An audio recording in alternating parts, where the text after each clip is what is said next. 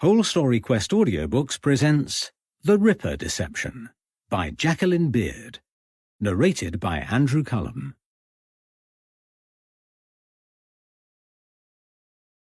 Prologue. Friday the 22nd of June, 1888. The man hunched over a heavy, black-covered tome and scoured the pages through deep-set eyes. He tapped arrhythmically against the dark-stained wood of the table as he read. Quick taps, slow taps, silence. A distracted mind. Raising a cup to his mouth, he gulped the tepid brew, and umber coffee grounds flecked the edges of his white walrus moustache. The room was cold, yet sweat beaded his brow, and he swept it distractedly into a receding hairline. His chair was set close to an unlit fireplace, and its proximity tricked him into thinking that the day was fine, but the weather was unseasonably cold for June. The man looked up and snapped the book shut. His eyes were dark, almost black, and devoid of compassion. Otherwise, his appearance was unremarkable, although his reading material was not. The title of the book he pored over with studious intent by the fireside of the Cricketers' Inn was entitled The Occult Relevance of Blood. His black frock coat lay crumpled over a battered leather Gladstone bag at his feet. Both were shabby and second-hand, quite likely inherited. Like the man himself, they had seen better days. Rosalind Donston placed one hand on the table and heaved himself to his feet. He loosened the lock of the bag and put the black-bound book inside with a certain reverence. He pulled a small silver timepiece from his breast pocket and scowled. Slipping the frock coat over his jacket, he wound a dark check scarf around his neck and walked to the front of the Cricketers' Inn. Then he nodded to Emily Pitt, wife of the proprietor, lifted his collar over the scarf, and set out into the rainy night. A gas lamp cast shadows across the street, illuminating the lanes and alleys of Brighton with a gloomy glow. Donston surveyed the front of the Cricketers' Inn. Dark-painted render coated the curved window bays to the first and second floors. His room was on the second floor at the back of the building, necessitating a regular slog up 2 flights of stairs.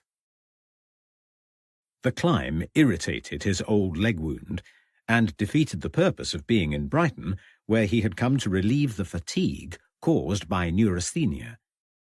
Climbing a staircase was not the way to go about it.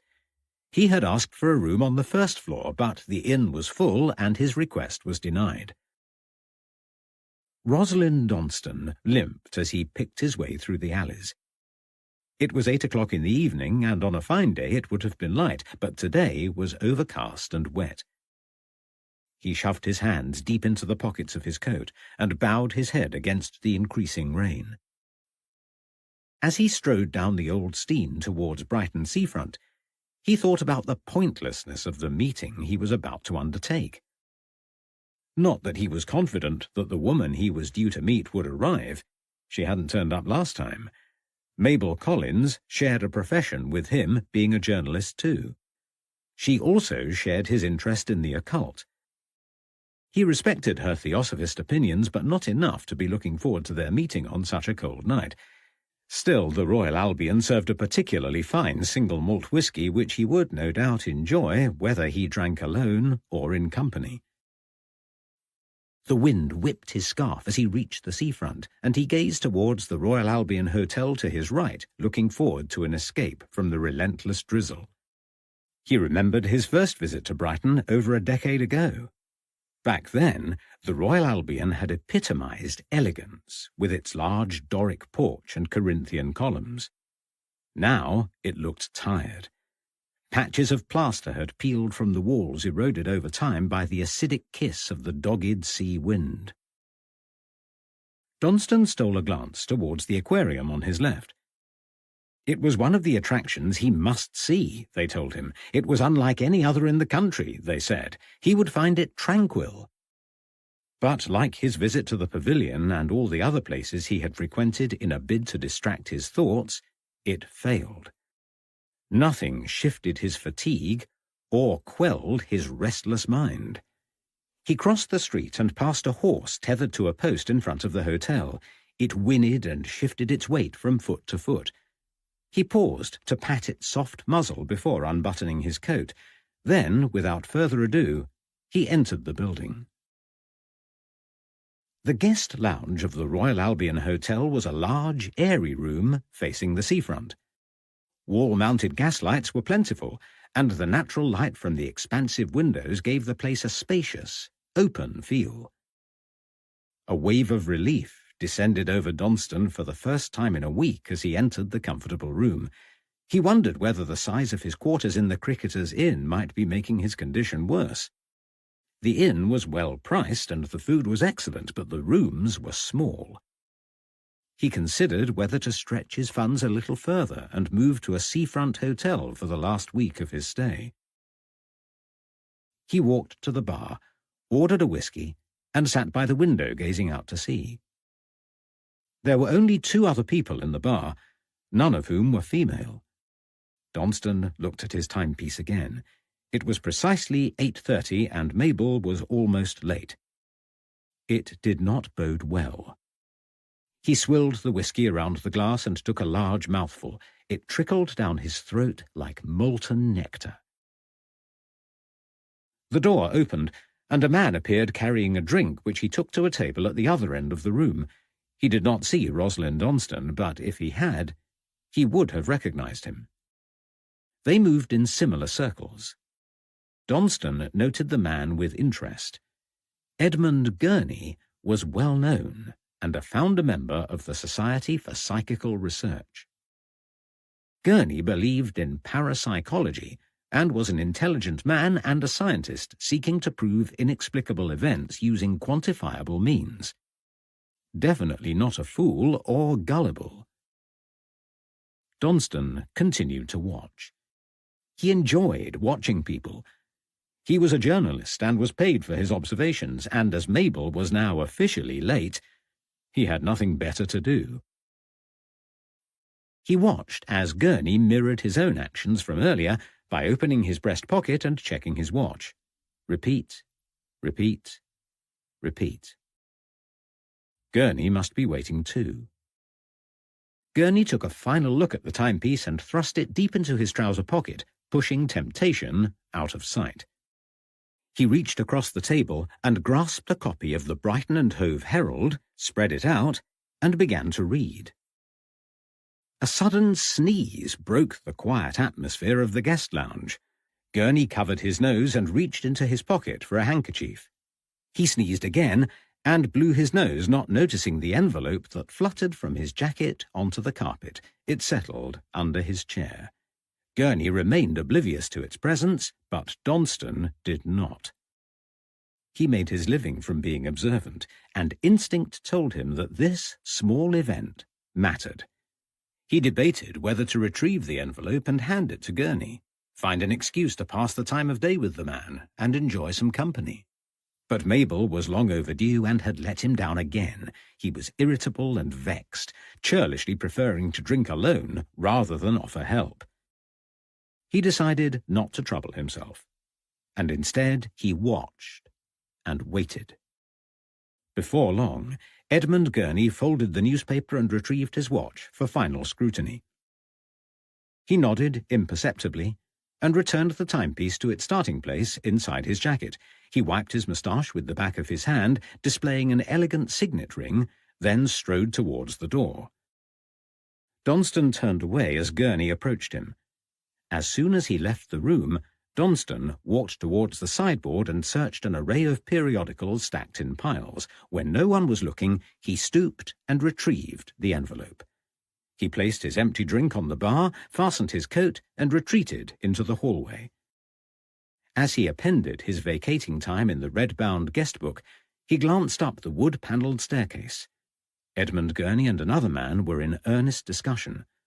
Donston could not see the man who walked ahead of Gurney, but his voice carried in a frank exchange of views. They were not quite arguing, but whatever they were talking about had provoked a passionate response. Rosalind Donston tried to listen, but heard nothing of note above the noise in the hotel foyer. It was of no consequence anyway. Donston dismissed the matter, nodded to the hotel manager, and retreated into the night. Saturday, the 23rd of June, 1888. Millicent Harvey was fed up. She was often fed up. The life of a hotel maid had not turned out in practice the way she had rehearsed it in her head. She could have gone into service in a nice villa in Hove where she might have worked with a small group of servants. But Millicent had grander ideas. She was a romantic and wanted a husband. The best way forward, in her opinion, was to find an occupation where she would come into daily contact with members of the opposite gender. Sadly, it hadn't worked out that way. Though there were plenty of young men employed at the Royal Albion Hotel, she didn't cross paths with them very often. She was always too busy changing bed-sheets or cleaning bathrooms. And the young men weren't that appealing anyway, apart from Douglas. And he was already taken. Today she was particularly fed up. She had woken to find one crusty eye sealed shut. Another attack of conjunctivitis had conspired to spoil her half-day off tomorrow. She had arranged to watch a performance at the bandstand with her friend Nora. Her pretty friend Nora. A friend who would look much more attractive than she did if she ended up watching the recital through one eye. No, it wouldn't do. She must find time to slip out of the hotel and visit the chemist before she was due in the dining room at 3 o'clock. It was now 2:01, and the occupant of room 27 still hadn't surfaced. He had slept through the morning and wasn't answering now. Idle beggar, she thought as she hammered on the door with the flat of her hand for the 5th time. Silence. Millicent stomped down the stairs with her dustpan in her hand, brandishing the brush. She confronted the hotel manageress, who was busy hanging keys in the lobby. "Who's the lazy bones in room 27? She demanded. The manageress put her keys down and pursed her lips. "You mean which of our valued guests is occupying room 27, I assume?" "If you say so," said Millicent sullenly. "I don't know who is staying in room 27, said the manageress. "The gentleman did not write his name in the guest book. Not that it matters. It's his own business. But tell me, what seems to be the problem?" It did not take long for the scope of the problem to become evident. The manageress accompanied Millicent up several sets of stairs before they arrived outside room 27. She rapped smartly on the door and inserted her master key. The door swung open, and they saw at once the shape of a man lying on the bed. The manageress called out again, then grasped the heavy curtains and flung them open. The afternoon sun streamed into the room as she stepped towards the form lying prone on top of the bed. She examined him. He was a handsome man with a head of wavy hair and chiselled cheekbones which were still visible despite the sponge bag covering his mouth and nose. He's not dead, is he?" stammered Millicent. "I'm afraid he is," said the manageress. "You had better go and fetch Mr. Gilbert." Alone in the room, the manageress attended to the practical aspects of identifying her deceased guest. She crossed to the table and picked up a dark leather wallet. There was a large sum of money contained within, but nothing that helped to locate the man's name. She returned to the bed and watched the corpse with an air of detachment. One of his arms hung beside him. She noted the elegant shape of his fingers, musician's hands, she thought. How sad that such a man would end his life in this way. Then she spotted a small bottle just out of reach of the hanging limb. Gloria Crosby had a sensible head on her shoulders and decided not to touch the bottle. Instead, she knelt on all fours and scrutinized it carefully. It was open and almost empty. The small amount of substance remaining was colourless and odourless. Her purpose unaccomplished, she rose and opened the wardrobe. She patted down the man's waistcoat, but the only pocket was empty. A search of his jacket proved more fruitful. It contained a letter providing not only his identity, but the name of someone they could notify. Gloria took the envelope and placed it on the dressing table. Then she waited for the assistant manager's arrival and all the inevitable furore that accompanied a hotel death. Rosalind Donston leaned over the edge of the pier, watching the waves lap gently against the side. It was mid-afternoon, and he used all the self-discipline he could muster to drag himself away from the Cricketers' Inn. He had endured yet another night of broken sleep, and seldom slept any other way. Last night was an interminable struggle as his restless mind dominated his exhausted body until dawn. If only he had a way to turn off his thoughts. He wondered how other people seemed to fall asleep so quickly. What trickery allowed them to rest on a pillow and drop off to order? His eyes finally closed long after daybreak, and he remained in bed until the best part of the morning had passed. This lapse in routine would inevitably result in another bout of insomnia, and so it would go on. He would much rather read the daily newspaper or work on another article to sell to the Pall Mall Gazette once he returned to London, but he decided to go for a walk instead, and it would be a good, long walk as far as he could manage, given his frail health. He had trudged around the town for about 4 or 5 miles, circumnavigating the centre, and was now at the furthest end of the pier, enjoying the soporific effects of the sea swell and the remoteness of the location. His reverie was soon disturbed when 2 young women arrived and plonked themselves on the bench behind him, 2 boisterous young women, one of whom was bordering on hysteria. He sighed and turned to move away, when the more animated of the 2 said something interesting enough to make it worth remaining.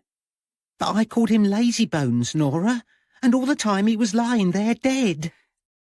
There, Millie, you weren't to know. It's not every day that one of your guests dies." "Thank goodness," Millicent replied. "I've worked at the Albion for 2 years, and I've never seen a body or even an injured guest in all that time. Miss Crosby says she has witnessed a few deaths, and Mr. Gilbert seems to know what to do about it, but I don't. I dread to think what my mother will have to say. It's not respectable working in a hotel where such things happen." "How did the poor man die?" "Mr. Gilbert says it was suicide, but Miss Crosby says not to second-guess before the inquest." "Inquest? There will have to be an inquest, they say. When someone dies unexpectedly, the authorities need to find out why it happened." "Was he travelling alone?" "Quite alone," said Millicent. "But he works in London. Miss Crosby found a letter, and now they know how to contact his friends. It's just as well. The poor man forgot to sign the register, and we didn't know who he was until the letter turned up." "So he has a family, then? They will be sad." "I don't know about a family, but he works for an organisation." Millicent closed her eyes as she tried to visualise the address on the letter. "S.P.R., she said. "Society for something or other, research. I can't quite remember, but it doesn't matter. The fact remains he is dead, and it is very upsetting." Millicent continued to complain about her harrowing experience, but Donston was no longer listening. It would be too much of a coincidence to suppose that more than one member of the SPR was staying at the Albion on the same night, so it followed that he knew the deceased. Edmund Gurney, who Donston had only seen a few short hours before, was dead. And whatever the contents of the letter held by the hotel, it was nothing compared to the documents Donston had in his possession. The beginnings of a plan began to form in his mind. For the first time in days, Rosalind Donston smiled.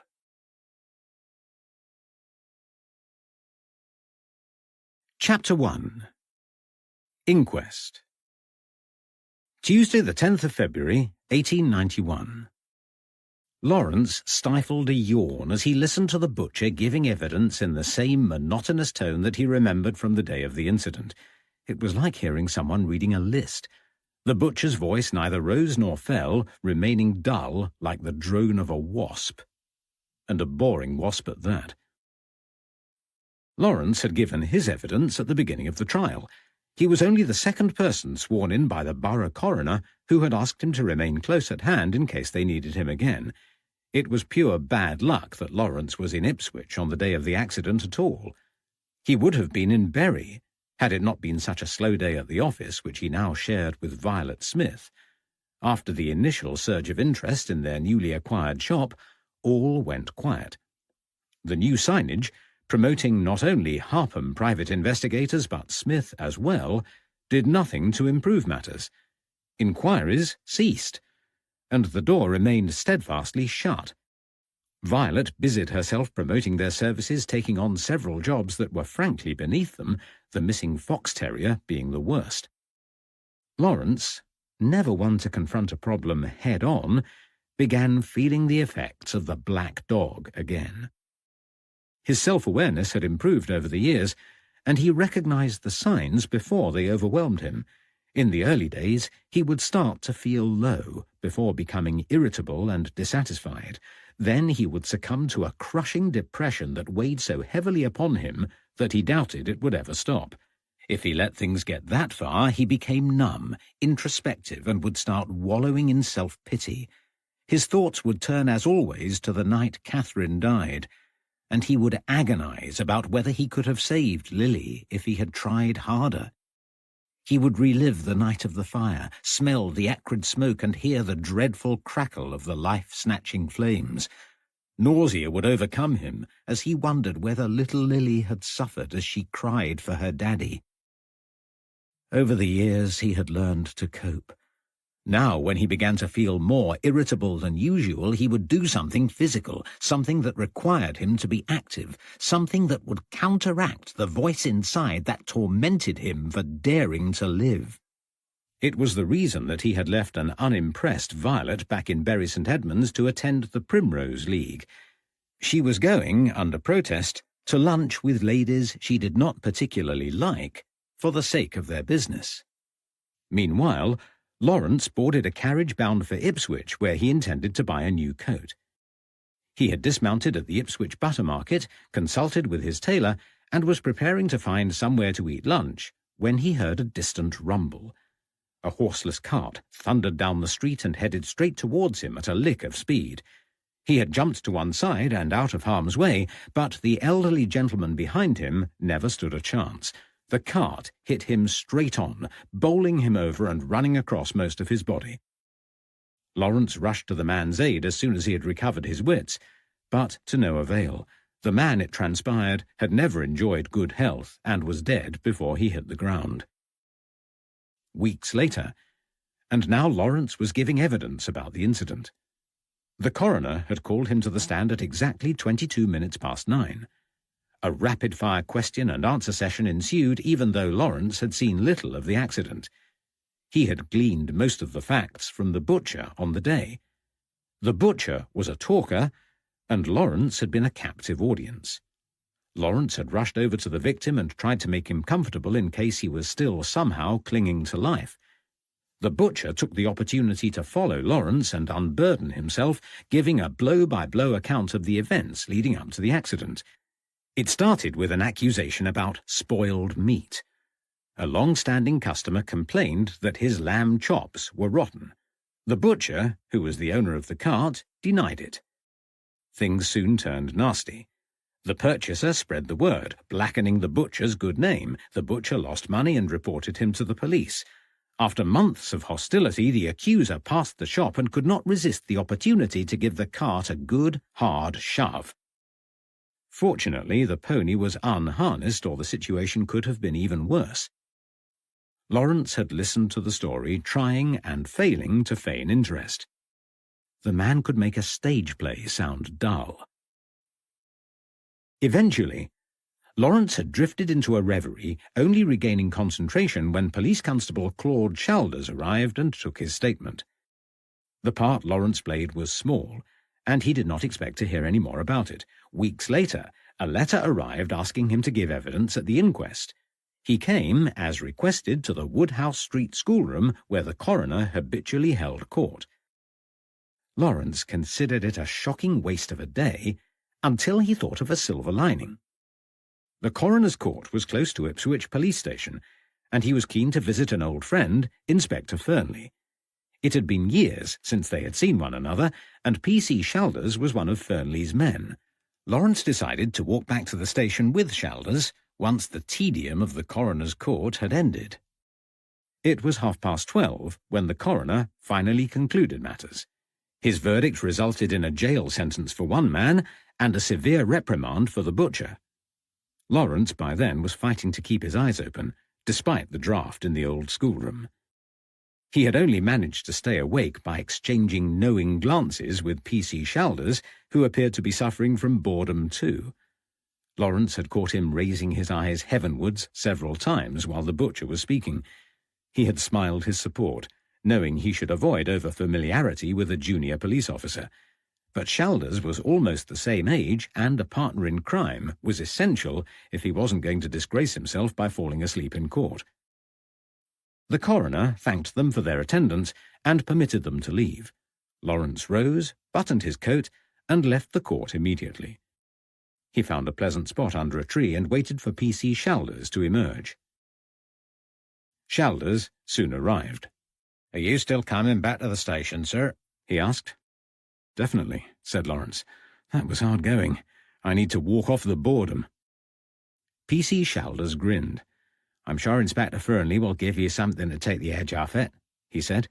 Lawrence nodded. "I can assure you that my visit to Fernley is not just because of his exceedingly good taste in port. I wouldn't want you getting the wrong idea." They traversed Woodhouse Street and passed the John Barleycorn public house. P.C. Shalders raised a hand, and a middle-aged woman waved back. "Do you come from around here?" asked Lawrence. "No, not me," said P.C. Shalders. "I'm from Norwich. Can't you tell by the accent?" "Sorry," Lawrence replied. "You seem to know the landlady. I thought you might live nearby." "It's part of my old beat," said Shalders. "But they moved me on 6 months ago. Being back is nice. They're good folk round here." They had reached Rope Walk and were strolling towards the town centre. P.C. Shalders chatted amiably, displaying great enthusiasm for the area. "You might think that this street is called Rope Walk because of the jail," he said, "on account of the fact that there were gallows inside. But that's not the reason. It was once called Rope Lane, and as you might expect, there was a rope yard here too. Then the potteries arrived, and Rope Walk pottery became popular. Not sure why. It was remarkably ugly. My aunt kept a few brown earthenware pots with some sort of glaze on top. Not my cup of tea at all. There was a factory here right up until a few decades ago." Shalders beamed, delighted to be able to share his knowledge of the local history. They passed another bystander, and Shalders waved for the third time. P.C. Shalders was a warm, friendly man, popular in the little community he had served until recently. A good policeman, Lawrence thought. He warmed to him. "Almost here, sir," said Shalders as Lawrence spotted the familiar door of the Ipswich police station. Lawrence had entered that door many times while serving in the force.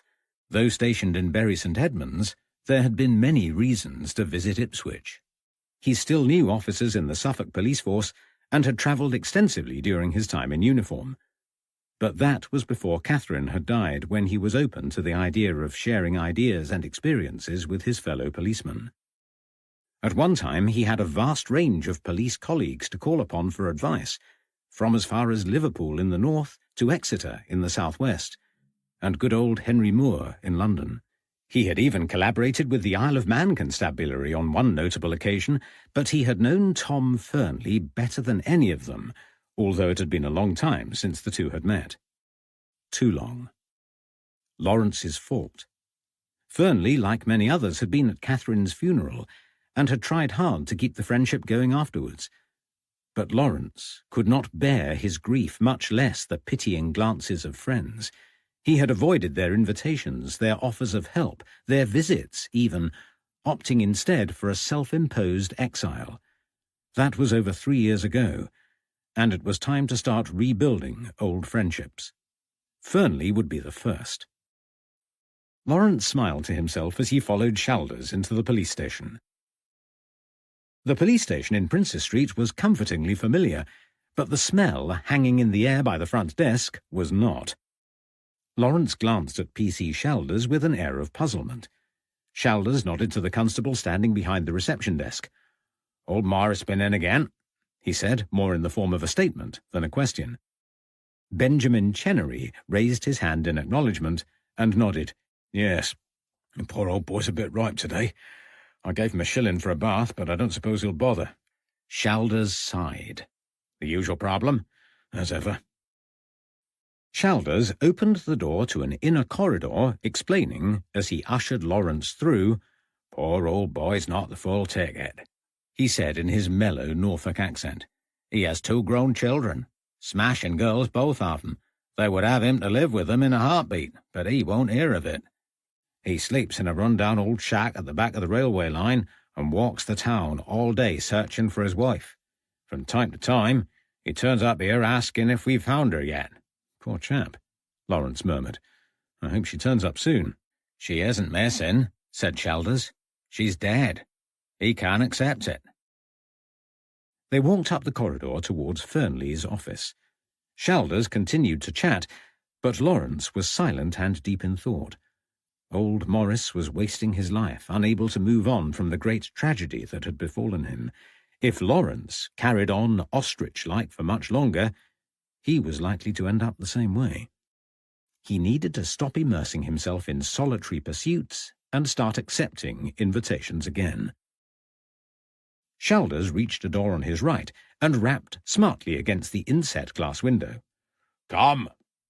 a voice boomed, and Shalders waved Lawrence through before retreating to the front desk. "Lawrence Harpham, well, well." Inspector Fernley leapt from his desk and grasped Lawrence's right hand, shaking it for far longer than necessary. "How are you, old man? It's been a long time. A very long time. I am glad to see you. How have you been?" Fernley's voice trailed off as he realized that he was beginning to repeat himself. "I am well," said Lawrence, "and sorry it has taken so long to find my way here. Some things take a while to get used to." Now it was Lawrence's turn to run out of words. Fernley broke the silence and returned to his desk. He opened the bottom left drawer and pulled out a large bottle of port and 2 glasses liberally covered in scratch marks. "Have a drink," he said, filling the glasses to the top. He carelessly pushed one towards Lawrence. A red ring appeared around the bottom of the glass, joining many similar ring marks on the wooden desk. Lawrence smiled and drank a mouthful of port. It was good, and he took another. "What have you been doing for the last 3 years?" asked Fernley. "I left the force," said Lawrence. "I heard. I'm still in the business. I have an office in Bury. I'm a private investigator." "Are you now?" said Fernley. "That's news to me." "Good for you." Lawrence was about to tell Fernley that he had a business partner, and a female one at that, when there was a loud knock at the door. It opened to reveal Constable Chenery. "There's a report of a dead body in Lower Brook Street," said Chenery. "It doesn't seem to be a crime, but nobody knows who the woman is, so you might want to attend." Fernley considered the matter. "I do," he said. "Do you want to join us, Lawrence? You can tell me the rest of your news on the way."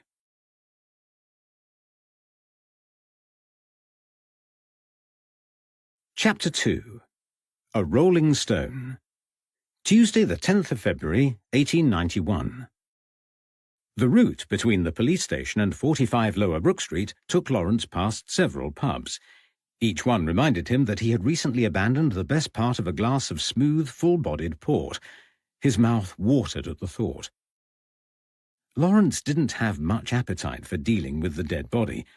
Under normal circumstances, he would have bypassed the opportunity, made his apologies, and gone home. But the earlier conversation about old Morris had shaken him. He did not want to end up like the old man, and wanted to start making more of his life. It would have been useful to catch the earlier train to Bury, but the opportunity to spend more time with his old friend Fernley was too good to miss. He would join them in their investigation and make the best of it. 45 Lower Brook Street was a terraced house like any other in the neighbourhood, not too shabby, not too tidy, and it came as no surprise when Lawrence learned it was a boarding house. The three men stopped outside and surveyed the building. A curtain twitched in one of the upstairs rooms. "This one's yours," said Inspector Fernley. Police Constable Shalders acknowledged his superior, strode ahead, and knocked on the door. A middle-aged woman who announced herself as Mrs. Welton opened the door straight away. Barely a moment had passed between Shalders' knock and her appearance in the doorway. She had evidently been waiting in the hall. "Thank goodness you are here," she said. "I wasn't sure what to do." "Is there somewhere we can sit?" asked Inspector Fernley. He watched the woman with a concerned expression on his face. She was ashen with tear-stained cheeks. She pointed towards a kitchen table at the rear with a trembling hand. P.C. Shalders guided her towards the chair, and she sat hugging her shoulders. A young child, clad in a dirty beige skirt and stockings peppered with holes, perched beside her. Shalders pulled out a wooden chair and sat with them. He patted the girl's hand and smiled. There was only one chair left, so Lawrence and Fernley remained standing. Shalders addressed the mother. "You've had quite a shock," he said. "Tell me what happened, then we can arrange to have the body removed." "It was me. I found her." The little girl responded before her mother had a chance to answer. Lawrence watched her earnest face and tried to guess her age. "Yes, Edith found her," echoed the woman. "She was running an errand, but could not get into the room." "Who for?" asked Fernley. "That's the problem, sir," said Mrs. Welton. "We don't know. This house belongs to my aunt. I'll take you to meet her in a minute, but even she didn't know the name of her lodger." "I did," said Edith. "She told me to call her Miss Moss." "Well, why didn't you say?" Teresa Welton placed her hand a little too firmly on the kitchen table. A spoon lying in a chipped saucer tinkled against the china. "She told me not to," said the girl sullenly. "She didn't want anyone else to know, but I asked her, and she wouldn't say at first, but then she did. Really, you might have told me." "We know now," said Shalders, "and that's the main thing." He smiled encouragingly at the girl. "When did you see her last, Edith?" he asked. "Last night, sir," said Edith. "But she was ailing, proper bad." "How so?" "She kept holding her side and wincing. She cried out, and I asked her whether I should fetch the doctor, but she said no. She said that she would be better soon." "Had it happened before?" asked Shalders. "Yes, but not as badly. Miss Moss often squinted like she was in pain, but she never cried out before." "And what sort of errands did you run for her?" "I made her food, sir, beef and cornflour and tea, always 2 ounces of tea, but she only asked me to prepare food once a week." Inspector Fernley and Lawrence exchanged glances. "What did she eat in the meantime?" asked Fernley. "I don't know," said Edith, pulling a thread from her stocking. Another hole appeared, revealing a grazed knee. "I bought her other stuff from time to time, but not much of it." "And did she pay you?" "Always," said Edith. "The money was waiting for me every time." "You've done very well, Edith," said Inspector Fernley. "Run along home now." Teresa Welton had regained her composure. She walked towards the kitchen door and ushered her child from the room. "Follow me and I'll take you upstairs," she continued. They climbed the creaky staircase and arrived at a room on the left. A hasp hung uselessly from the door. "What happened here?" asked Inspector Fernley. "That was me earlier," said Mrs. Welton. "The old woman kept the door locked with a nail through the hasp. When Edith couldn't get in, she ran down to me, and when I couldn't make myself heard, I broke the door." "Are you going to take her away?" A barely audible voice interrupted the discussion. "This is Auntie Elizabeth," said Teresa Welton, gesturing to an elderly woman. Elizabeth Baker leaned into her walking stick while clinging to the doorframe of the opposite room as if remaining on her feet depended upon it. She was old, and deep frown lines furrowed her face. Silver-white hair hung sparsely from her scalp, insufficient to cover the crown of her head. A tattered old bottle-green cardigan covered her from neck to knee. The cuffs reaching over her knuckles were frayed at the edges. She watched the three men through milky blue eyes and spoke directly to Inspector Fernley. "Are you going to take her away? She can't stay here." "Yes, of course," said Fernley. "But I need you to answer a few questions first." "If you must." "Would you like to sit down somewhere?" "No," she said. "Ask what you want and be quick about it." Fernley nodded, imperceptibly, to Shalders. The police constable cleared his throat. "How long has the deceased lived with you?" "About 3 months," said Elizabeth Baker, in a clear but tremulous voice. "And before you ask, I didn't know who she was. She would not tell me. She was not at all what you would call neighbourly." "And did she share any of the other rooms?" "No. I have 4 guest bedrooms. Each of my tenants has 1 room each, and the rest of the house is for my use." "Did she pay her rent?" "Yes, she always paid her rent on time." "And did she seem in good health when you went to collect the rent?" "I do not know. She would not let me in. She put her hand through the door and paid the money when I asked her for it, but she refused to tell me her name, and she did not want to make my acquaintance. As long as she paid her rent, I did not care. Is that everything?" Teresa Welton smiled apologetically. "Come now, Auntie. Let's get you back to your room. I'll make you a nice cup of tea. Feel free to carry on," she said over her shoulder as she closed the door behind them. Lawrence was closest to the door.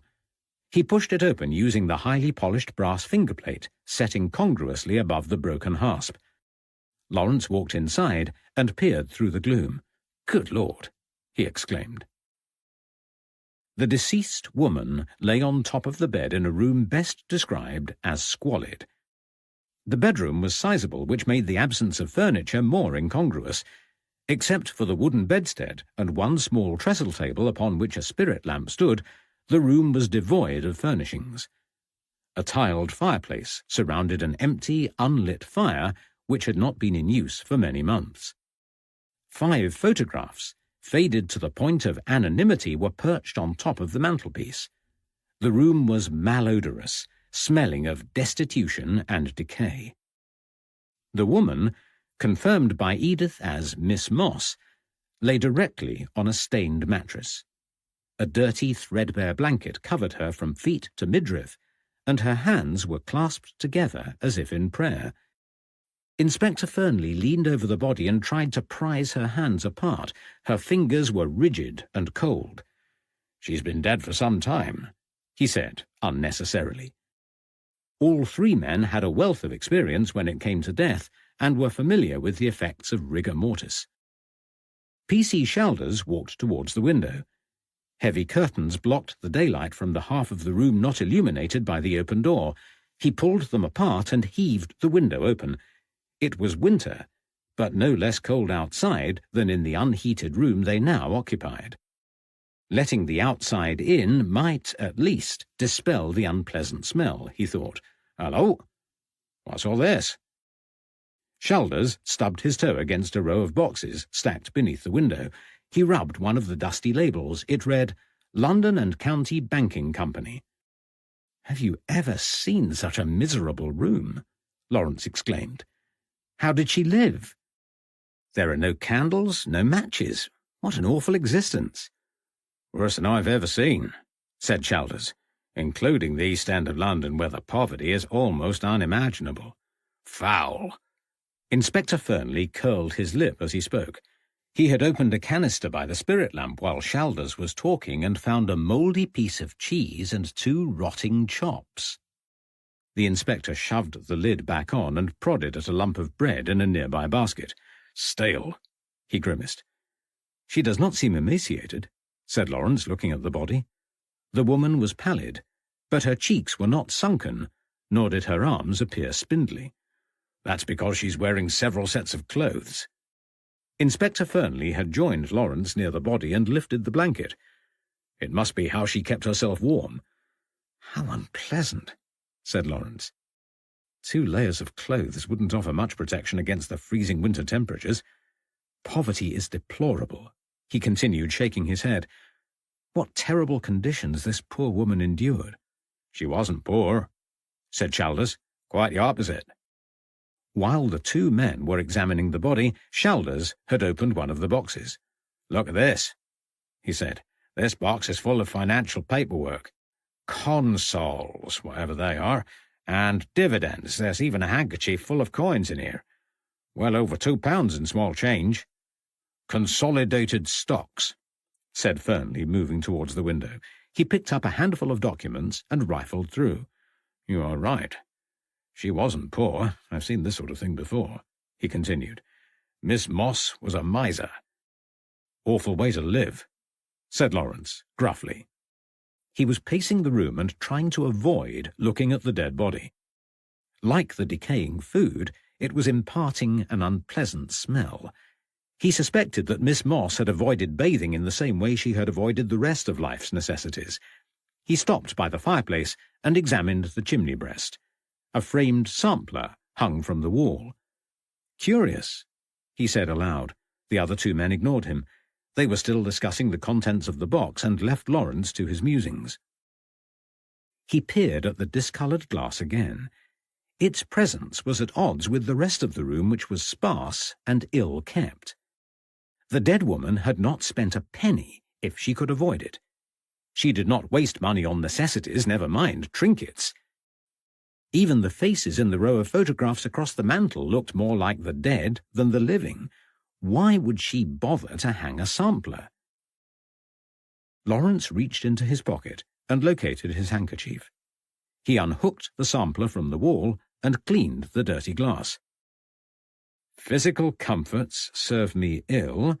In purgatory, by God's own will, relinquish chattels, give me peace, ease my conscience, make it cease. Chalders and Fernley stopped what they were doing. What did you say? Asked Fernley. Lawrence reread the verse. What do you suppose that means? Asked Chalders. It seems like she has deliberately chosen to live this way. She has settled on this half-life, not by necessity, but by inclination. Lawrence stroked his chin as he considered the implications. She's probably religious, said Fernley, and has renounced her worldly possessions. Except she hasn't, sir, has she? Said Chalders, who had resumed his inspection of the boxes. I don't follow, said Fernley. She's still using the money, said Chalders. I don't know much about stocks and shares, but she has cashed in some of her assets, and some are current. She still has access to a lot of money and uses it when she needs to. I wonder if Mrs. Jones knows any more about it. What are you talking about? Inspector Fernley was tiring of the squalid room now. It was evident that the woman had died a natural death, not much reason for them to be there at all. Mrs. Sybil Jones, said Chalders, brandishing an envelope. He passed it to the inspector. I see, said Fernley. He scrutinized the letter. It's from Mrs. Sybil Jones of Montpelier Street, Brighton, to Miss Ruth Moss of Chelmsford. Good, we now have confirmation of her name. The girl was right about that, at least. There's something else in the envelope. A clipping of the Royal Albion Hotel in Brighton. There's a room number on the reverse, number 27. Lawrence reached for the envelope. Now, what's all that about? He mused. Doesn't matter, said Fernley. There will be an inquest, of course, but regardless of her lifestyle, this woman died naturally. There's no need to spend any more time on it. The circumstances feel wrong, said Lawrence. The sampler is out of kilter with the rest of the room. It does not fit. We are missing something. But no crime has taken place here, Lawrence, said Fernley. I cannot justify an investigation. We are hard-pressed in the force, and there are never enough resources. Then let me look into it, said Lawrence. Look at what, though? Let me check into the background of Miss Moss, and find out why she sacrificed a life of comfort for this. If it turns out that she is religious or a little senile, I will drop it at once. I could go to Brighton and speak to Sybil Jones, and while I am there, I can find out the significance of room 27. I would rather you didn't. What harm can it do? Fernley considered the matter. "Very well," he said. It was a pointless task, but it might be beneficial to Lawrence, and it provided an excuse for keeping in contact, which had to be a good thing. 3 days only, Lawrence. I will not be able to authorize any longer than that. 3 days is all I need." Lawrence smiled and shook Fernley's hand. An investigation that interested him was just what he needed. Lawrence left the dismal room with renewed purpose. Tuesday, the 10th of February, 1891. Evening.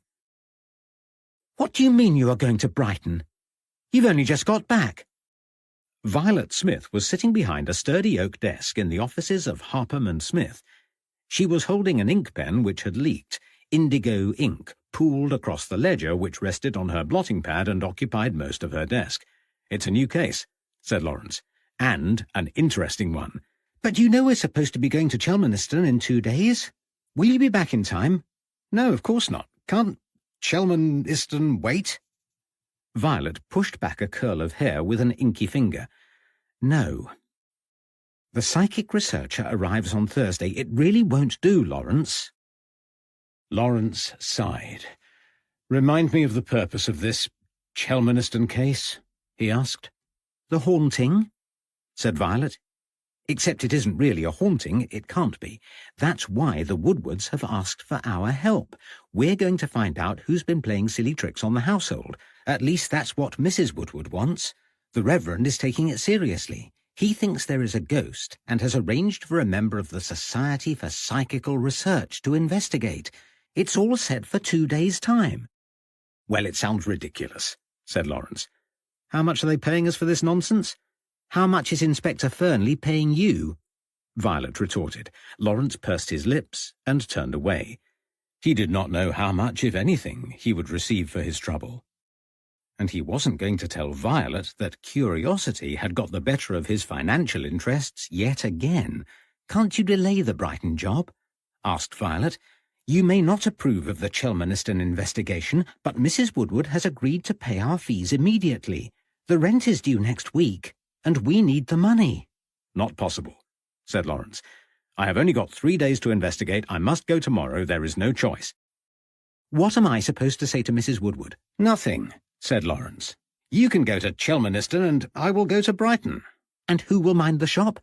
"Who would have minded it if we had both gone ghost hunting?" "I was going to ask Annie," said Violet. "Annie Hutchinson, the girl who cleans the office. Do you think she's up to it?" "She's very bright," said Violet. "All she has to do is take messages if someone calls." "Doesn't she have other cleaning jobs to go to?" "Yes, but her sister Mary Beard is living with them while her husband is in London. She will help out when Annie is busy." "You seem to have it all in hand," said Lawrence. "There shouldn't be a problem." "Lawrence, you aren't listening." Violet slammed her pen onto the blotting pad. It bounced across the desk, leaving a spatter of ink. "What on earth is wrong, Violet?" Lawrence put his paper down and stared at her. A red flush had settled across her cheeks, and she pursed her lips angrily. "Sorry, but I don't understand why this plan causes a problem." Violet paused. She was trying not to cry and trying equally hard not to slap him. "You have been a private detective for years," she said. "I was still a lady's companion this time last year. Investigating is new to me. I have never taken a case of my own before."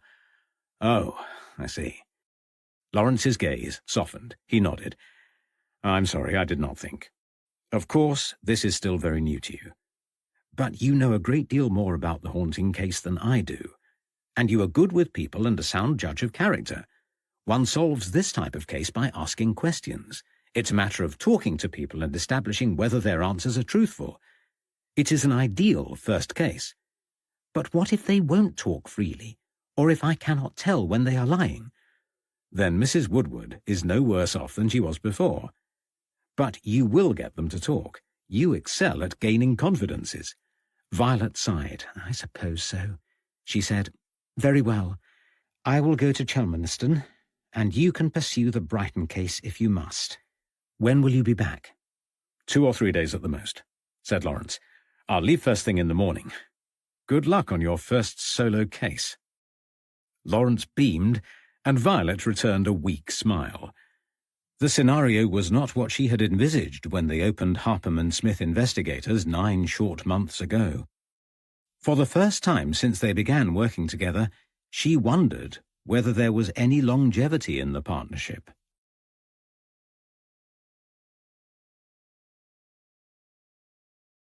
Chapter 3. Brighton Revisited. Wednesday, the 11th of February, 1891.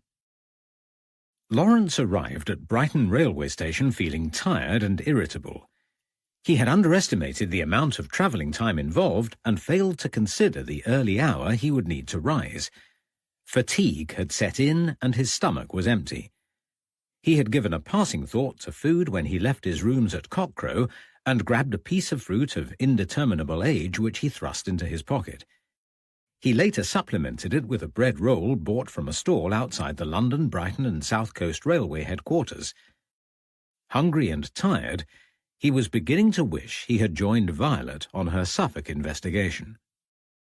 Lawrence hailed a cab from the station and soon arrived outside the Royal Albion Hotel in Brighton. It was a handsome building positioned close to the sea. The rear of the hotel overlooked the coast, and a broad road passed between it and the aquarium directly opposite. A further open area to the front of the porch provided a pleasant outlook.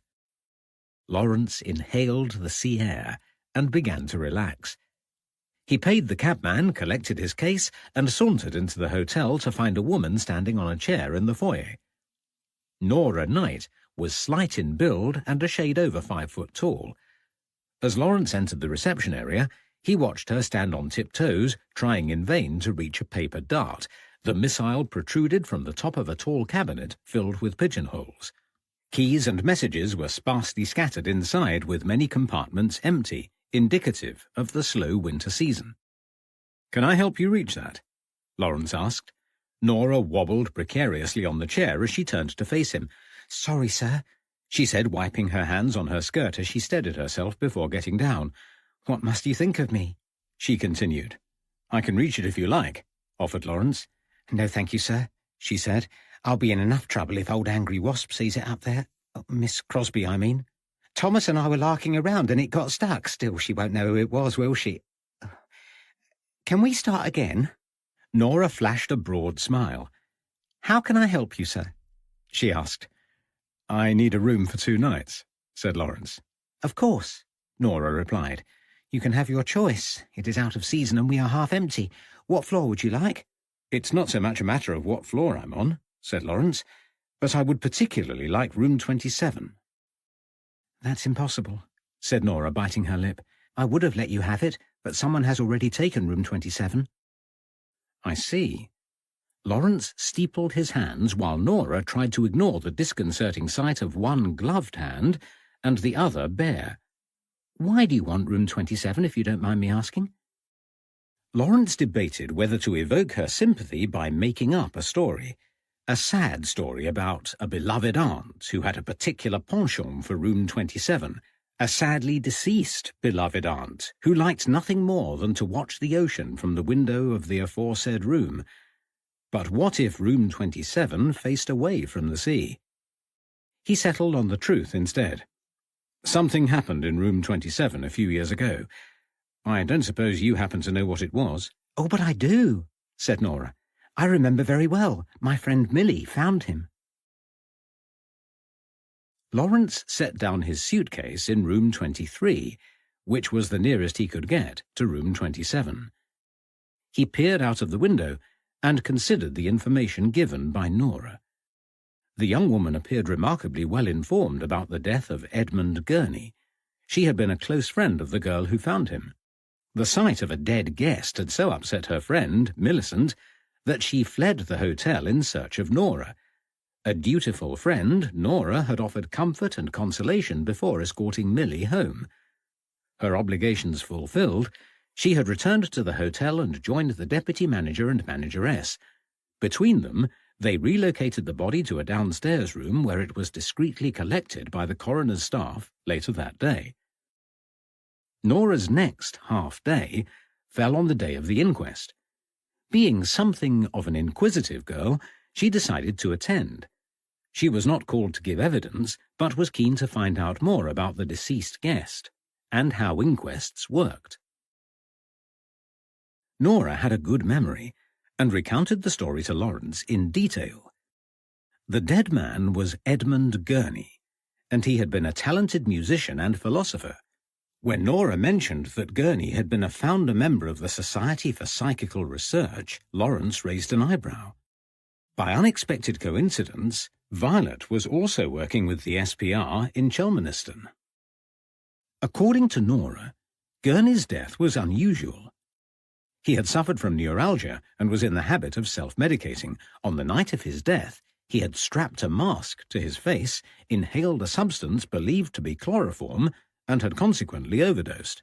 The hotel staff contacted one of his colleagues, who later gave evidence at the inquest. The man, a doctor, had confirmed Gurney's use of opiates for pain relief, and the coroner ruled his death accidental, and that had been the end of it as far as the authorities were concerned. Having established the basic facts, Lawrence grilled Nora at length about the details. She seemed happy to talk and held nothing back. Gurney, she said, hadn't registered at reception, and it had been the devil of a job to find out who he was. There was no identification on his body, but a later search produced an undelivered letter written on SPR-headed paper. Names of the primary committee members were printed across the top of the letter. After a little investigation, they tracked down Dr. Myers and summoned him to the hotel. Myers identified the body and organised its removal to London. Lawrence sat on the bed and marshalled his thoughts. It was odd that he had come across the SPR again, but it was only a coincidence. Gurney's death was strange but explicable. There seemed no room for doubt about the verdict. Yet Lawrence felt uneasy. But, uneasy or not, if no suspicion was attached to the death in room 27, there was little point in him being in Brighton. If the death was a terrible accident, what more was there to do? Lawrence thought about it as he unpacked and washed his hands. The trip to Brighton had been rotten, and it was clear that he didn't have a case to investigate, and his conscience was beginning to trouble him. He had let Violet down by abandoning her in Bury and leaving her to carry out the case alone. Lawrence knew that she was capable of running the investigation solo, even if she did not. But he should not have forced it on her. He would return to Bury with some trinket or other and show his appreciation. Lawrence unfolded a spare pair of trousers and hung them in the wardrobe. Then he sat beside the dressing table and opened his notebook. He rifled through the pages of spidery scrawl looking for a blank sheet and grimaced as he tried to read his writing. It was poor, even by his low standards. His writing used to be tidy until the fire. The injuries he sustained made it necessary to learn to write all over again. His left hand, with its scarred and twisted fingers, was not up to the job. Lawrence remembered the months of frustration as he relearned this most basic of skills using his right hand. Now his damaged hand was a little stronger, and he might be ambidextrous if he tried. But he still hated the scars on his maimed hand, and kept it hidden beneath the glove while continuing to produce an almost unreadable scribble. Lawrence dropped the notebook and retrieved it from his lap. It opened at the back, where he had written a short list. The second item was a note to visit Sybil Jones. He might as well see her now that he was here. Once he had eaten, that is. Nothing would get in the way of a good dinner. Lawrence grabbed his coat and hat and made his way towards the dining room. It was a pleasant walk to Montpellier Street, despite the weather. The pavements were hard with frost, and there was a pleasing crispness in the air. The faint morning sun had all but disappeared, and clouds, heavy with snow, hung low in the sky. Lawrence pulled his collar up and pushed his hat over his dark hair, now greying at the temples. He strode with purpose, long legs covering the distance effortlessly. He passed through the centre of town, listening to the clip-clop of hooves across the streets. It was quiet, and hardly anyone was around. As Lawrence walked past the residential houses, he peered inside. Well-stoked fires burned brightly in their grates. The inhabitants of Brighton seemed happy to remain indoors and away from the cold. The roads became steeper as Lawrence walked north. The houses were bigger and more uniform. Terraces of identical properties stood sentry either side of the road. He reached Montpellier Street and located his destination. The correspondence found in the squalid bedroom where Ruth Moss passed her final days had been useful after all. Sybil Jones lived in a handsome, white, bay-fronted house. It stood 3 stories high and was accessible through a black door containing a large brass door knocker in the shape of a lion's head. Lawrence knocked 3 times, took a step back and waited. Nothing happened for several minutes. Sighing, he tried again, this time knocking harder. He was about to leave when a voice called, "I'll be with you in a moment." Eventually the door swung open to reveal an elderly woman with white hair and a bronzed complexion. Lawrence removed his hat and smiled. "Are you Mrs. Sybil Jones?" he asked. The woman nodded. He reached into his pocket and passed over the letter she had written to Ruth Moss 3 years before. Lawrence had surreptitiously removed the letter on the day Ruth Moss died. He hadn't quite got around to asking Fernley if he could, on the basis that Fernley was sure to have agreed, and if he didn't, well, problem avoided. "I'm Lawrence Harpham," he said. "Would you mind if I ask you a few questions about Ruth Moss?" 5 minutes later, Lawrence was sitting in the parlour in a comfortable armchair in front of the fire. His coat and hat hung on the hat-stand in the hallway, and a cup of tea and a fruit scone were on a small table by his side. Having been well looked after, Lawrence felt a pang of guilt about the news he was about to deliver. Sybil Jones spoke first. "Now, my dear, what do you want to ask me?" Lawrence leaned forward. "I have bad news," he said. "She's dead, isn't she?" asked Sybil Jones. "Yes, I'm afraid so." "How did she die?" "She was ill. She passed away in her sleep." Sybil nodded, sipping daintily from her china teacup. "I hope she did not suffer," she said. "No," said Lawrence, not knowing if it was true or not. "It was a natural death." "Then how can I help?" Lawrence considered how much he ought to divulge about Ruth's living conditions. He did not want to upset Sybil Jones, but he felt he should put some context behind his questions. He decided to lead up to it. "How long did you know her for?" he asked. "Let me think. It must have been upwards of 15 years. Yes, that's right. Ruth moved here first. She had a house over there." Sybil Jones pointed through the window to a similar house diagonally opposite her own. "She owned a big boarding house like mine. That's how we became friends. I inherited this house from my uncle, and it was far too big for me, so I decided to take in boarders. Well, Ruth had been doing it for years, so I asked her advice, and we got along famously. We looked after each other's houses when the other wanted to go away and visit family or friends. The arrangements worked well." "Good," murmured Lawrence, taking a bite of scone. He was not hungry and was eating to be polite, but the scone was delicious. "Very nice," he said. Sybil Jones smiled. "There are more in the kitchen." Lawrence shook his head. "That's kind, but I mustn't be greedy. Now, there was a newspaper clipping in the letter you sent to Ruth Moss. I wondered what it meant." Sybil Jones removed the snippet from the letter. "Oh, yes," she said. "I remember it well. I sent this to Ruth when poor Mr. Gurney died." "You knew him?" "We both knew him," she said, "although Ruth was better acquainted than I." "How so?" "He was a regular visitor to Brighton," said Sybil. "Mr. Gurney and his associates came here often. They conducted experiments." "Experiments?" "Oh, yes. Mr. Gurney studied hypnotism and telepathy. It was very scientific and quite successful, I believe. Anyway, Mr. Smith was one of Mr. Gurney's young men, and his mother ran a boarding house on the promenade. Well, Mr. Gurney often stayed there, but it used to get booked up in the summer. One year they were so full that he came to Ruth instead, and his visits became regular after that. When Ruth left, he stayed with me a few times.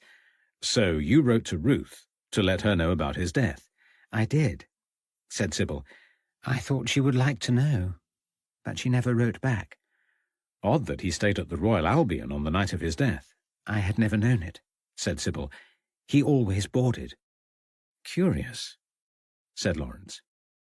He picked up his teacup and put it to his lips, just as a large orange cat leapt into his lap. "Marmaduke, get down!" The cat ignored her and started grooming. Lawrence glared at the intruder in his lap and put the teacup down again. "Push him off if you like," said Sybil. Lawrence would have liked nothing better. Cats made him sneeze, and this particular cat was an unfortunate colour. If it stayed in his lap much longer, it would make a nice mess of orange cat hair over his perfectly laundered suit. But he had a series of difficult questions to ask, so he smiled and tickled the cat behind its ears. It settled down and began to purr. Did Miss Moss keep a tidy boarding house? Of course, she was very house-proud. Why do you ask? I ask because she died in unfortunate conditions. You said her death was normal. It was, but her room was, well, Lawrence searched for the right words. It was empty, bare. There were hardly any possessions in her room, and the place was untidy, dirty. But she did not lack means. She had more than enough money to live a comfortable life. It was a choice. Oh. Sybil Jones' eyes glazed over. She stared from the window in silence, her thoughts elsewhere. Lawrence waited. Eventually, Sybil turned to face him. "It all stemmed from that man," she said, "the whole thing. He was the reason she sold her house. She was never the same again." Lawrence sat up and shifted in his seat. The cat scowled. "What man?" Lawrence asked. "I don't know," said Sybil. "Ruth didn't either. That's how it is with boarding houses. Sometimes people book in advance, and sometimes they turn up out of the blue, wondering if you have a room. Well, that's what happened. It was out of season, quiet, and a man called and asked if he could stay for a few days. Ruth said yes, and everything seemed fine. On the third night, Ruth went up to bed and passed him on the landing. The man was coming out of his room with a manic look in his eyes, staring as if he wasn't in control of his faculties. Ruth asked him what was wrong, but there was no reply. Then she walked past him to go to her room, and as she walked by, he grabbed her from behind and held a knife to her neck. She cried out, and something changed in him, and he dropped the knife. He shook his head from side to side as if he was trying to clear his head. Then he noticed her trembling before him and pointed to the knife on the floor. "Did I do that?" he asked, as if he thought he might have, but was not sure. Ruth fled into her bedroom and locked the door. By the time she came out the next morning, he had gone. "And you have no idea who he was?" "None at all. I told Ruth to go to the police, but she refused. She felt foolish having a man in the house and knowing nothing about him. What could she tell them after all?" "Was there anything about this man to identify him? Did she tell you what he looked like?" "She said he was well-dressed and intelligent. Oh, and she thought he was a professional gentleman." "What do you think she meant by that?" "I took it to mean that he had an occupation, but a skilled one. In hindsight, she may have meant the opposite, and that he was a gentleman of means. I am not sure what her exact words were." "You say she sold her boarding house soon after?" "Immediately after. Ruth sold it within the month." "And you never saw her again?" "I did," sighed Sybil. "One last time. It was in the spring of 1888, before Mr. Gurney died. He passed away in June that year. Ruth and I had kept in touch a little, sending the occasional letter here and there. Ruth had returned to Essex, you see. She owned a cottage in the village of Tendring. My aunts lived in Manningtree, and I went to visit her that spring. I didn't tell Ruth because I wasn't sure whether I would have the opportunity to see her. As it happened, I had a spare half a day, so I made my way to her cottage. Did you speak to her? Yes, but I wish I hadn't. It was not a happy reunion. She opened the door but did not invite me in. She suggested that we walk across the fields, and we did. But she was preoccupied. Ruth had her eccentricities, but everything about her was different from before. In character or appearance? Both. She was poorly dressed. Her clothes were old, and her cardigan buttoned the wrong way, but she did not seem to notice. And she was thinner. Much thinner than when I had known her. She hardly spoke and took no joy in the visit. I told her my news, but she exchanged nothing in return. After walking for half an hour, we found a hillock and sat in silence for a while. Then she grabbed my hand and told me that I had been right, and she should have told the police about her lodger. He would kill one day, and it would be her fault. She spoke earnestly, but with wild, haunted eyes, as if she carried an unendurable burden. I told her it was nothing.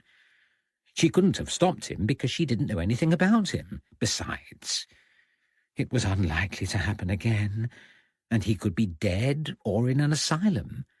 I told her that she was not responsible and should stop worrying. But she said over and over again that she should have fetched help when he attacked her.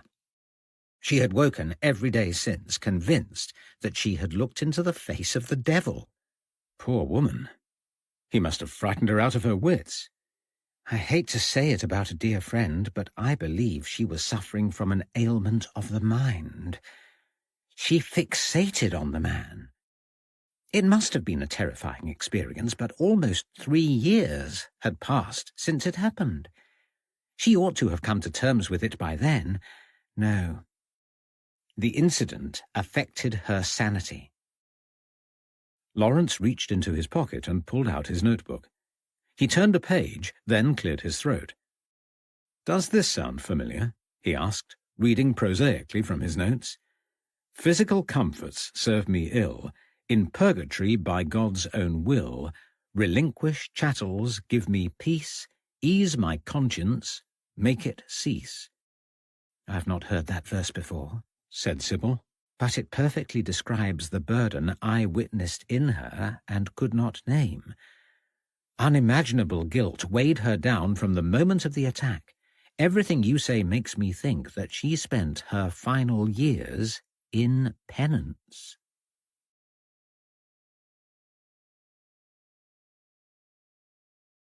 Chapter 4. The Chelmaniston Haunting. Thursday, the 12th of February, 1891. Violet alighted from the horse-drawn carriage and gave a cheery wave to the driver. It was, in her opinion, more than he deserved. From the moment she closed the door, he had ignored her despite her unfailing politeness. He hadn't responded to her friendly hello and had grunted when asked about the length of the journey. She ended up none the wiser about her likely arrival time. Still, she was not going to start her first solo investigation in a bad mood. She had learned that the best way to overcome negativity was by being relentlessly nice. She continued to be pleasant and carried on waving until he was out of sight. Violet turned her attention away from the grumpy cabman and towards a sprawling, ivy-clad building nearby, which she took to be the rectory. She traversed the driveway, walked past the shrubbery, and arrived outside a large wooden door. She stood for a moment, steadying her nerves, then stepped up and rang the bell. Moments later, a young housemaid answered the door. Violet announced herself, and the maid escorted her into a large sitting room, where the lady of the house soon appeared. Alice Woodward was a slender woman of about 30 years of age. She carried herself with an almost military deportment. Her blonde hair was braided tightly without so much as one stray curl daring to defy the uniformity of her hairstyle. Her nose was straight and symmetrical, her eyebrows perfectly arched. She was a handsome, self-assured woman, not at all what Violet expected in a rector's wife.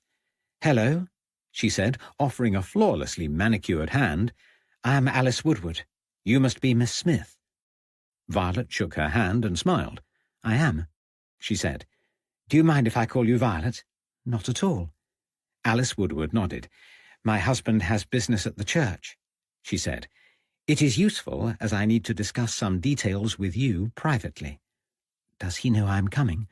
"Of course," said Alice. "But he does not know why, or even who you are, for that matter." "Yes, I remember you suggested using my name but not my profession. You did not embellish further in your letter." "It is much easier to speak in person," she said. "You will remember that I mentioned a gentleman belonging to the Society for Psychical Research. Well, he will arrive later today. His colleague has been before, but only to make a report. This time he will investigate using the latest scientific means." "What is the nature of your difficulty?" asked Violet. "As I said, this household has been subject to strange manifestations, some seen and some heard." "Have you witnessed them?"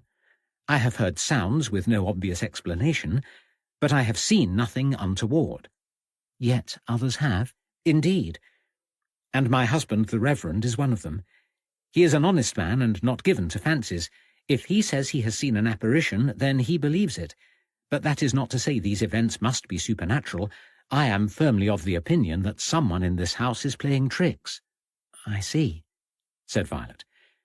"Would I be right in thinking the manifestations have been going on for some time?"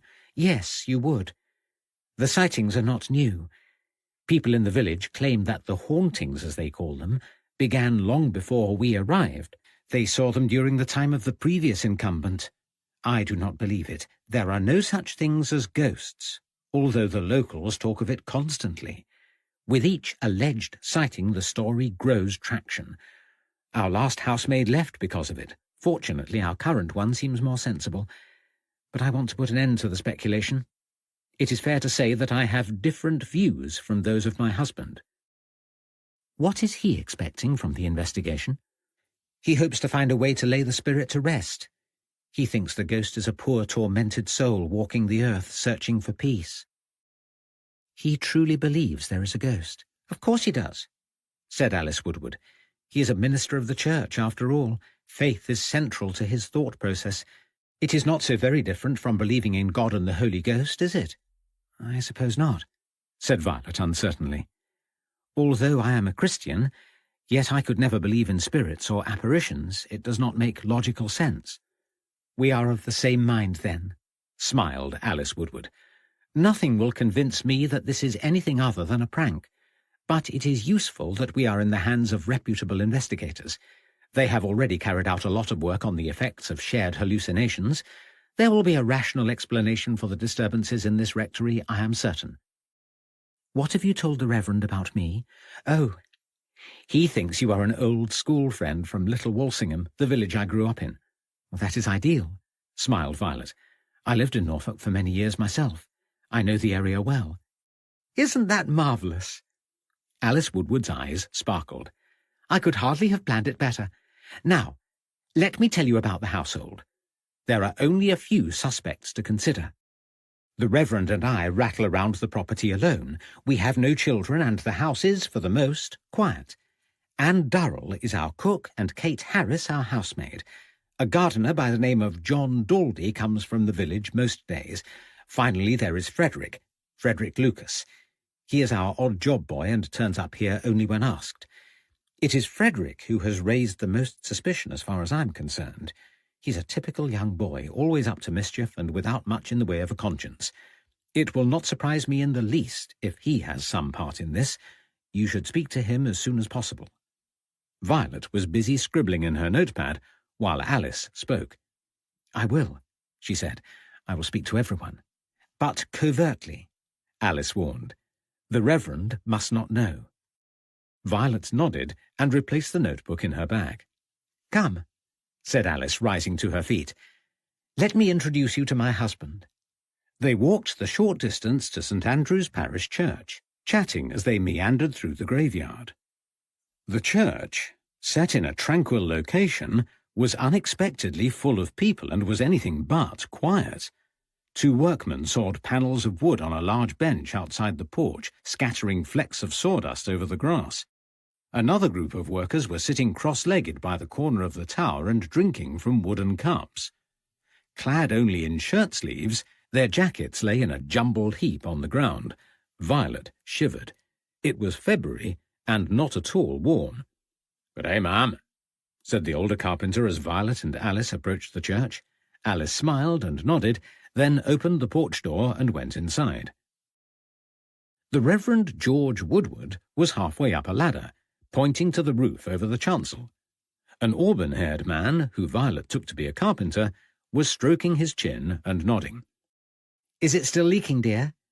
asked Alice as she approached them. "Yes," sighed the Reverend as he dismounted from his ladder. "George, this is Violet, the old school friend I was telling you about." Alice Woodward smiled as she made the introduction. "Delighted to meet you." The Reverend thrust his hand towards Violet and shook hers firmly. "I trust you had a pleasant journey." "I did," said Violet, gazing towards the font. "Your church is lovely."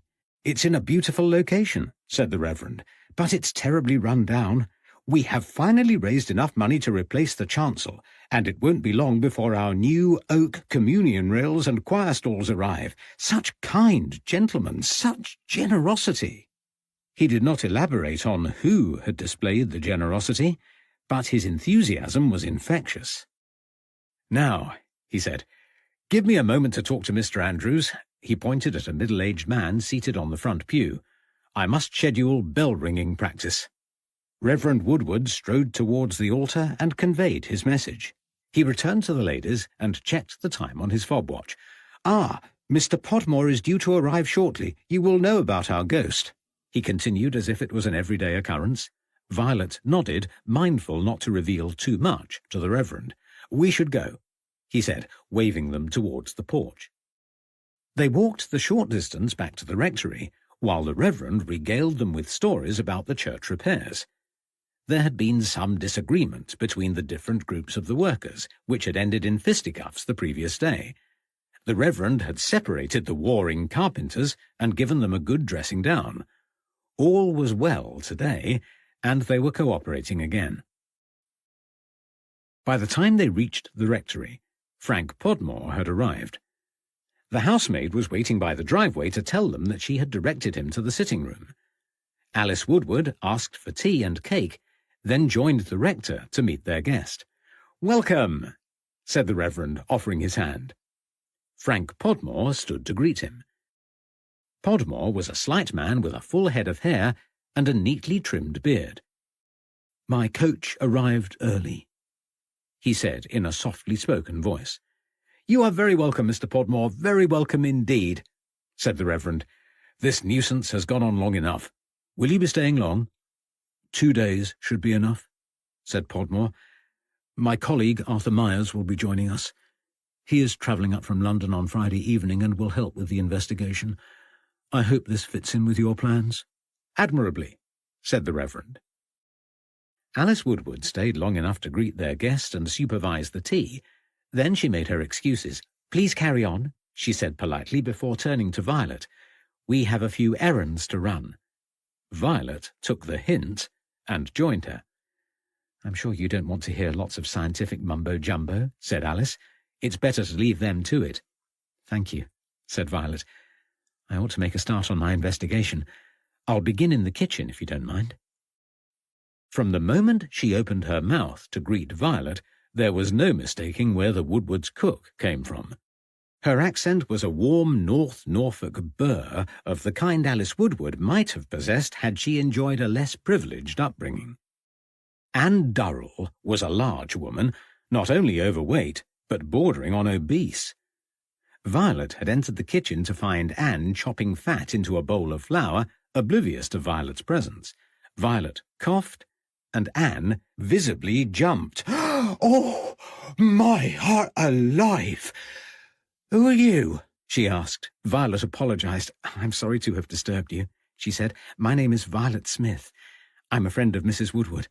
"Oh, yes," said Anne, nodding her head.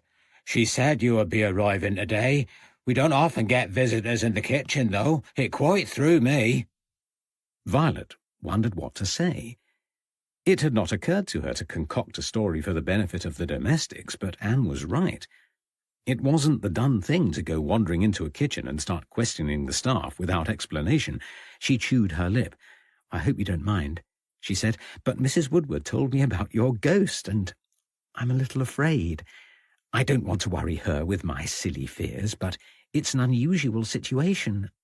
I wondered if you might tell me what has been happening and what I can expect to see." Anne Durrell listened while she chopped fat into a bowl of flour. She worked chaotically with clouds of flour billowing from the bowl onto her plump arms. "It's something and nothing," she said. "I hear strange knockings and slamming mostly after nightfall, but I've never seen anything odd. The house is noisy, that's for sure, but it doesn't frighten me. You have nothing to worry about." "Oh, I thought it would be much worse when I heard that a man was coming to investigate. It sounded very frightening. He has already arrived." "He's not the first one," said the cook. "Another man looked into it a few months ago. The disturbances have been going on for quite a while, you see.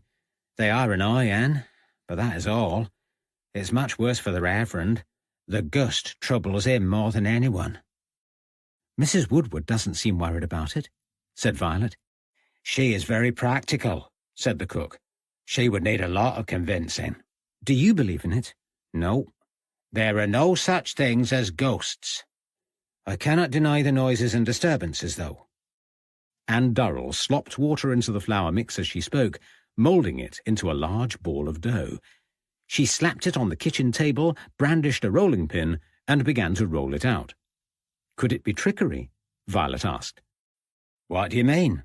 Someone playing a practical joke, perhaps. "Why would they do that?" "I don't know, it was just a thought." Anne placed the rolled-out pastry over a pie tin. "I cannot see how," she said. "As I told you, most of the disturbances are at night. There are only a few of us in the household. The Reverend and Mrs. Woodward sleep in the big room, and Kate and I have a small room each in the west wing. It is not one of us, I can assure you." "But if it's not trickery, then it must be a spirit." "No. There must be some other explanation." Anne spooned a red mixture into the pie dish from a large stone jar. She was about to speak again when the door opened. A young woman wearing a black dress and white apron rushed in. "The cat has been sick in the parlour," she said. "Where's the floorcloth? I must get it up before Mrs. Woodward sees it. She got quite cross with poor Monty last time." The cook gestured toward the sink. The housemaid lifted a gingham curtain, pulled out an old rag, and dropped it into a wooden pail by the door. "This is Miss Smith," said the cook, pointing to Violet. "She was asking about the ghost. I've told her I do not believe in it." Kate stopped what she was doing and grabbed the soggy rag. Water trickled through her fingers. "Think what you like," she said, looking at Anne. She turned to Violet. "You make up your own mind, miss, once you've stayed here a night or two. There is a ghost, for sure. I saw it again yesterday."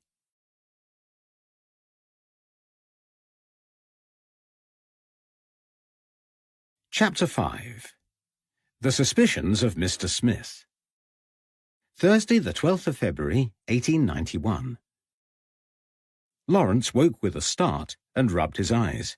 An unfamiliar noise like a foghorn sounded outside his window. Bleary-eyed, he reached for his watch and found it on the bedside cabinet. He flicked open the cover. 9:30. Lawrence leapt out of bed, muttering beneath his breath. He had intended to wake long before this. The girl in reception would soon be getting a piece of his mind. Then he remembered. He was going to ask for an early morning wake-up call, but nodded off while reading the newspaper in front of the coffee-room fire. Later, to his embarrassment, a waiter gently roused him by shaking his shoulder. He had retired to bed immediately. Lawrence flung open the curtains to reveal the source of the noise. A large passenger vessel was manoeuvring past a row of fishing boats. The horn sounded every few minutes, warning of potential danger ahead. Lawrence sighed again. The seaside was supposed to be peaceful, but it was as noisy as Bury St. Edmunds on market day. Lawrence washed, dressed, and coated his damaged left hand in Atkinson's cold cream, which he applied from a white stone jar. Then he placed his ever-present tan glove over the offending hand. Grabbing his coat and hat from the armchair he had draped them on the night before, Lawrence walked downstairs to the entrance hall. Nora Knight was standing behind the reception desk, as she had been the previous morning and later the same evening. "Don't you ever get a day off?" he asked. "Sometimes," she replied, "though it feels like a long time since I have." She smiled at Lawrence. He opened his mouth to ask another question, but the arrival of a young man interrupted him. "Telegram, miss," he said. Nora thanked him and glanced at the missive. She pressed 3 times on the reception bell, and a smartly dressed porter appeared. "Please give this to Miss Crosby," she asked. Lawrence was pretending to examine a grandfather clock set behind a high-arched window in the foyer. He waited for Nora to finish her task, but she had already noticed that he was loitering. "Can I help you?" she asked. "Only if you know anything else about the death of Edmund Gurney," he replied. "I told you all about it yesterday." "I know," sighed Lawrence. "I hoped there would be more. I'm investigating a case which may or may not be connected to his death, but I'm running out of reasons to stay."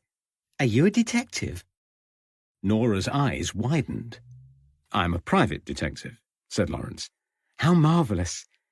What are you investigating?" "I'm not entirely sure," said Lawrence, frankly. "It may all be a huge waste of time." "Perhaps not.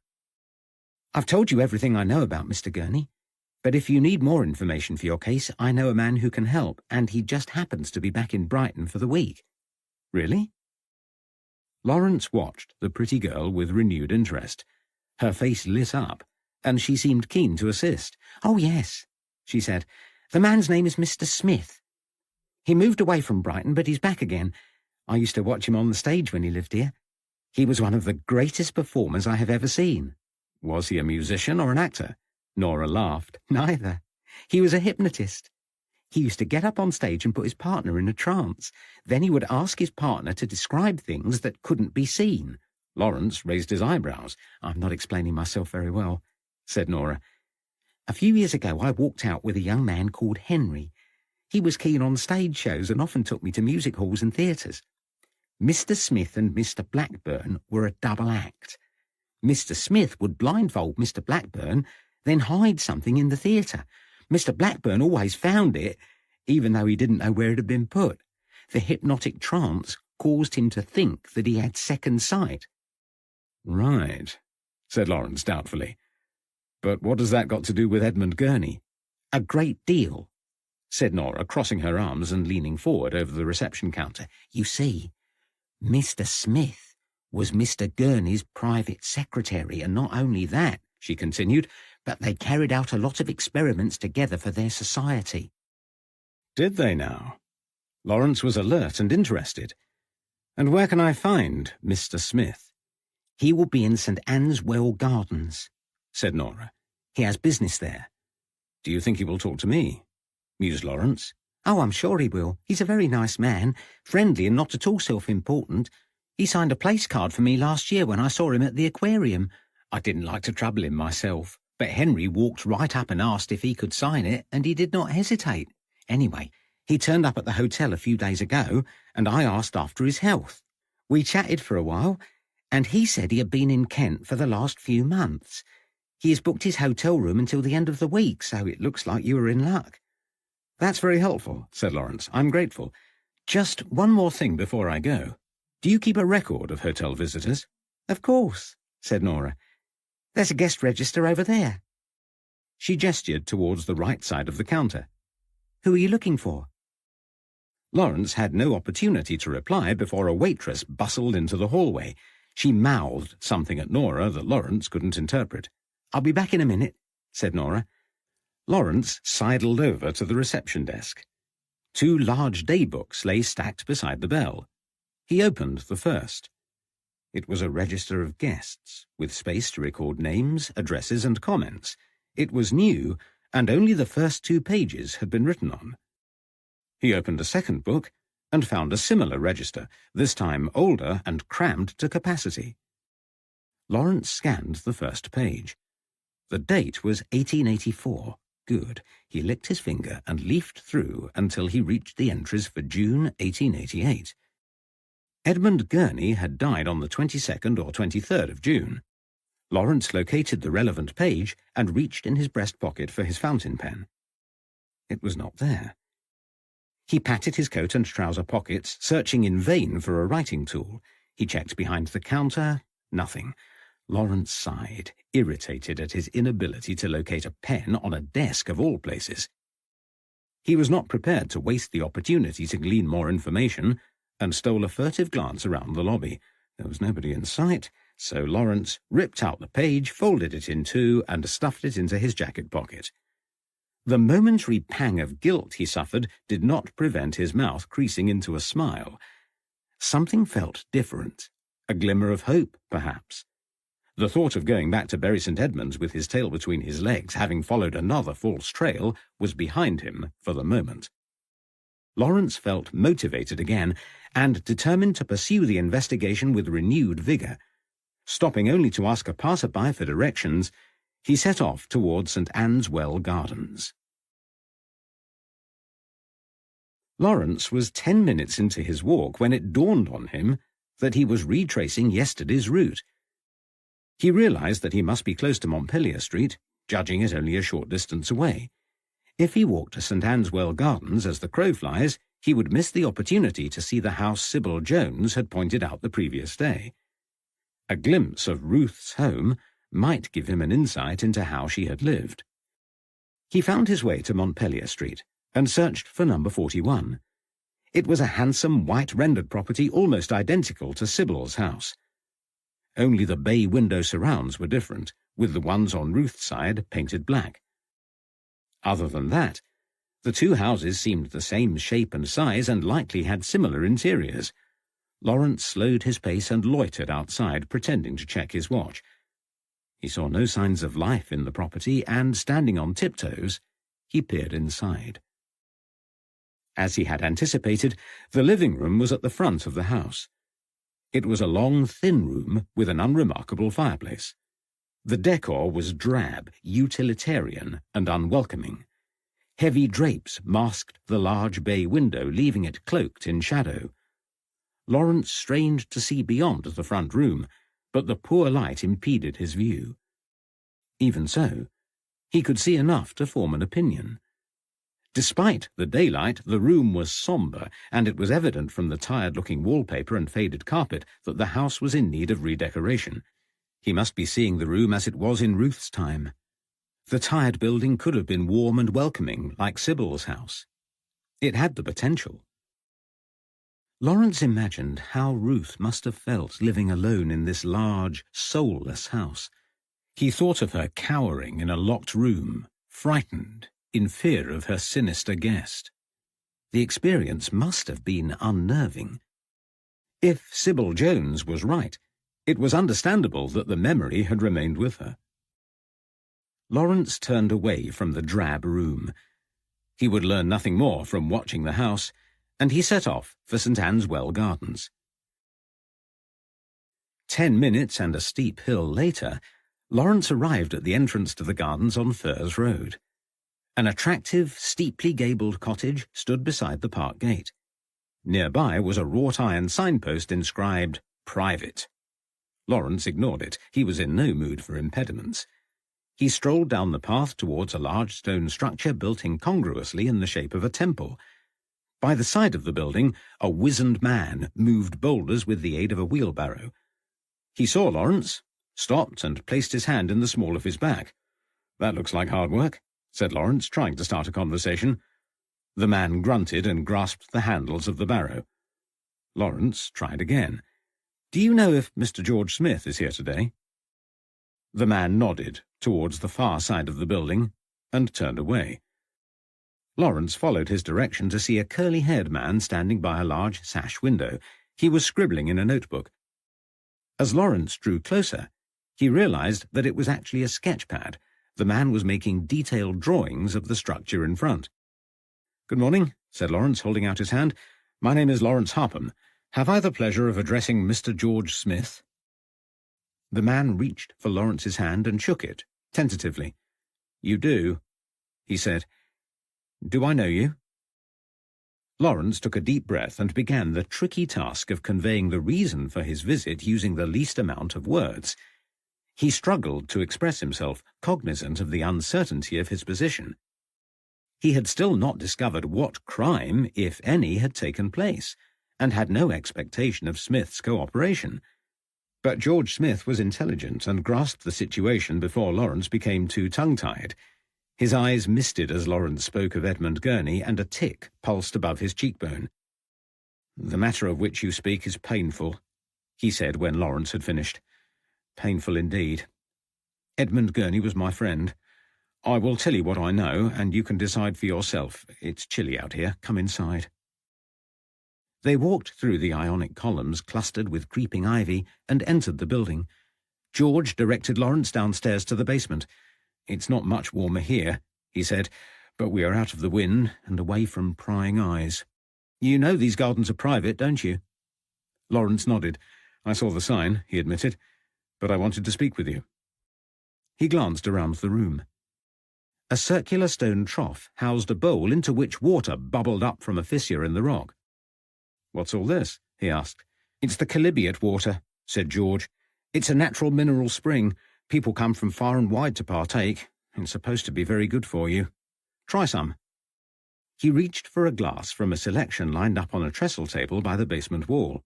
Lawrence collected a tumbler of water and sniffed. It smelled of sulphur. He took a few sips to be polite, but it tasted as bad as he expected. "I'm thinking of leasing it," said George Smith. Lawrence arched an eyebrow. "The gardens, I mean. I make films. I need somewhere to use as a studio." "Is that why you are here?" "Yes. I've been negotiating with the goldsmiths. They own this place. They have allowed me free access to the gardens while I work it all out. It should do very well." "So you have a legitimate reason to be here. Unlike me," smiled Lawrence.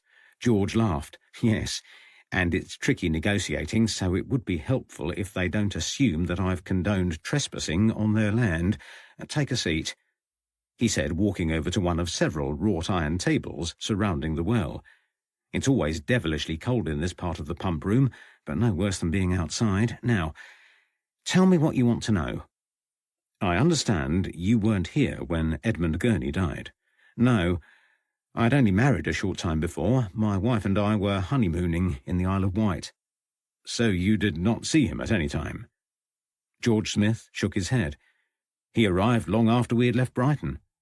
"And you never found out why he came here?" "No. It is a mystery." "Did he often visit Brighton?" "Only when he came to see me. I was his private secretary, but, as I have already said, I was not here. I heard that he received a letter summoning him to Brighton. Nobody knows why.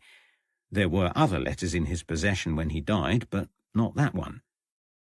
"When did you see him last?" "A few months before he died." "Was his behaviour normal?" "In a manner of speaking." "Explain." "He had lost his usual ebullience, and he seemed burdened in some way. I do not know what troubled him, but there was a change in the weeks before his death. He was uncharacteristically quiet. Could he have killed himself? It is not inconceivable, but I doubt it. No man was more dedicated to his work than Edmund. There was so much that he wanted to do, to prove.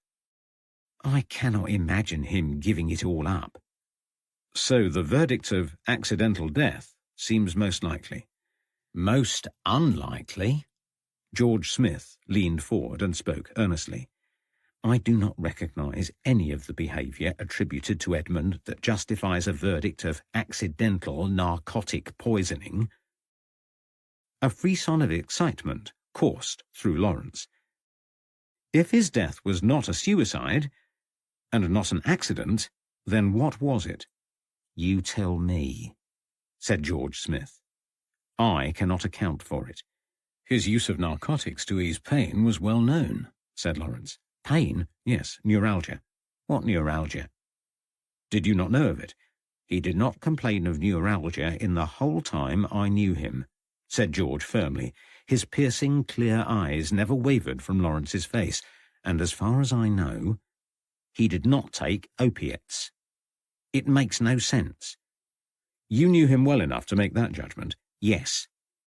But it's more than that. We conducted many experiments over the years and used hypnotism for the relief of toothaches and headaches. The sessions went very well indeed. We made real progress. If Edmund Gurney had long-standing neuralgia, as they say, he would have tried hypnotism. He may have tried and it failed. He would have asked me. George Smith raised his voice and tilted his head. He sighed and leaned forward again, clutching his brow. Unruly curls fell across his face. He sat in silence for a moment. Lawrence waited for him to begin speaking again. I take it you know that we were all members of the Society for Psychical Research, he said. I do, said Lawrence. Edmund was a founder member, George continued. A few years ago, he wrote a paper called Removal of Pain by Suggestion. The article concentrated on mesmerism and hypnotism. He had absolute faith in the power of suggestion. There is not a question in my mind that he would have come to me if he was suffering. But you were away, said Lawrence. Several men participated in the Brighton experiments, said George. Any one of us could have helped him. To be clear, you do not think he was a habitual user of narcotics. To be even more clear, I do not believe he used them at all. Lawrence exhaled. He realized he had been holding his breath while George was speaking. The passionate manner in which the young man argued against the verdict of accidental death indicated he was onto something at last. I am leaving the SPR, said Smith. I have made up my mind. I have obligations towards them until the end of the year, but I will resign immediately after. Why? Asked Lawrence. I cannot tell you, said George. Something I cannot explain is making me uneasy. If you want to know more about the SPR, you should go to London and speak to some of the society members. They all knew Edmund well. Ask for Frederick Myers or Frank Podmore. If you are lucky, Elias will be around. Elias? Our doorman, although he is so much more. Elias is loyal to the organisation and with an almost eidetic memory. He is the man to ask and will always be able to reach the others. I thought eidetic memory was a myth. In its pure sense, it is rare. All members of the SPR have a speciality no matter what function they serve. Elias has spent a lifetime learning mnemonic techniques to improve his memory. He has trained himself to have an almost photographic recall. London sounds like a good place to start then, said Lawrence. I'll go there and search them out. George stared towards the bubbling water and pulled distractedly at his tie. After a few moments he looked up. There is something wrong with the way they reached the verdict, Mr. Harpham, he said. The coroner was veering towards suicide, but was heavily influenced against it. Some of my colleagues thought it was an accident. I sometimes wonder whether it was in their interests for the verdict to go that way. After all, it was important not to tarnish the society's reputation, or their own. But in the conflict between accident and suicide was something else overlooked. Could Edmund Gurney have been murdered?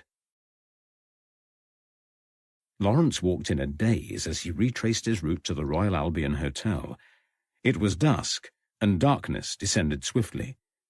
The rising moon cast the merest trace of light, and a murky soup of clouds concealed the stars. The streets of Brighton had become strangers, made hostile by the ghoulish glow of gas lamps. In the distance, a lamplighter hauled his ladder through an alleyway, trudging along frosty streets as he contemplated the laborious task ahead. Lawrence followed in silence, considering George Smith's final words. Could Edmund Gurney have been murdered? Lawrence was distracted as he turned into a passageway and found himself in a maze of tiny streets leading towards Black Lion Street. The welcoming lights of the Cricketers' Inn appeared a short distance away. Lawrence peered through the windows into the well-lit interior. The glass was clear, but Lawrence could not see inside. His mind played tricks as the word murder appeared and disappeared from the beveled glass. One minute it was emblazoned in foot-high letters, the next only a figment of his imagination. He walked the length of Black Lion Street until he reached the seafront. Accusatory voices surrounded him. Lawrence tried to block the sounds, but they echoed in a whisper of murder, again and again. Even the waves joined in, sloshing their criminations against the shore. Was murder an option? Why had it not been considered? By the time Lawrence reached the hotel, he was exhausted and his mind was ablaze. He decided to buy a glass of brandy to drink before he retired. It would be more effective than counting sheep. He opened his wallet, but instead of extracting money, he grasped the piece of paper egregiously torn from the register earlier that day. He unfolded it without a flicker of guilt. Some of the names inside were registered against room numbers indicating that they were guests, not visitors. The remaining records were poor, only containing a surname twinned with a town. But 2 entries looked promising and were annotated with the word visitor. One of them belonged to a dentist called Daniel Browning. He had given his address as 27 Upper Montague Street, Marylebone. The second man had appended 2 locations by his name. Roslyn Donston was a journalist who lived in London, but was currently staying at the Cricketers Inn, Brighton. Lawrence stared at the register. He did not believe in coincidences, and he had been standing in front of the Cricketers Inn not more than half an hour ago. Was it a sign? It did not matter whether it was or not, it was a lead. Pausing only to consider whether he should tell Violet of his plans, Lawrence abandoned the idea of a pre-bedtime drink. He crossed the entrance hall and climbed the stairs 2 at a time. The excitement had dissipated by the time he reached his room, and practicalities had set in. Lawrence wished he could speak to Violet. Her opinion would be useful. He missed sharing ideas with her, and she was wise in a way that his natural impulsiveness prohibited. But she was in that village whose name he could not pronounce or even remember, and the thought of her ghost hunting still set his teeth on edge. It wasn't easy to contact her, and it was risky to try. She might attempt to persuade him to return to Suffolk. No. Every lead pointed in one direction only.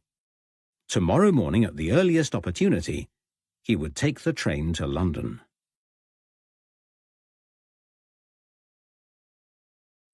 Chapter 6. Approaching Scotland Yard. The 13th of February, 1891. Lawrence alighted at Victoria Station feeling a sense of relief. He vacated the train almost before it stopped and darted up the platform with an unaccustomed lick of speed. He had been sitting for what seemed like hours with a large woman and her elderly dachshund. Lawrence liked well-behaved dogs as much as the next man, but this dog was disobedient and overindulged and had barked through the entire journey. The jarring, yappy noise penetrated his ears like a hammer on wood, and when he politely asked her to quieten the animal, she glowered at him and called him a brute. Worse still, the dog urinated in the middle of the carriage. Every time the train halted and restarted, the puddle of urine edged closer. In the end, Lawrence moved, but not before the woman had the audacity to complain to the conductor about Lawrence's behaviour. The conductor ignored her, skirting past Lawrence with a nod of sympathy. Lawrence walked past the ticket office and into the Victoria tube station, a short distance below ground. He purchased a ticket, hopped on the brownish-crimson carriage, and managed to find a seat with no other people in the immediate vicinity. He watched the walls of the tube station pass by as the steam train whistled and chugged. Travelling by train was lazy. It would have been easy to walk, but it had been years since he had used the underground and he was eager to try it again. Lawrence appreciated good craftsmanship. It was abundant in the handsome, glossy locomotives with their matching gold-lined carriages. He stretched his legs and smiled, enjoying every moment of the short journey. After 2 stops, he alighted at Westminster Bridge. Lawrence was in a good mood as he sauntered along the embankment to his destination at New Scotland Yard. He had made an overnight decision to begin the London part of his investigation by visiting Inspector Henry Moore. Henry was an old friend who he met during training, and their paths had crossed many times over the years. Though several counties separated them, their friendship endured. Henry had always been more ambitious than Lawrence, and carved a name for himself in the Metropolitan Police early in his career. This led to his current position in the Criminal Investigation Department at Scotland Yard. Lawrence considered how little he had seen of Henry during that time. It had been due, in part, to the distance between them, but also a reflection of Lawrence's inability to face people after the loss of his family. As Lawrence considered his friendship with Henry, it occurred to him that it had been several days since he had last thought about Catherine. He bit his lip, ashamed of his neglect for her memory, and his good mood retreated. As Lawrence approached his destination, vast chimney stacks from the building ahead dominated the skyline. The towering 7-story red-bricked building was Gothic in appearance and exuded authority. The architecture was exquisite. White stone bands contrasted against tiers of red bricks, on top of which were 3 levels of attics graced by steep slate roofs. Lawrence had never visited Scotland Yard, but he had followed the relocation with interest.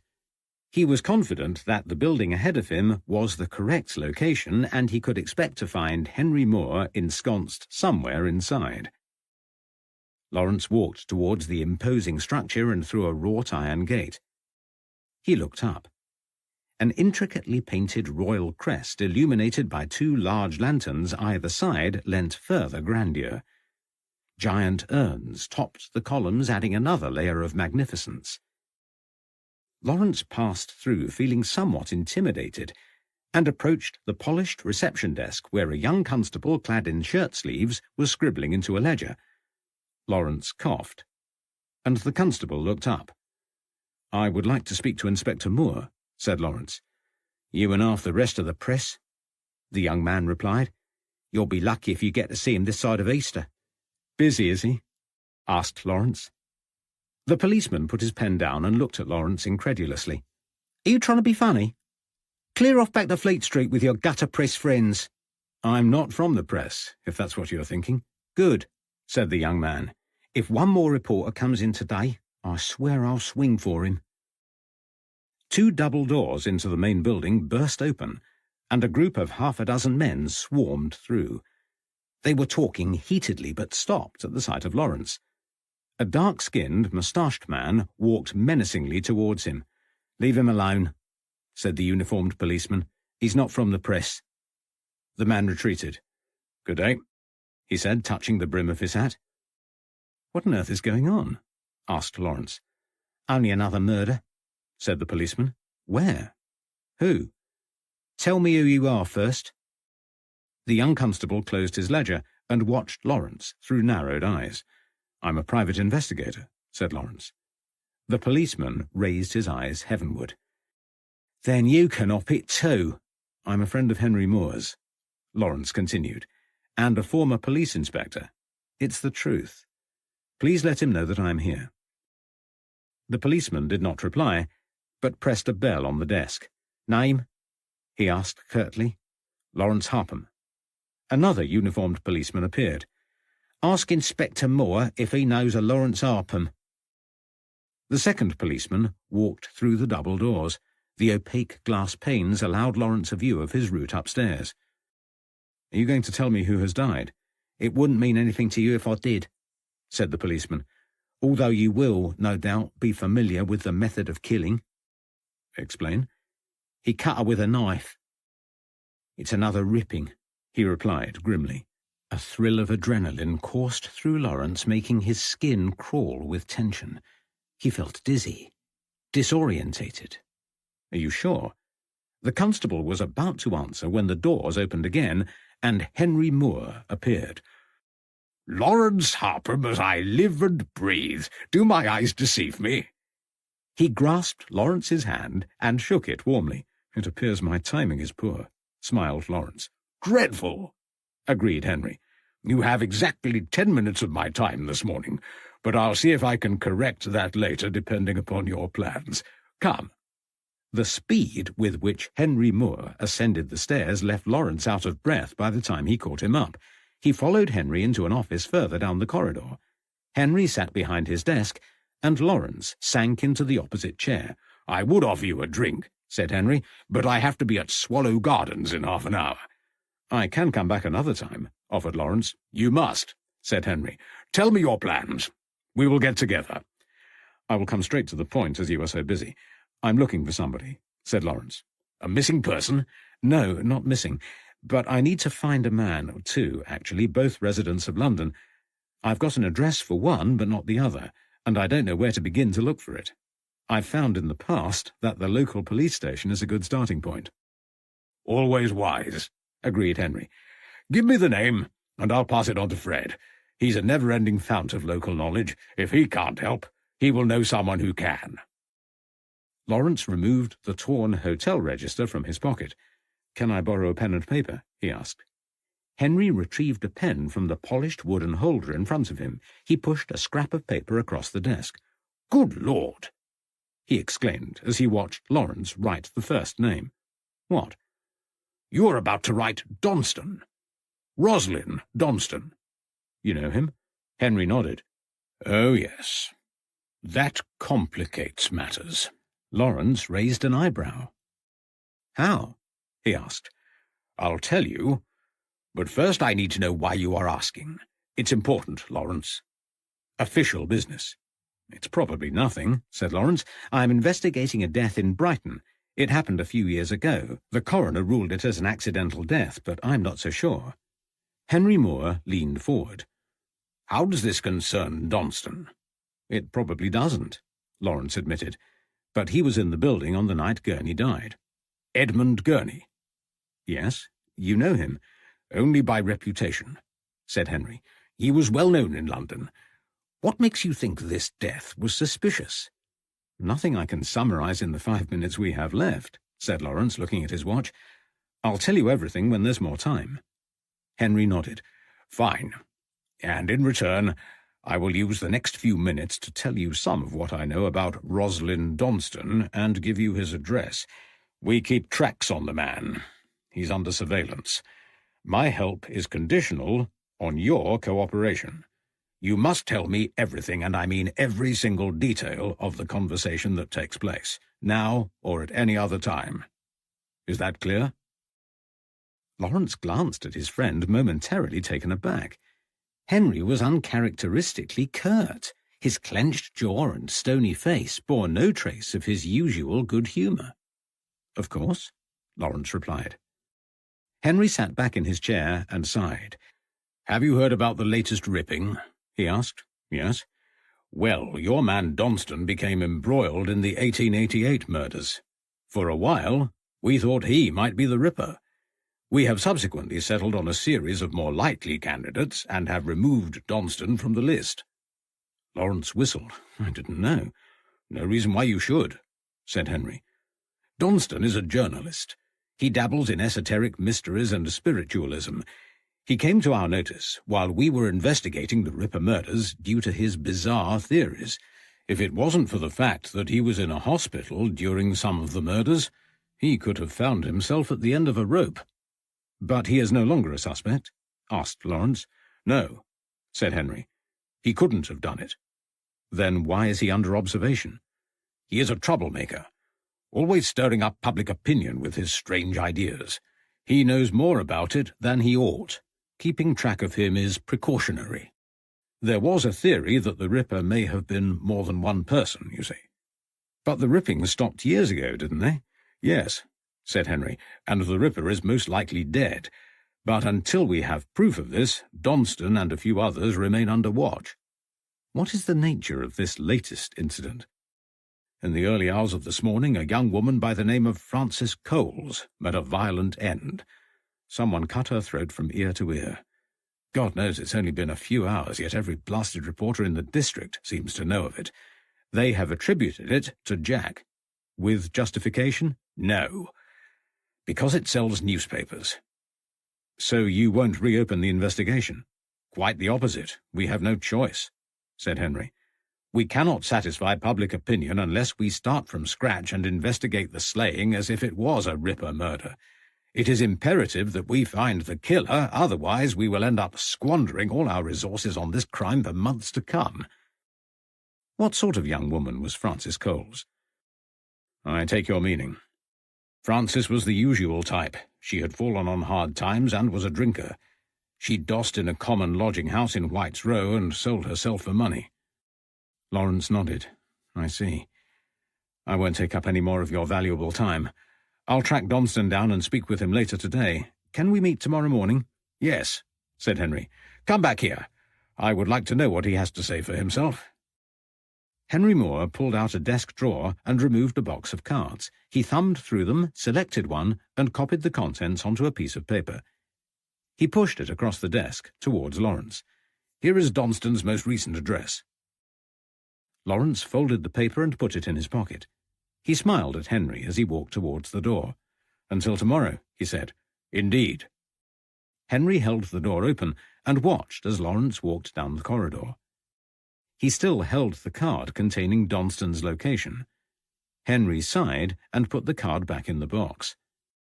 The Ripper killings were over. Donston was no longer a suspect. But the prospect of Lawrence engaging with the sinister oddball journalist left Henry Moore feeling uneasy and powerless. He decided to re-establish control by setting the nearest available constable to keep watch outside Donston's hotel.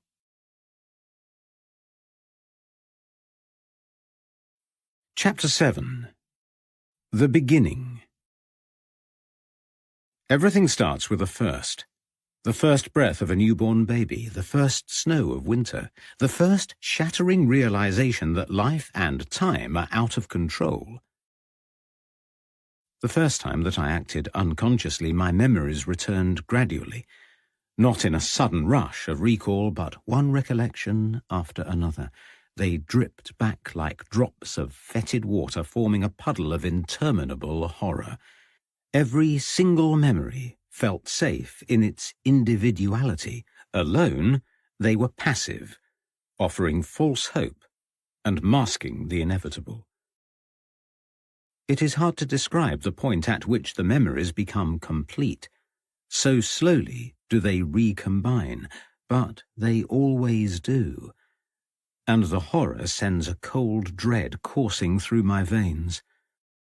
My heart hurts with the pain of remembering. I am a peaceful man. I am not what the memories suggest. I am not. Was I always so afflicted? Not from birth, but from a young age. The first time I felt different, I was still youthful, still in education. Harry Kersey found me slumped against a wall, upright but pallid and confused. He asked what was wrong, and I could not find the words to tell him. If I knew then what I know now, I could have said that my mind had temporarily absented itself from my body. I could have revealed how I fought in vain to fill the void with the memories I knew should be there. They returned, eventually, taking far longer to come back than they took to disappear. The attacks have continued haphazardly ever since. Once an entire 18 months passed without a seizure, but in 1888 they increased with appalling regularity. Attacks rushed by in waves, month after painful month, recall after horrifying recall. The automatisms were less frequent when I was younger. Their prevalence has increased with age, culminating in the events of the last few years. They worsened late in 1887 when I took a regular journey on the Metropolitan Railway. I was due to meet friends, which involved disembarking at a train stop and walking a short distance to the venue. I recall staring out of the carriage window while listening to the train conductor as he spoke to a young lady a few seats along. His voice, normal at first, began to echo. The girl's voice slowed down. Words dripped from her mouth like sap down a tree. The now familiar feeling of déjà vu came upon me. Then, nothing. Nothing. Until the next recollection, when I reached into my pocket for my watch and saw that it was 7:15 in the evening. Last time I checked my watch on board the train, the time had been 6:20. I recalled this because my appointment was just before 7 o'clock, and I remember thinking there would be more than enough time to get to my destination. As the memories seeped back, I realized that I was walking on an unfamiliar road. I put my watch back in my pocket and searched for my train ticket, but it was gone. It occurred to me that I must have handed it in at the ticket station without remembering. I reached the end of the road and found myself in Smithfield Market. Logic suggested that I must have exited the train at Farringdon Street Station and given my ticket up there. Had I spoken to anyone? A few vague recollections filtered back. My jacket smelled musty, generating snippets of memory. I recalled the slam of a carriage door and the acrid smell of smoke. But was it a recent memory? I often travel by train. They are frequently crowded, buzzing with sounds. The air is stale, clogged by choking fumes. I could not sort this memory into past or present, and had to accept that my recall would never be complete. And so it continued. I experienced instances of automatisms during which I could be anywhere, with no memory or control. There were also lesser events which I called blanks. Blanks occurred for short periods lasting no more than a few minutes. During these I had scant, if any, memory, and I was always immobile. My profession could have made my affliction untenable, but I was frank with those who needed to know, including a few loyal friends. Though perplexing and at times irritating, it did not cause my colleagues undue anxiety. Their acceptance made me less fearful. Until a particular Saturday in 1888, when the full horror of my illness manifested itself. Quite how I arrived in Spitalfields I cannot say, for I had never ventured that far before, and what passed at Aldgate railway station is still a mystery. My first recollection was the cold. It was dark, and I was standing beneath a gas lamp in another, unfamiliar area. Through force of habit, I pulled out my pocket watch and checked the time, trying to adjust my eyes to the gloomy light. It was 7:45 on a cold February evening, and I had lost over an hour of memory. As I returned my watch to my jacket pocket, my fingers closed over the ticket I had purchased earlier that day. I had not surrendered it at the ticket office as I had in the past. It was damp, and I surmised that it must have been raining. But as shards of consciousness returned, I realized that I was not wet. Cold indeed, but not wet. I held the ticket closer to the light and scrutinized the brown marks covering it. Blood spotted the pale card. I felt the sleeves of my jacket. They were damp, with blood too. I raised my hands to my face and touched my skin. Nothing. The blood was not coming from my body. So I removed my hat and examined my head for a bump. Perhaps I had fallen over. But there was no pain or any sign of a wound. Then I tried to make some sense of my surroundings, to work out where I was and how I would get home. The alleyway in which I was standing was deathly quiet. The only sign of life, a skeletal alley cat with one torn ear and patches in its fur.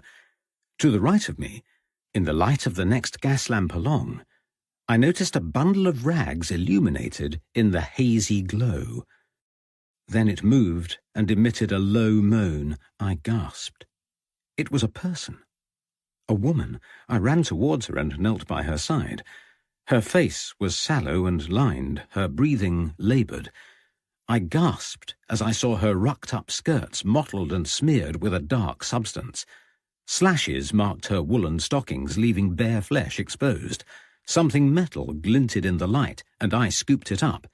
Its comfortable, familiar weight triggered a memory that seared through my passive observations. Oh, God. It was a clasp knife. It was mine. And the last time I had seen it, I was plunging it downwards in a frenzy with no idea why. One chilling memory after another returned, interconnecting into a mesh that did not form a whole, but allowed an insight into what had occurred. Boarding a train at Baker Street Station, feeling normal, a train ride, and a strange taste. A glimpse of Aldgate Station, running. Quiet, dark, quiet, walking, thirsty, stop. A sign. White paint flaking away from a rotten wooden plank. Whites. Row. Memories ebbing and flowing. Gone again. A woman middle-aged, asking for something. Disgust. Revulsion. Raging anger. A scream. Silence. The woman was still alive. Injured, but alive. I should have assisted. I'm a good man, and I could have helped her. But I ran. And, one way or another, I have been running ever since.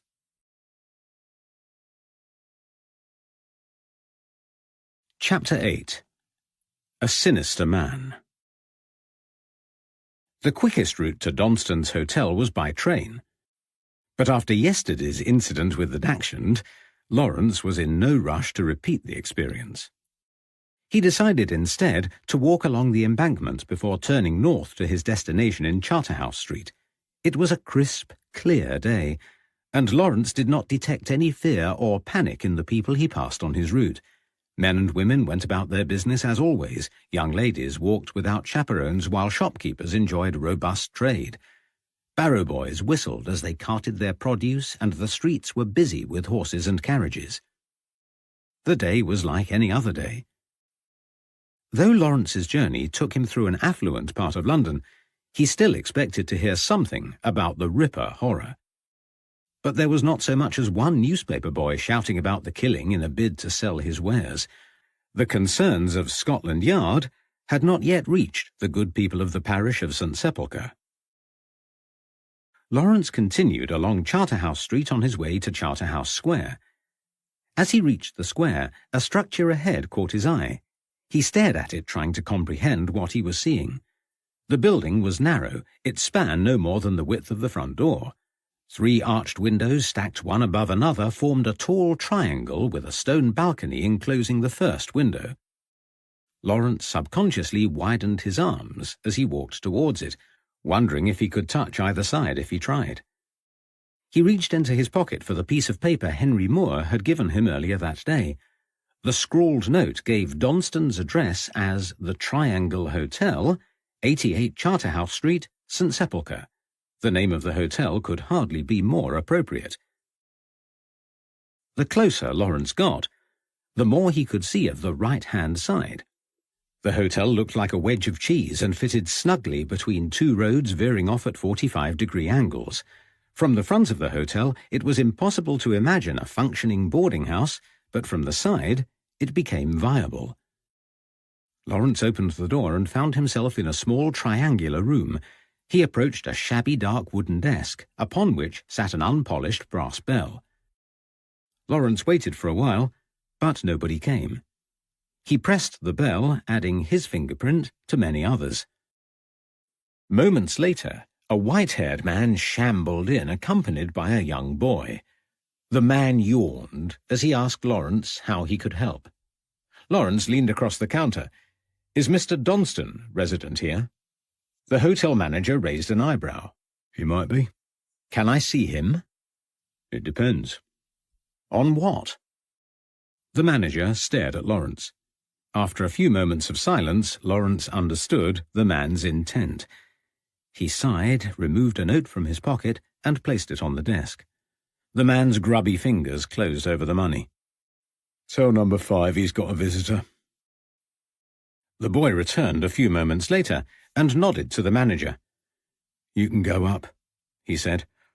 Lawrence approached the stairs and stepped on the fraying carpet. "Wait," barked the manager. "Tommy will show you." He retreated and waited for the boy, who glowered as he squeezed past. The boy stopped outside a door midway along the landing on the first floor and held his hand out. Lawrence felt inside his pocket for the smallest denomination coin he could find and dropped it in the boy's palm. He stood for a few moments before knocking on the door, wondering what on earth he was going to say. He did not have long to wait before a deep voice boomed, "Come," and Lawrence entered the dark and dingy room. Though Donston's room spanned 2 large windows, he had purposely excluded the outside. Both window shutters were drawn across, allowing only a chink of sunlight to enter. Donston relied on other means of illumination. Several misshapen candles of dubious provenance burned in saucers on a wooden desk. Donston was sitting in a worn red leather armchair.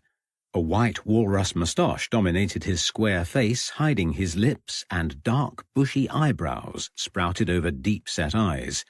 Lifeless eyes. Soulless eyes.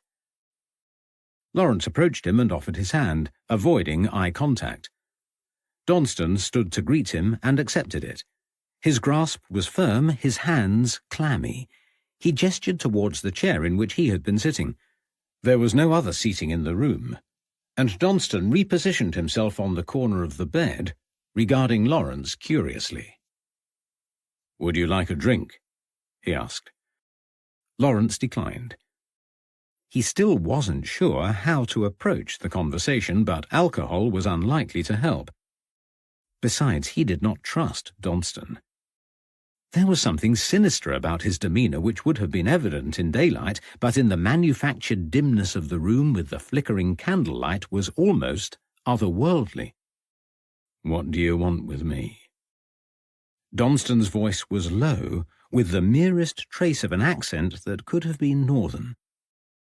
"I have been in Brighton," said Lawrence. "I want to talk to you about an incident that occurred in the Royal Albion Hotel." The half-smile fell away from Donston's face. "What incident?" Lawrence opened his mouth to reply, but noticed a copy of the Pall Mall Gazette laying folded across Donston's desk. "Another Whitechapel horror," the headline screamed. "A woman brutally murdered this morning." Lawrence hesitated, and Donston followed his gaze. "Ah. Have you heard about our latest murder?" Donston leaned forward, animated. "A little," said Lawrence. "Bloody fools," said Donston. "The police, I mean. They know nothing." "Indeed," Lawrence agreed. "Otherwise they would have apprehended him long ago." "Not at all," said Donston. "They have avoided every well-meaning attempt to guide them." "Understandably," said Lawrence. "The general public is a little too accommodating when it comes to murder. They flood the police force with suggestions and theories, and Scotland Yard lacks the manpower to deal with it. And there are not enough intelligent policemen to follow a perfectly obvious trail of evidence." "Why do you say that?" "They only process what they see. And they do not think like the Ripper. They complain that they cannot catch him and lament their poor luck. But they let a blood-stained man escape repeatedly without ever considering how." Go on. Lawrence's suspicion had turned to interest. "Because there was very little blood on him." "There must have been," said Lawrence. "The Ripper used a knife. The murders were bloody and visceral, and the perpetrator would have been covered." "There was no blood on him," Donston repeated.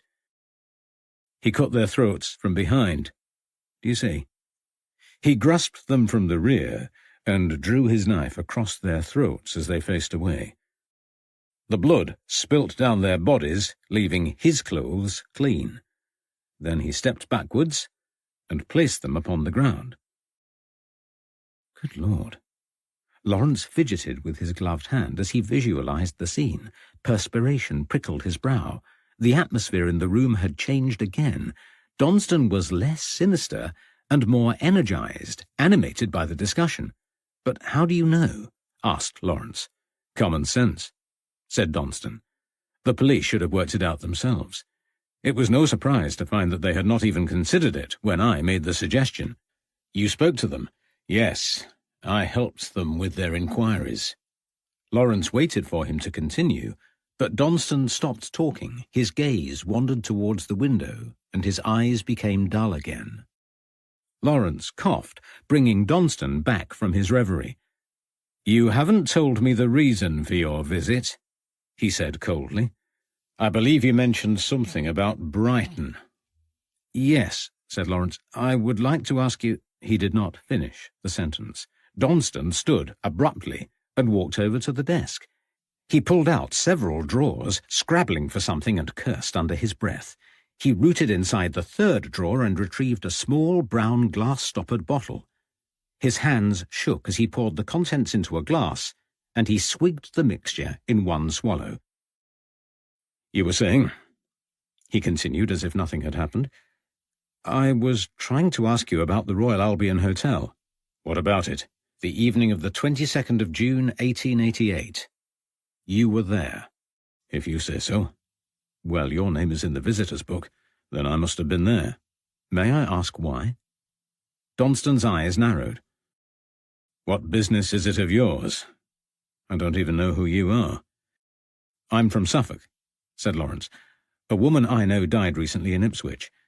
We found items in her room relating to the death of Edmund Gurney." Gurney. The word slithered from Donston's mouth. "Was that the date he died?" Lawrence nodded. "You were there that night.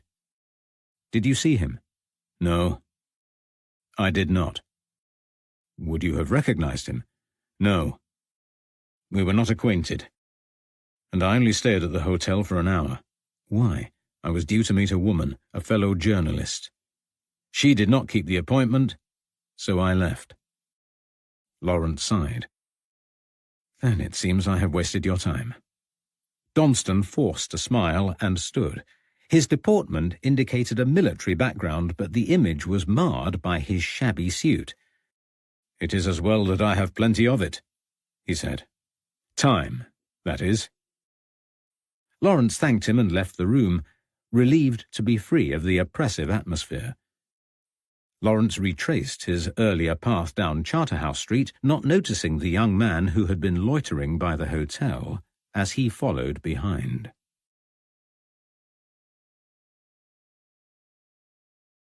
Chapter 9. Setting the Scene. The 13th of February, 1891. Dusk was falling as Violet reclined in the armchair of the rectory drawing-room, half listening as Frank Podmore explained how the evening's proceedings would develop. They had eaten heartily at luncheon, with high tea delivered within a few hours. The remnants of the cake selection were still on the cake stand directly in Violet's eye-line. Her self-control wavered as she fought to avoid the temptation of another slice of fruitcake. Anne Durrell had excelled herself. The cake she produced was one of the best Violet had tasted. For all the mess Anne made, she was a competent cook. Violet's gaze wandered outdoors where bats swooped low over the orchard. Their movement was hypnotic, and she began to feel sleepy. It would not do to drop off in front of Mrs. Woodward, so she turned her attention back to Frank Podmore. "We will measure everything," he said. "Every sight, sound, and detail. We will even record the temperature. I have already drawn a detailed floor plan of the upstairs rooms." "What can I do?" asked Reverend Woodward. "Nothing," said Frank Podmore. "You must go about your business as if it were any other night. Tomorrow morning I will interview you all, assuming you have no objection. We will include your version of events in our research, as well as my observations and those of Dr. Myers." "It sounds very scientific," said the Reverend, nodding approvingly. "It is," agreed Podmore. "We are impartial and only want to arrive at the truth of the matter. People are skeptical about our organization. It's unfair. We conduct our examinations in forensic detail and disprove as many claims of spirit activity as those we deem genuine." "That is why I asked you in the first place," said George Woodward. "You came highly recommended." "What about the servants?" asked Mrs. Woodward. "The same applies," said Frank. "We will also ask for their accounts in the morning, but they should carry on as usual until then. Have you prepared the guest room as discussed?" "Yes," said Alice. "Mr. Myers has the blue room overlooking the garden. I have put Miss Smith in the other. But that leaves one of you without a room. Where do you intend to spend the night?" "Myers and I will take turns sitting on the armchair at the end of the passageway, so we have a clear view. We will swap from time to time. Whichever one of us occupies the guest bedroom will keep the door ajar. I asked for that particular room because it gives a generous view of the upstairs landing." "I see." Alice nodded, her mouth set somewhere between a smile and a grimace. It was clear to Violet that her hostess was struggling to contain her scepticism. "Excuse me, but I must leave you for a moment." Violet cleared her throat and put her teacup on the table. She left the room and proceeded upstairs. Her drowsiness had not passed, and her frequent yawns were becoming embarrassing. A quick splash of water on her face should improve matters. She walked towards her room and met the housemaid coming out of the bedroom. "Oh, you made me jump," gasped Kate. "I was away with the fairies." "I'm sorry," said Violet. "Have you got a few moments?" "Yes, miss," Kate replied. "What do you want?" "I wondered if you could tell me a little more about this ghost." Kate's eyes widened. "I can tell you plenty. I have seen him several times." "Him?" "Most definitely. An old man he is. Old and sad." "Is his spirit clear?" "I don't know what you mean." Violet tried to find the right words. "I mean, does he look like a person or an apparition?" "He looks the same as the ghosts you see at a séance. Have you ever been to one?" "No," said Violet. "I know it is very much in fashion, but a friend of mine went to one in Bury St. Edmunds recently. She thought that the so-called spirit looked more like a piece of cheesecloth." "Well, the ones I saw were real." Kate protested. A frisson of hostility settled between them. "I dare say she chose a disreputable medium," said Violet, trying to diffuse the situation. "I dare say," said Kate sullenly. Violet changed the subject. "Tell me, has your gardener or young Frederick seen the ghost?" "Not that they've mentioned. You'll have to ask them." "Will they be here tomorrow?" "Yes," said Kate. "Mr. Daldy will be here in the morning, and Fred soon after. You may have seen the ghost yourself by then," she continued darkly. "Thank you, Kate," said Violet. She left the housemaid outside the bathroom and went to her room to fill the china basin on her dressing table. She washed her face and considered the housemaid's parting words as she towelled herself dry. Violet had not contemplated the possibility of witnessing a manifestation herself. She did not believe in spirits. It was evident that Kate did, and might well be suggestible.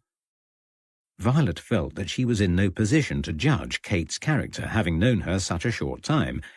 Instinctively, she felt Kate was unlikely to be the cause of the disturbances. Whether she was influential in prolonging the stories through gossip was another matter.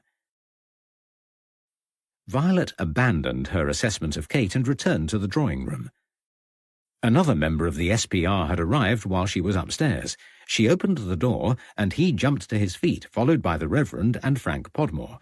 "Ah, this is Miss Smith," said the Reverend. "Miss Smith, this gentleman is Dr. Arthur Myers." "Pleased to meet you," said the doctor, offering his hand. He smiled at Violet, and his grey eyes twinkled.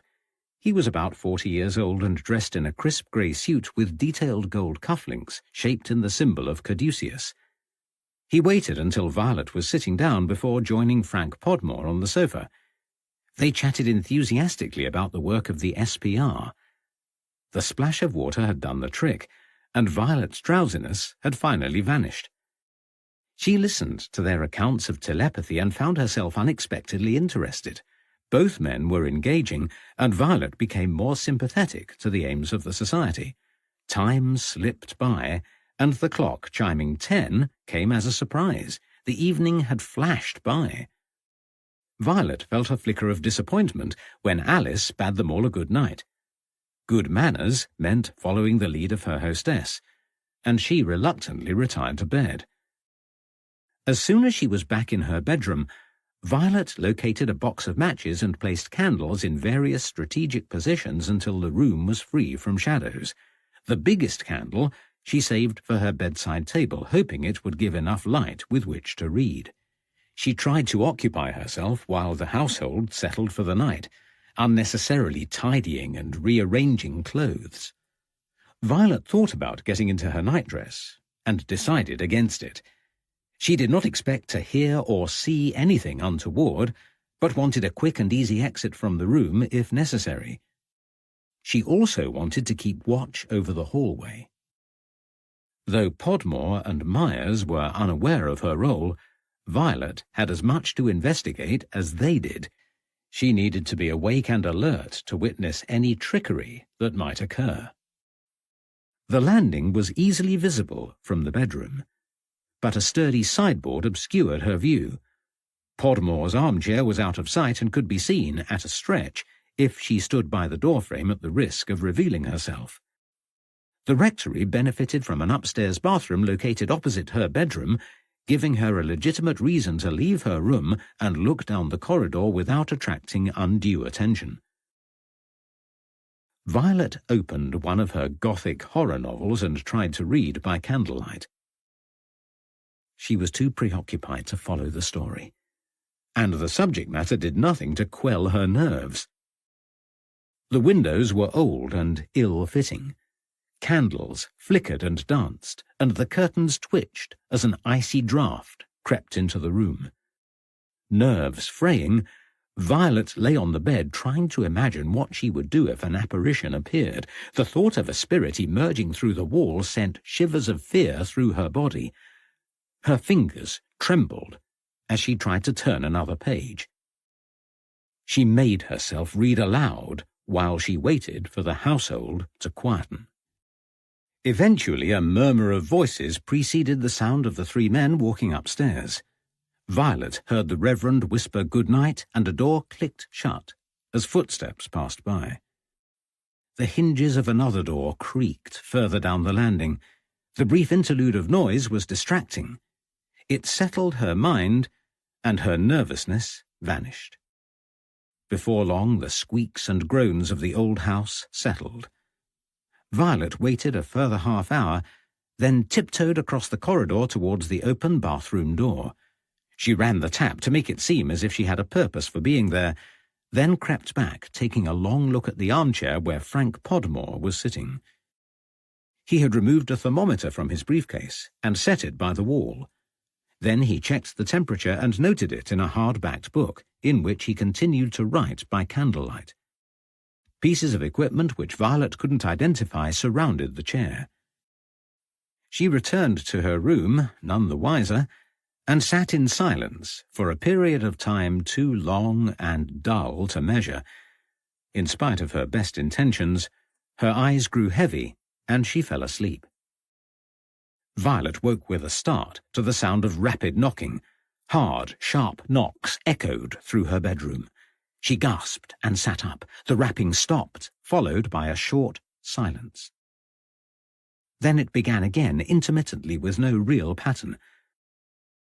Her bedside candle, reduced to a stump, flickered. Most of the other candles had gone out, leaving her room partly lit and full of menacing shadows. She reached for the dying nightlight, and was about to leave the room when a door slammed shut like a crack of thunder. She almost dropped the candle in fright, and with trembling hands she opened the bedroom door and tiptoed into the corridor. Frank Podmore was staring down the landing. His book had fallen face down and the measuring equipment lay scattered at his feet. "What was that?" asked Violet. "I don't know," said Frank. "I cannot explain it." "Did you hear the knocking?" "Yes." "And the door slam. But there were only 2 doors open, yours and Myers. It wasn't your door, was it?" "No. Mine was ajar. It has been all night." "Better check Myers' room," said Frank. "It must have been his door." Violet followed him down the corridor. When they reached the blue room, they stared at each other. The door was also ajar. "Odd," said Frank, knocking on the door. He entered the room. Arthur Myers was sitting on his bed, staring straight ahead at an empty wall. "Myers?" whispered Frank. There was no response. Arthur Myers' grey eyes were wide open, and his face was pale. "I say, Myers, old chap." Podmore shook his shoulder, and Myers gasped. "Sorry, I was still half asleep." Myers said, "Did I miss anything?" "Some unusual noises, knockings and the like, and a door slammed, yet I walked the corridor several times tonight, and the only open doors are still open now." "It sounds like there is something here worthy of our time," said Myers. "I'm only sorry I fell asleep and missed it. My turn now. I'll take watch while you rest." "No," said Podmore. "I'll stay with you for a while in case anything else happens." He turned to Violet. "You should go back to your room," he said. "I doubt there will be any further disturbances, but you will feel safer if you are behind closed doors." "Where are the others?" asked Violet. "They will be in bed," said Podmore. "This isn't new to them, don't forget. It's like every other night." Violet returned to her room. She did not dress, but slipped under the cover and dozed fitfully until dawn. Chapter 10. Leman Street Station. Saturday the 14th of February, 1891. Lawrence woke early and pulled back the curtains in the room he had hastily secured the previous evening. His unplanned journey to London left no time to consider accommodation. He had left it too late to find something comfortable, and had settled for lodgings in a seedy lane not far from Victoria Station. Outside the lodging-house, a brewer's yard abutted an alleyway, and several heavy carts had already crossed the pitted road since the early hours of the morning. Although woken by the noise of working horses, Lawrence had drifted quickly back into a dreamless sleep. It was gone 8 o'clock when he drew back the threadbare curtains to see a sheen of drizzle across the paving stones. Henry Moore had invited him to return to his office in Scotland Yard, and Lawrence was anxious to get under way. It was also time to think about returning to Bury St Edmunds, in which case he would need to catch an early train. Lawrence wondered whether Henry would have arrived at work yet.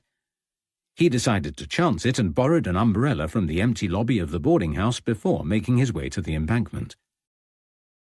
20 minutes later, he arrived at the reception desk at Scotland Yard to find a letter waiting from Henry Moore, who had left the station almost as soon as he appeared earlier that morning. The note apologised for his unexpected absence. Henry was en route to Leman Street Police Station, where Lawrence was welcome to join him.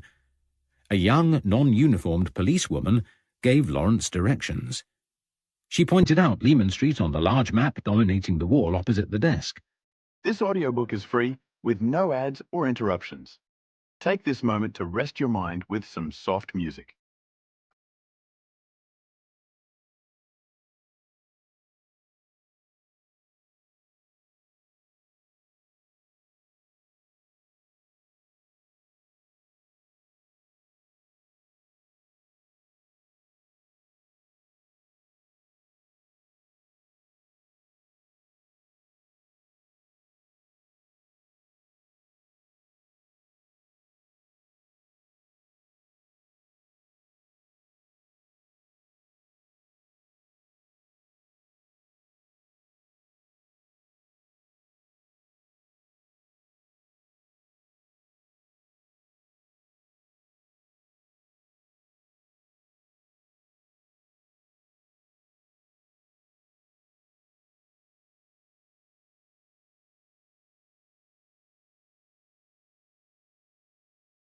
Leman Street was in the East End, and Lawrence would need to use the Metropolitan train service to ensure a swift journey. He left immediately for the nearest station, disembarking at Aldgate. The route to Leman Street took Lawrence through narrow streets and alleys.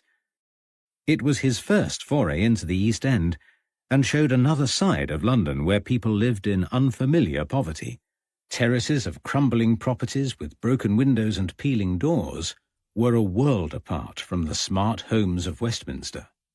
Poverty-stricken groups of people huddled outside.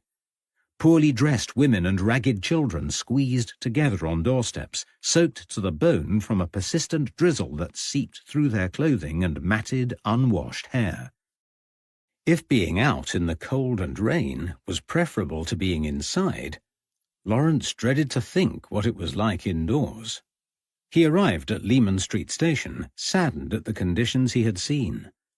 There was no time for further reflection as he walked straight into the path of Henry Moore, who was in a heated discussion with two other men. "Ah, Lawrence," he said. "This is Inspector Reed and Dr. Phillips. Edmund, George, this is the fellow I mentioned earlier. We had better discuss our business somewhere less public." "Come this way," said Edmund Reed, guiding them through a set of double doors. They followed him into a sparse room with a table and a sink. "A poor sort of office," quipped Henry. "It isn't an office," Reed replied, "and don't ask. You don't want to know." Henry shook his head. "No matter. Now listen, Lawrence, I don't need to tell you that anything discussed in this room must go no further." "No, you don't need to tell me, Henry," said Lawrence. "I can assure you of my discretion." "I know," Henry sighed. "This is sensitive, as you know. Did you see Donston yesterday?" Lawrence nodded.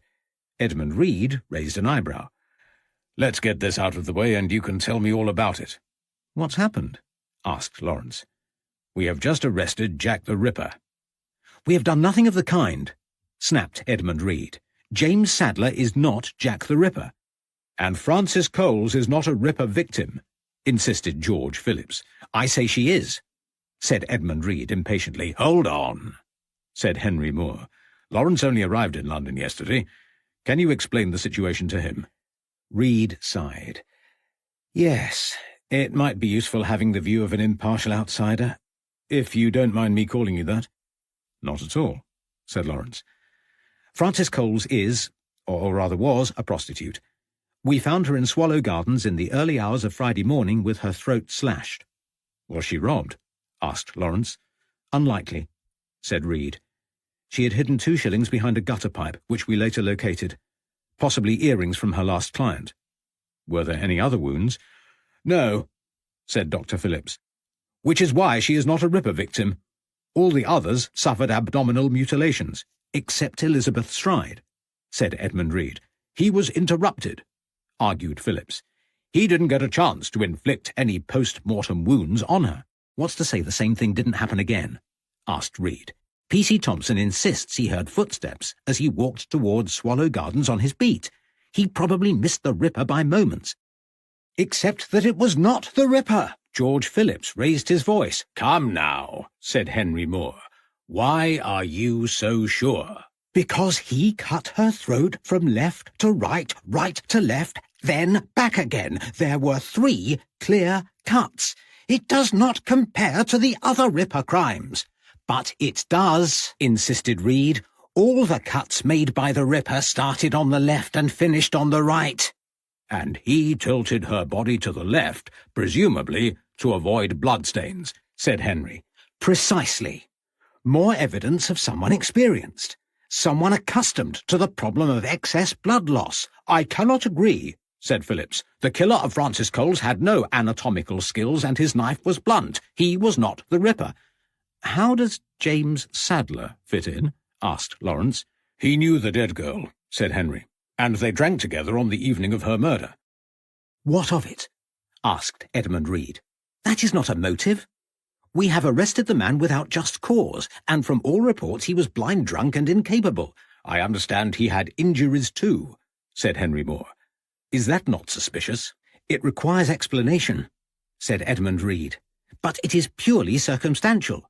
"Can you be sure he did not commit the crime?" asked Moore. "Of course not. Then he must remain under arrest, and we must consider him a suspect for the Ripper until proved otherwise. We cannot allow this to escalate into the hysteria of 1888. It is a grave mistake," said Edmund Reed. "But I will proceed as you wish." He nodded to Henry, shook Lawrence's hand, and left the room, shaking his head. "He is wrong," said George Bagshaw Phillips, looking over his shoulder. "He will not heed the medical evidence." He did not wait for Henry to reply, but pursed his lips and walked away. "Sorry that became heated," said Moore. "They have worked well together in the past, but are on opposing sides in this matter. Anyway, how did you get on with Rosalind Donston?" "Perfectly well, for the most," said Lawrence. "Odd sort of fellow, didn't you find?" "Indeed. He made me uneasy. I cannot explain why, but there was something sinister in his countenance." "It's interesting that you thought so. Donston is an occult scientist, a black magician. Did you know?" "Good Lord," said Lawrence. "Everybody I meet seems to have some connection to spiritualism. Violet is wasting her time ghost hunting, and both Gurney and his friend Smith were members of some psychic society or other. Is anybody rational any more?" "I am," said Henry. "I don't care a fig for such matters." "Who is Violet?" "She is my business partner," said Lawrence. Henry raised an eyebrow.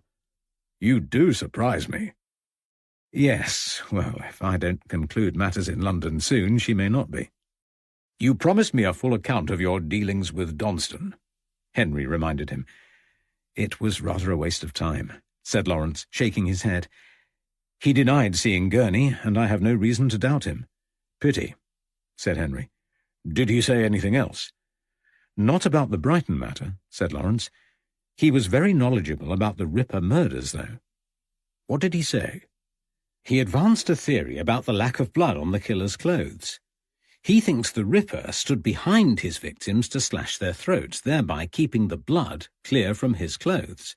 Very similar to how Phillips and Reed described it." Henry nodded. "He has suggested this before," he said. "He was under arrest at one time, did I tell you that?" "No? Well, Donston teamed up with a private investigator, not a proper one, just some fellow who had convinced himself that an amateur could do what the police could not. Anyway, Donston was residing at a hospital at the time. For reasons best known to himself, he advanced a theory that one of the doctors might be the Ripper. It was this doctor, a certain Morgan Davis, who suggested that the attacks on the victims took place from the rear. Donston used this theory as an excuse to contact Scotland Yard, where he reported his suspicions. In the meantime, his amateur detective friend found Donston's behaviour equally suspicious and reported Donston too. Rosalind Donston kept pushing himself forward, eager for involvement in the case. His behaviour convinced us that he was a worthy Ripper suspect until an alibi for one of the murders proved otherwise." "Now that I've met him, I can see why you might have thought so," said Lawrence. "But he is of no further use to me. My Brighton investigation has come to nothing. I'm going back to Bury. I'll call in at Ipswich and report back to Fernley on the way." "Fernley, you say? It's been a long time since I've had the pleasure of his company. Do give him my regards." "I will. And I trust you will have a quieter time now that your suspect is under arrest." "No doubt," said Henry. "It is good to see Reed so passionate in his views, but I think we have the right man. The Ripper is long gone, and despite what Edmund thinks, we have good evidence against Sadler. The matter is almost over." The two men shook hands. Lawrence retrieved his case from the boarding-house and caught the next train to Suffolk.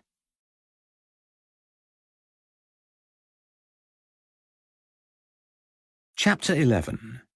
Chelmaniston, the Aftermath.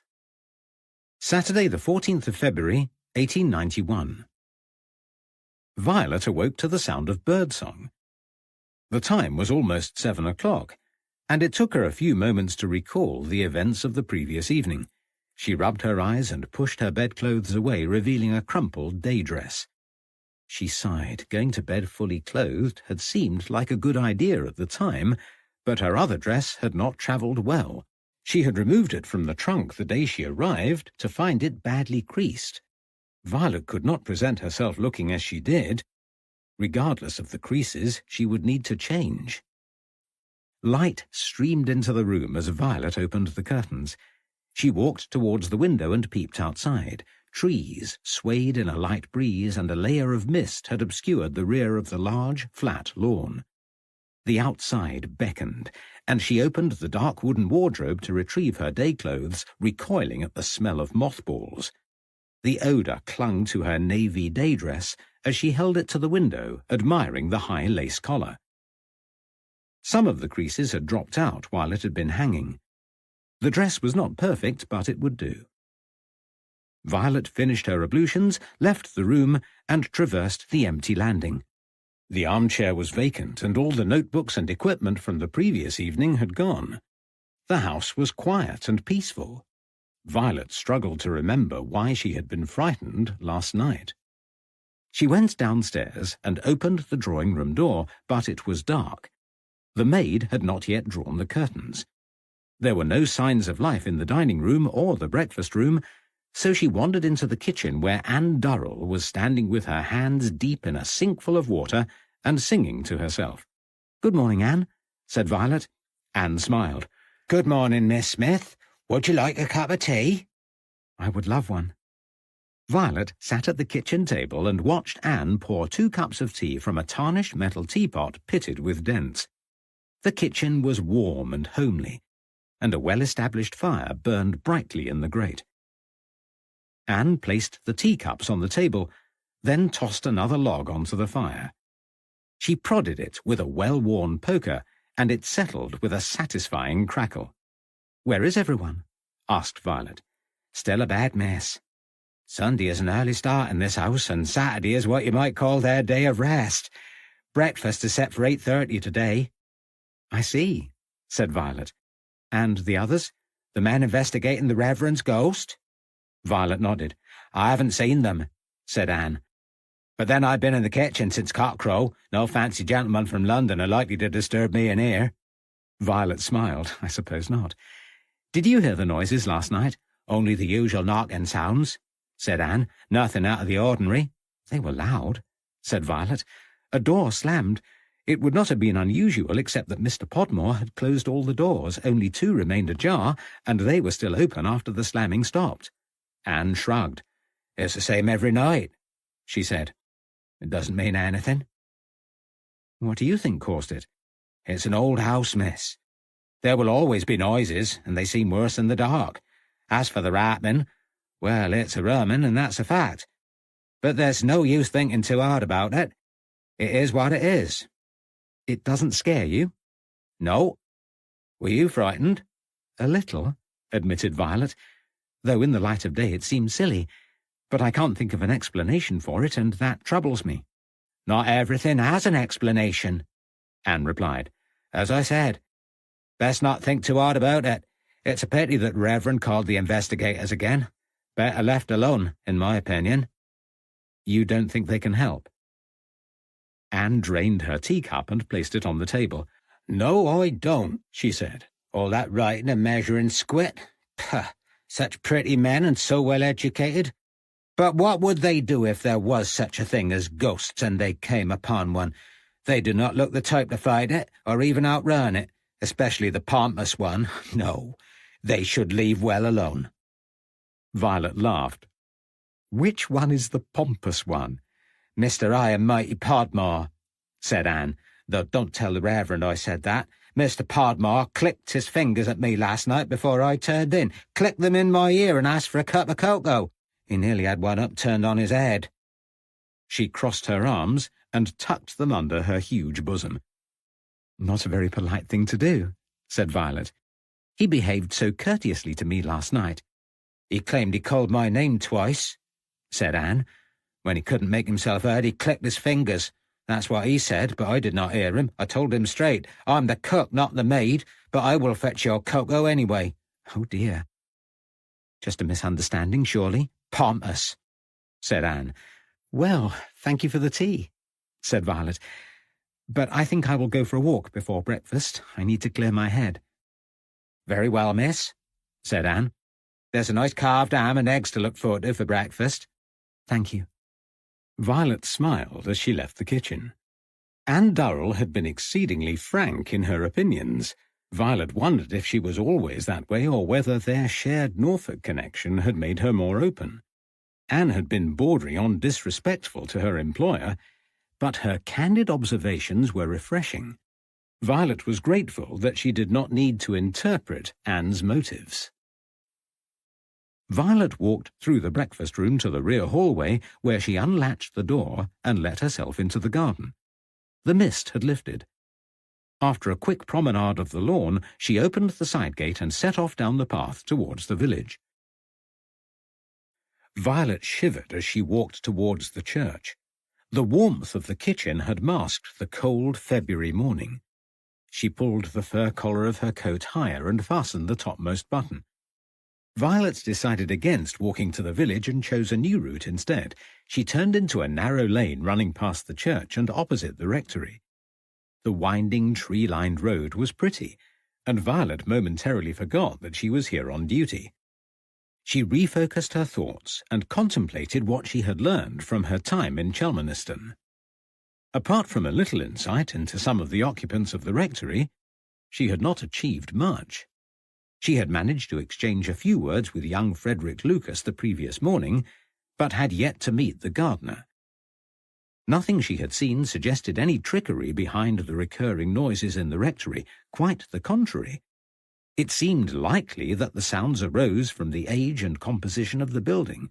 If not, they were, as Anne Durrell suggested, inexplicable.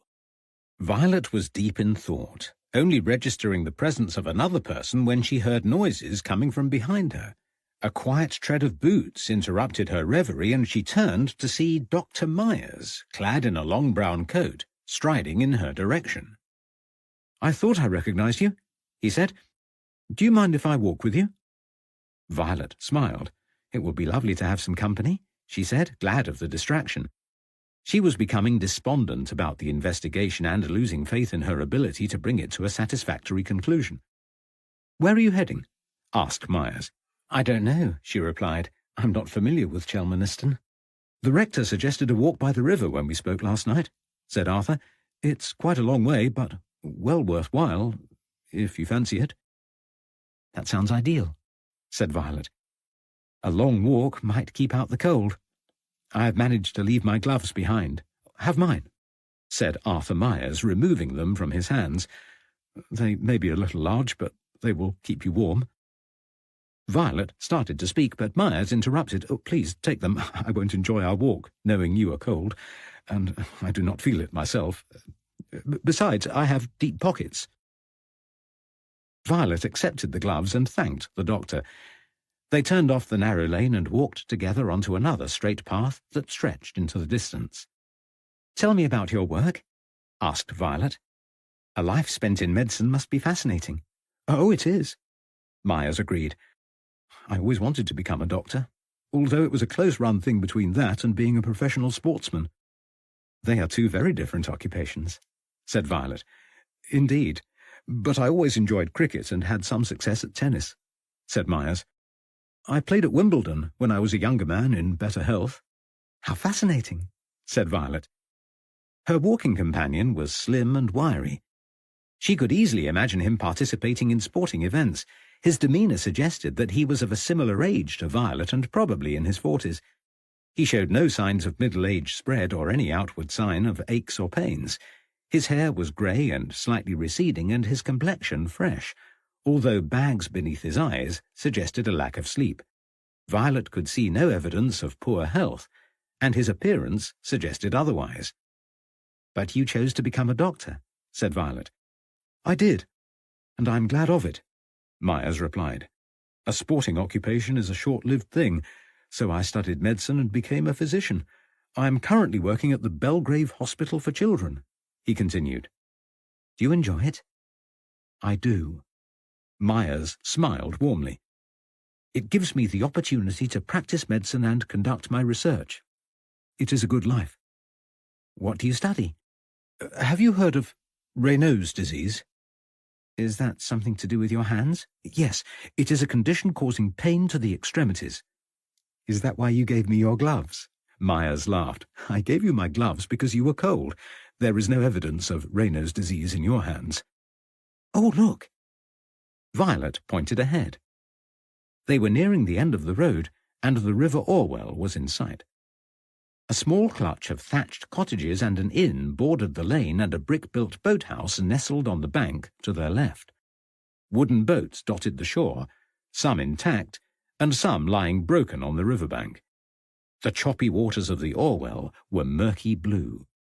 The riverside was bitterly cold, yet bursting with life. Ahead, a young boy steered a rowboat to the shore where a woman was waiting, arms folded over her stiff white apron.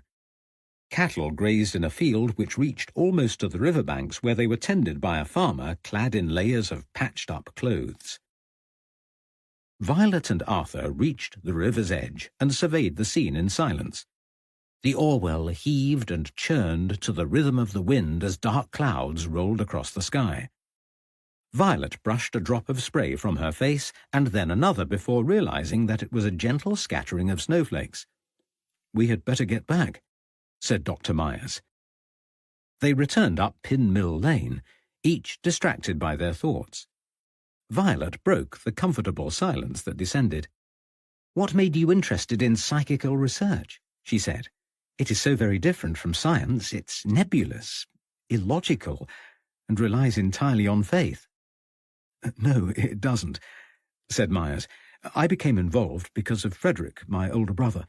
He has had a lifelong fascination with spiritualism, but our research isn't illogical and is quite compatible with my medical experience. There are scientific grounds for the study of hypnotism and more than adequate proof of the powers of faith healing. The mind is a powerful engine, and belief in a cure can aid most conditions." "Do you believe in spirits?" asked Violet. "It is not important one way or the other," said Myers. "I believe in scientific study and quantifiable results. It is important to approach these matters without prejudice and be circumspect and rational." They were back in the village now and walking towards the rectory. It was bitingly cold, but the snowflakes had petered out almost as soon as they began. Since they left, a shabbily dressed man had appeared in the front garden of the rectory and was squatting by the side gate, oiling a pair of shears. "Are you Mr. Daldy, the gardener?" asked Violet. "That I am," he replied. "Good morning. I'm Violet," she said, "and this is Dr. Myers." She hesitated. This might be her only opportunity to question the gardener, and she was going to have to do it in front of the doctor without arousing suspicion. In the short time she had known him, Violet had already decided that she liked Dr. Myers. She hoped to portray curiosity rather than nosiness, while appearing amiable instead of a gossip. The gardener stood and faced Violet. A web of crow's feet surrounded his pale blue eyes, and his tanned skin was almost leathery. Deep laughter lines furrowed his face. "John Daldy, ma'am. What do you need?" "Dr. Myers and his companion are investigating the noises in the rectory," said Violet. "I have found their accounts very interesting. Have you ever heard any strange sounds yourself?" "I've heard them all right," said Daldy, "and the worst night's sleep I never had in all my life." "You stayed in the rectory overnight?" asked Violet. "For one night only," said Daldy. "Never again. It was just before Kitty left," he continued. "Last year. Before your lot came for the first time." "Yes," said Myers. "I remember reading the report. I believe Barkworth wrote it. I don't recall reading an account from you." "I left long before he arrived," said Daldy. "Other gardening jobs to do, but the Reverend will have told him what happened." "What did happen?" asked Violet. The gardener placed his shears on the floor and cleared his throat. "I've worked here for a long time," said Daldy, "and the disturbances are nothing new. They happened a lot when Reverend Beaumont lived here, but he was never bothered. He had a big family, you see. His children were loud, always larking around and making noise. It drowned out the knocking and rapping, and it was only the servants that ever mentioned it. Well, eventually, Reverend Beaumont left, and Reverend Woodward arrived. There were no children this time, and the Reverend and Mrs. Woodward rattled around the place alone. They brought their servants, of course, but none of them knew anything about the noises. Then one night, the Reverend heard footsteps in the passageway. Doors began opening and closing when there was nobody around. As the gardener spoke, Arthur Myers removed a notebook from his jacket pocket. He patted his coat, searching for a pencil, located one, and began to take notes. Daldy continued. Reverend Woodward asked his servants if they'd heard anything, and they said they had. Kitty was especially upset. She had kept her fears under control while she thought the sounds were only in her imagination. As soon as the others started talking openly about August, fear got the better of her. She was so distressed that the Reverend asked me, young Frederick, and another man to search the house. We started in daylight so we could see clearly, and we examined every corner of the house, inspected the drains, took up the floorboards in one of the bedrooms. Even the ivy on the outside wall did not escape our notice. We pulled it away to make sure there was nothing beneath. And still, the noises continued. "What happened on the night you stayed at the rectory?" asked Violet. It was the smell that did for me, said John Daldy. The bedroom reeked of sulphur, and all night I was disturbed by slamming, banging, rapping, and footsteps. I did not sleep a wink. Then, in the early hours of the morning, Kitty screamed and woke the whole household. Mrs. Woodward was furious. "Why?" Kitty said she woke to see the shadow of a small, grey-bearded man in shabby clothes standing by her bedside. Mrs. Woodward did not believe a word of it. She threatened to dismiss Kitty, but it was too late. Kitty had already made her mind up. The house terrified her, and she said she wouldn't stay a moment longer. She didn't. She packed her trunk and left the very next day.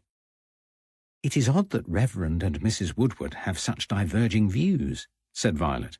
She hears the sounds the same as the rest of us, said Daldy. She cannot explain it, so she will not admit it. "What do you think it is?" asked Violet. I think it's the previous rector, said Daldy, looking down at his feet, embarrassed. "Reverend Beaumont?" asked Violet. Not him. He's still alive as far as I know, said Daldy. I mean old Cabbage Howarth, the one before. He was a rotten old miser. Never spent a penny while he was alive, and then his will went missing after he died. "You think he has come back to haunt the rectory?" asked Violet. It's what they say in the village, muttered Daldy. They think it is the Reverend Richard Howarth risen from his grave in the churchyard. He's come back to claim his money. "Have you ever seen this apparition?" No, said Daldy, but old man Thompson saw it in the churchyard on the morning Reverend Howarth died in '63. Reverend Woodward may have seen the ghost, and Kitty did. They're all the sightings I know of. "Well, thank you for explaining," said Violet. The gardener tipped his cap, collected the shears, and trudged off, muttering below his breath. "Oh dear," said Violet as they entered the rectory. "Completely deluded. But quite compelling from a parapsychological point of view," said Myers. "It sounds rather unlikely," replied Violet dubiously. "It's the first sighting that interests me," said Myers. "It's as good an example of a veridical hallucination as one could ask for." "I don't know what you mean." "A veridical hallucination is one that corresponds with a real event, generally something that we can corroborate later on. In this case, Thompson saw what he thought was the ghost of the rector, which coincided with the rector dying. It is all there in my brother's book, Phantasms of the Living. Complicated but fascinating," said Violet. She was about to ask a question when Frank Podmore came down the stairs carrying a large leather bag. "Ah, there you are," he said, addressing Myers. "I have been looking for you everywhere. I was getting worried." Myers retrieved his pocket watch. "Good Lord, is that the time?" "Yes, it's 9:30, said Podmore, "and high time we were off. Sidgwick is expecting us for supper." "I must be on my way too," said Violet. "How are you travelling?" asked Myers. "By train?" said Violet. "We are too. Our carriage to the station has arrived, and there is plenty of space. Would you care to join us? Oh, thank you, but no. I must speak with Mrs. Woodward first. I will catch an afternoon train. Then I will wish you good day, said Myers, doffing his hat. I enjoyed our conversation. The headquarters of the SPR is in the Adelphi. If you are ever in London, do look us up. I will, said Violet. The two men loaded their cases onto the carriage, and Violet watched as it pulled away. She sighed. Now, just the small matter of what to tell Mrs. Woodward, she thought.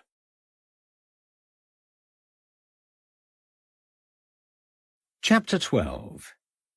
Back in the Butter Market. Monday the 2nd of March, 1891. Violet stared out of the window of her office in the Butter Market and reminisced about the previous year. She missed her employment as Mrs. Harris's companion and felt her absence keenly. Violet often remembered her former employer's quiet fortitude in the face of poor health. She remembered every corner of the home they shared in Fressingfield. Mrs. Harris had been formidable but kind, and Violet had felt useful and secure in her employment. When Mrs. Harris died, it had been no less upsetting than it would have been for Violet to lose one of her kin. Lawrence's offer of work had come as a surprise, all the more so when he suggested a partnership. Violet had accepted it gratefully, believing she could perform the task well. That certainty had dwindled lately, as she felt Lawrence's regard for her slip away.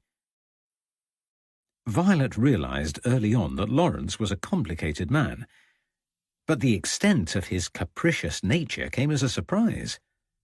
Violet was steady and not given to extremes of behavior. She was always courteous, generally content, and saw no reason why Lawrence should be otherwise. He was moody and downright rude when provoked. He had been unpleasant to their domestic last week. Poor Annie was only singing as she worked and not very loudly, but Lawrence had thumped his fist on the table, then stalked into the yard, where he admonished her loudly. Violet hoped it would not put Annie off coming in tomorrow. Good cleaners were hard to find, and Annie was very thorough. The bell jangled, and Lawrence strode into the office with a newspaper under his arm. "Good morning," he said curtly, hanging his coat and hat on the stand by the inner hallway. "Good God, but it's cold in here." He walked towards the fireplace and prodded the fledgling fire. "It hasn't been going long," said Violet. "We should get that girl in to set it," Lawrence replied. "What's the point of having her if we need to set the fire ourselves?" "We don't make up the fire," said Violet. "I do. I can't remember the last time you did it. Annie deals with it on the days that she is in, and there isn't enough money to pay for her to come more often." Lawrence sighed. "I'm expecting payment for that forgery business in Shottisham. Hasn't it arrived yet?" "No," said Violet. "The only fee that came in last week was from the Chelmaniston job." "I'm surprised she paid that," said Lawrence. "It was hardly the outcome she wanted." "I did what she asked," Violet replied. "There was no proof of any trickery. I wasn't going to invent it. How are you getting on with your half of the ledgers?" Violet hastily changed the subject. She had not told Lawrence about the terse note Alice Woodward had sent with the fee.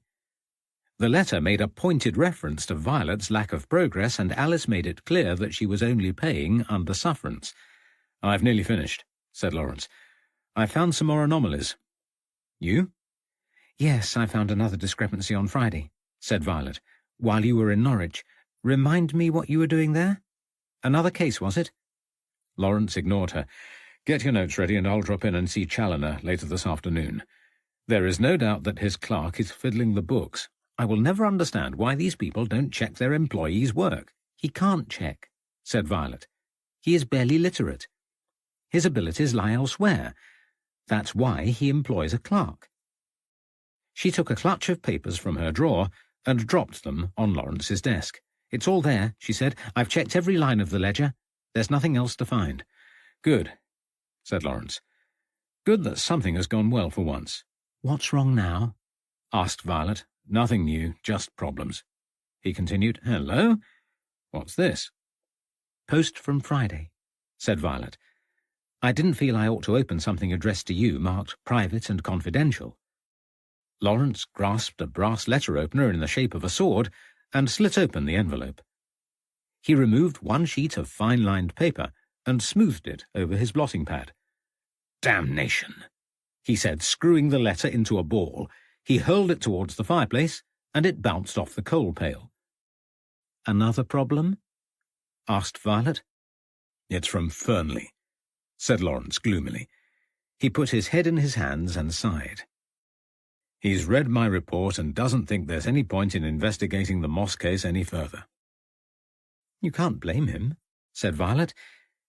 "It's hard to understand why you took the case in the first place. Not that there was a case, there being no fee involved." "We've had this conversation before," snapped Lawrence. "But Fernley is wrong. There is something inexplicable linking Ruth Moss to Edmund Gurney's murder." "Murder?" exclaimed Violet. "It's an accidental death." "No," said Lawrence, shaking his head. "It's not. I'm sure of it." "Why?" "Because George Smith says so," said Lawrence. "He knew Gurney better than almost anyone." "Remind me, which one is George Smith?" "He worked with Gurney at the Society for Psychical Research," said Lawrence. "Smith was Gurney's secretary." "It's odd, isn't it?" said Violet. "What?" "Both our cases involve the SPR to one degree or another." "Oh, yes, I think you mentioned it, but I wasn't paying much attention at the time. Purely coincidental, though." "I'm making a cup of tea. Do you want one?" Lawrence nodded. Violet walked towards the stove in the rear kitchen that they shared with Mrs. Wise, who sold millinery in the other half of the shop. It was a useful division of space that kept both their bills low. Lawrence had opened his copy of the Berry Press and was scanning the headlines when the doorbell rang. An errand boy burst through the door, panting. "Telegram for you, sir," he said. Lawrence dropped a few coins in the boy's sweating palm and watched him leave the shop. He gazed at the telegram. It had been a long time since Lawrence had received one in the course of his work. He slit it open, read the contents, and hot-footed it into the back room. "It's nearly ready," said Violet. "I don't care about the tea," Lawrence replied. "This is a telegram from Henry Moore." He brandished the message in the air. "He wants me to go back to London and speak to Rosalind Donston again." "Why?" "They've released James Sadler. He is not the Ripper, and he did not kill Francis Coles. The hunt is on, and they don't trust Donston any more than I do." "You're not going, are you?" "Of course." "What about me?" "You can stay here and mind the office." "No." Violet put her hands on her hips, feeling an unfamiliar surge of anger. "I am not staying here on my own again," she snapped. "We are either a partnership or we are not. Make up your mind." "Fine. Come with me, then. We've finished Challender's case. Get your girl to look in on the office and join me. It's important, Violet. Just you wait and see."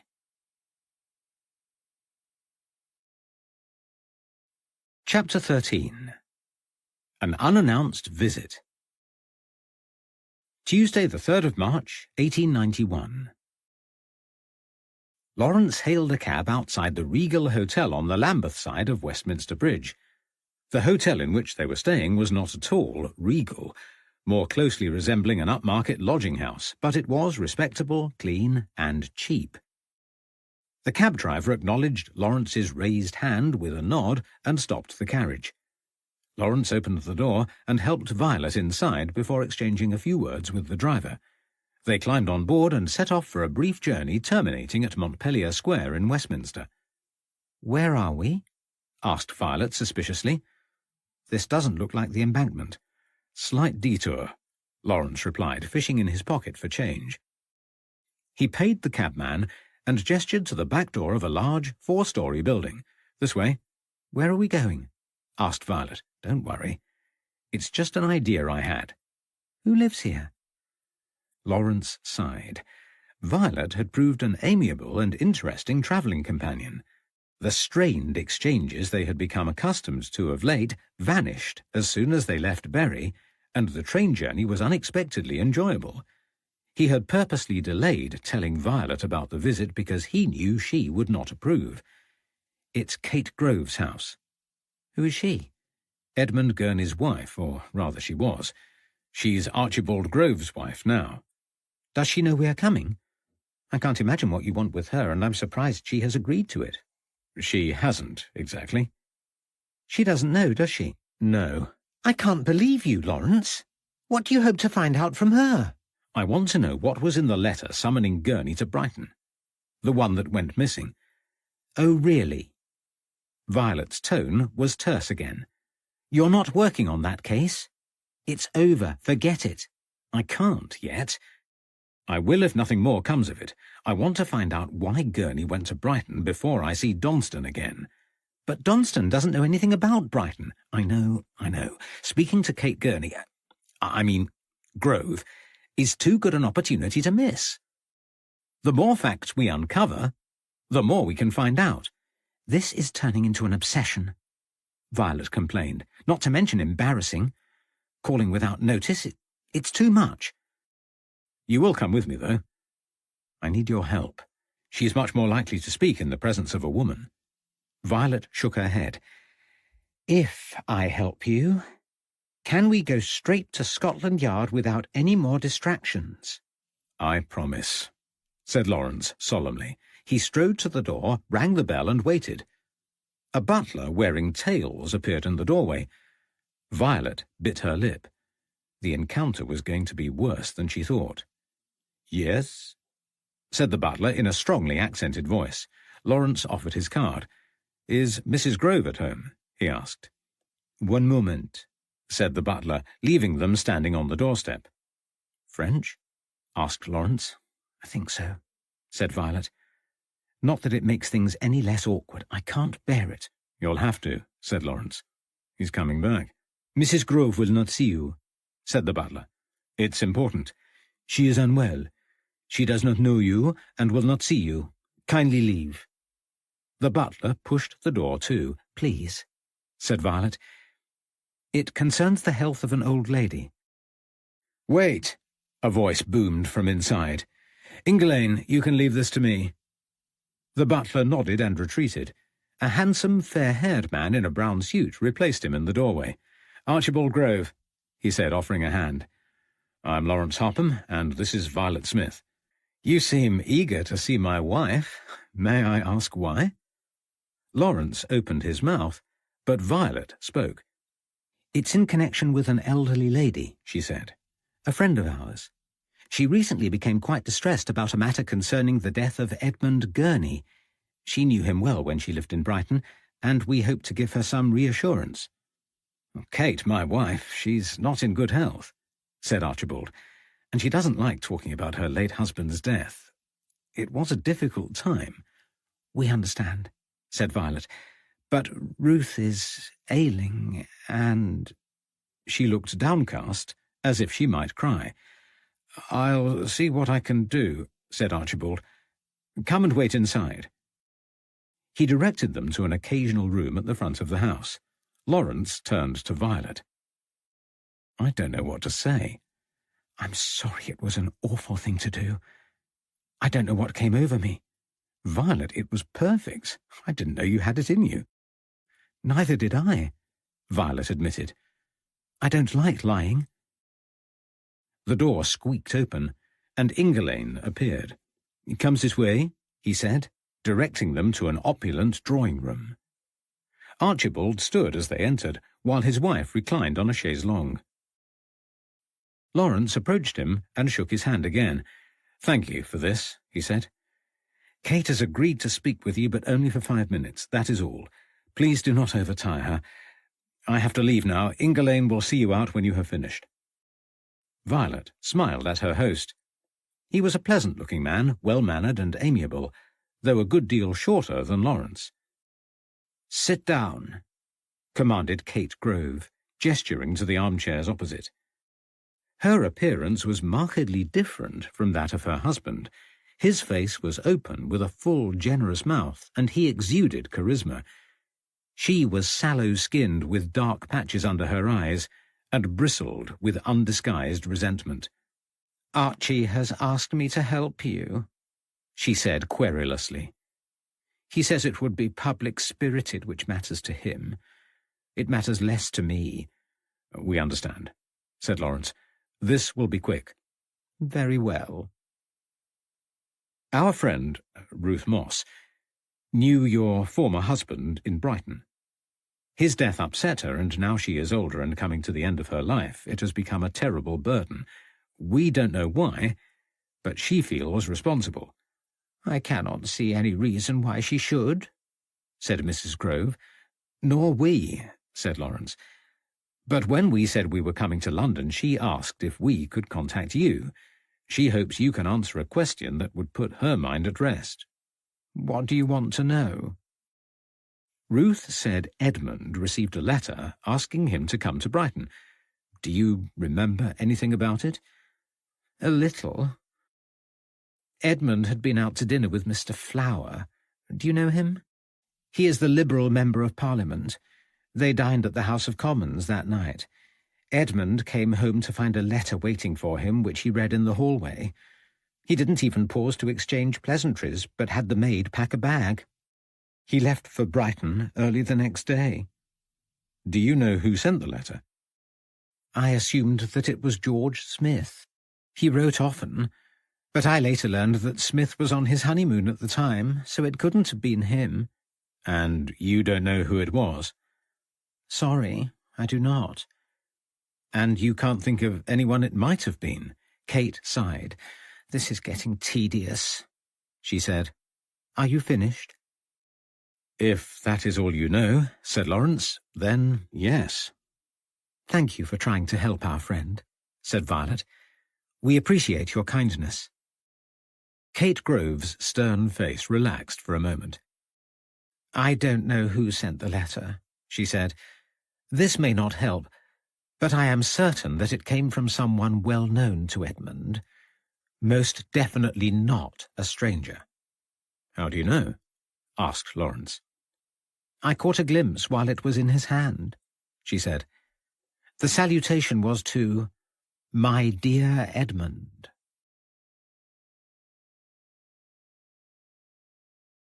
Chapter 14. Headquarters of the SPR. "I still don't understand why we had to go through that charade," said Violet. "What have we gained?" "Something we did not know before," said Lawrence. "Definite proof that a stranger did not write the letter. I would not have considered otherwise. Why would he leave home within a few hours of receiving a letter from someone he didn't know?" "He might go if it involved a professional matter," said Lawrence. "It would be perfectly reasonable to investigate something interesting at short notice." "But surely his colleagues were also his friends."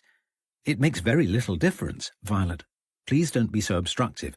I am using logic, which is why you asked me to be your business partner in the first place. And there is another thing I don't understand." "What?" "How many letters were there?" "Only 2. I've told you often enough. The first letter summoned Gurney to Brighton. We now know that it was from a close friend or colleague. This letter is missing. It was not on his body when they found him. Gurney himself composed the second letter and never took the opportunity to post it. He had written the letter on headed notepaper. It bore the SPR crest and address and, more importantly, the names of each member of the council. The hotel staff used this letter to contact a colleague to help identify him." "What was in the second letter?" "Nora did not say," replied Lawrence, "but she made it clear that the letter was routine and unimportant." "What happened to it?" "I've no idea. Does it matter?" "Probably not," said Violet, "but I think I will pay a visit to the Society for Psychical Research. I would like to know more." "You can't just go wandering in there," said Lawrence. "I can. I was invited to visit." "When?" "By whom?" "In Chelmaniston, and by Dr. Myers. He asked me to look him up if I was ever in London." "I'll come with you." "No, Lawrence. You have already delayed your appointment long enough. Henry Moore is expecting you at Scotland Yard." "But I know more about this business with Gurney than you do." "Then you will have to trust me, won't you? I am the one with the invitation, and you are not." "Where is their building? I can meet you when I have finished with Henry." "It is in Buckingham Street, Adelphi." "That is only a short distance from Scotland Yard. You go, and we'll compare notes later." Half an hour later, Violet left Lawrence at the entrance to Scotland Yard and walked the short distance to the Adelphi district. The Society's headquarters took up most of an imposing flat-fronted terraced house, a grand building with expansive sash windows and wrought-iron railings. Violet approached the entrance. The door was wood-panelled with side windows and a fanlight, both set beneath an archway. She rapped on the brass door knocker, but nobody replied. Violet peered into the arched window on her left. A bald man with a neatly trimmed beard gestured as he walked around the room. She raised her hand and waved, gingerly. He saw her, left the room, and moments later the door opened. "My apologies for keeping you waiting," he said. "Our doorman is unavailable today. Can I help?" "I'm sorry to bother you," said Violet, "but I met Mr. Podmore and Dr. Myers recently. They asked me to call in if I was ever passing, and I am. I hope it isn't inconvenient." "No, not at all," said the man, "although neither Frank nor my brother is here, and I do not know whether to expect them today. I only called in on the off chance that Arthur would be around. I'm going back to Cambridge tonight and won't be available for a few days. Oh, come this way. Sorry to have kept you waiting. Under normal circumstances, the door would be open, but Elias is unwell and we lock ourselves inside." The man ushered her into the room with the arched window where a second man was reading a newspaper while he reclined on the sofa. He was smartly dressed and also wore a beard. Violet spoke. "If you are Arthur's brother, you must be Frederick Myers. Arthur mentioned you." "Did he now?" "Yes. I am Frederick Myers, and this is William Crooks. Pleased to meet you, Miss... sorry, I don't think you mentioned your name." "I didn't. I'm Violet Smith. I was in Chelmaniston when they conducted the investigation last month. I found it very interesting and hope to learn more about your organisation." "Ah, yes, the Chelmaniston case was quite unusual. I don't know if Frank explained, but we dedicate much of our work to the psychology of spiritualism. The cases we investigate are those involving participants of flawless reputation. There must be no evidence of suggestibility or any intellectual infirmity. As you will know by now, we cross-examine everyone and take as much empirical proof as possible. This method sometimes results in the detection of trickery." "Yes, I am unfamiliar with your methods, but I greatly admire their scientific basis." Frederick Myers nodded. "We take steps to understand the psychology of error and perception. Not all trickery is intentional, and we have found no evidence of it in Chelmaniston. The events at the rectory have so far proved inexplicable. It is rare for us to witness a manifestation. Our involvement usually comes afterwards when we collect and analyse the evidence. William examines much of the documentation when he is not busy with other matters. He is a professor of chemistry, but still finds a great deal of time for us." William lowered his paper and smiled. "I have not spent as much time as I would like on the rectory case," he said, "but I am aware of it. There is undoubtedly something worthy of explanation." Violet turned to Frederick. "Do you believe there is a ghost at the rectory?" "It is too soon to be sure. First, we must rule out all non-paranormal explanations. As I said, we are confident that we have ruled out fakery, but we must conduct further research before ruling out misperception." "How will you do that?" "It's too big a question to answer quickly, Miss Smith," said Frederick. "I have limited time at my disposal today.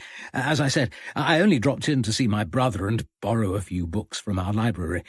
I must return to Cambridge in an hour. Please allow me to lend you a book on the subject. We will need it back eventually, but you may keep it as long as you need."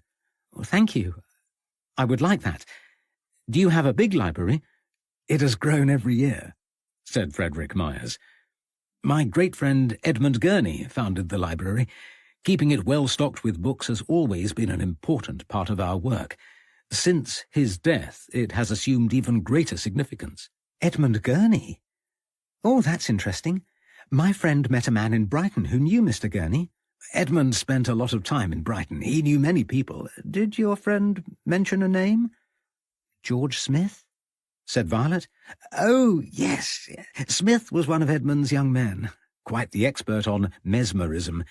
He is still part of the SPR, but we don't see much of him in London now. That is a pity. Lawrence found him charming, though saddened by the death of your mutual friend. Poor Edmund. We still feel his loss. It was a testing time for all.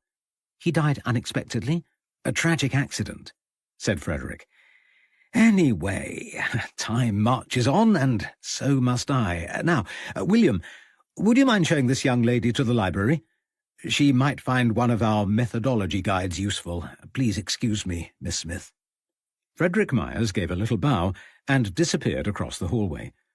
"This way," said William Crooks. Violet followed him down a small flight of steps and into the rear of the building. "I hope I'm not taking up too much of your valuable time," said Violet. "You all appear to be very busy." "I am not as busy as Frederick gives me credit for," said William, "and have no involvement in any formal chemistry research at present. It is poor Frederick who suffers from not having enough hours in the day. He has less than an hour to finalise the programme for our next committee meeting. It's at Westminster Town Hall on Friday, and time is precious. Whenever he makes a start on it, he loses the thread." "Oh, the poor man must have been working on it when I interrupted. My dear Miss Smith, you have taken up no more than 10 minutes of his time. He spent a far greater part of today speaking to a representative from the London Spiritualist Alliance. The man left moments before you arrived. He brought a donation for Frederick to present at our next meeting, a volume of works we were particularly keen to acquire. He was a most affable chap, but fond of the sound of his voice. It took a combined effort to get him to leave." "I am surprised to hear that there is more than one spiritualist organisation in London. Would it be better to have all the expertise in one society, or are you rivals?" Violet asked mischievously. "There is more truth in that than you could know," said William. "As Frederick said, our methods often uncover fraudulent accounts of supernatural activity. There was some unpleasantness a few years ago and a growing suspicion that the SPR was becoming too sceptical. Some said that the Society took more interest in disproving spiritualism than investigating it. We lost a few well-regarded members that year. Some left to form other societies, and some abandoned spiritualism altogether. One of them is in the library at the moment," he continued. "Harry Kersey. Moved up north, to Newcastle, I think. He has made quite a name for himself there, but we are all friends now. He was in London on business and has come to use our facilities." "Did you say you were a chemist, Professor Crooks?" "Yes, and I am also the president of the Institution of Electrical Engineers." "I wonder how you managed to find time for anything else. What does the occupation of Professor of Chemistry entail?" William Crooks laughed. "I spend more time teaching and researching these days," he said. "But I was an inventor in my younger days. I doubt you have ever heard of it, but I invented the radiometer." Violet bit her lip. "Sorry, no. And I discovered the chemical element thallium." "I have heard of that. How fascinating." "There seem to be a lot of well-educated men in the Society." "There are," agreed Crooks. "Many of us have occupations." "Like Arthur?" "Yes, he practices in Belgravia. He is one of many doctors in the Society. There are at least 5 in London." They had been chatting outside the door to the right of the hallway. The Professor pushed the door handle. "This is the Edmund Gurney Library," he said. Violet walked through to find herself in a large room with 4 desks set in a square in the middle.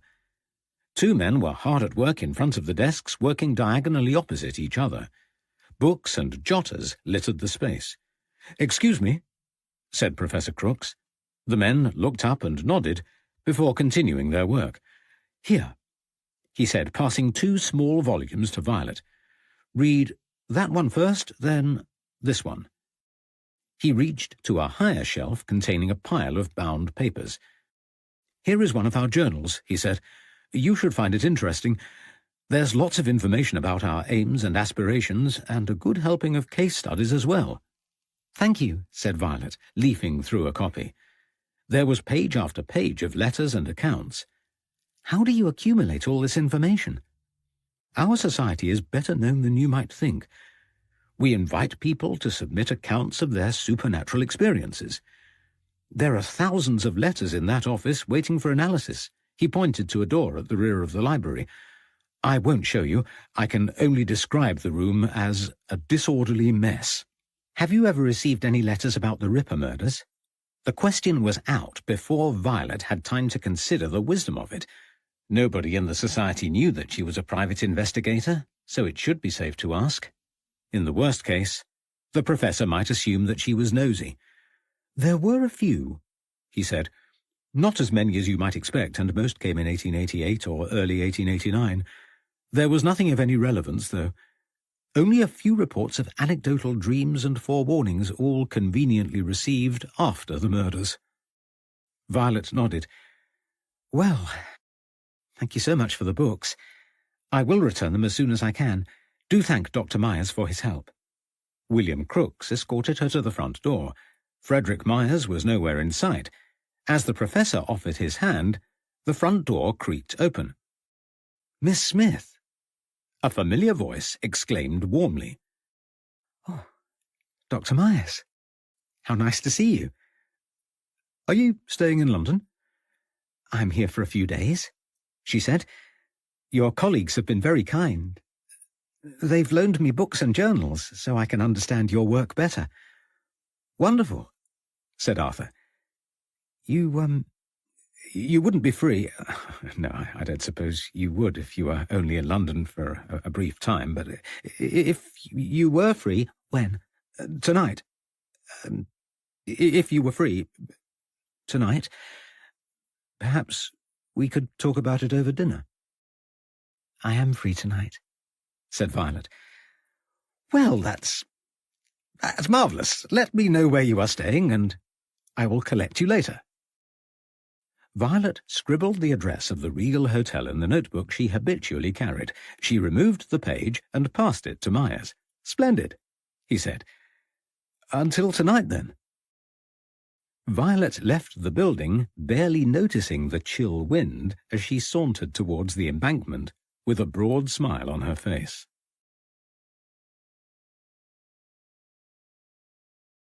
Chapter 15. A Report of the Strangest Nature. I'll come straight to the point, sighed Henry Moore, resting his chin on steepled hands. This Donston character is still getting in the way of our investigation.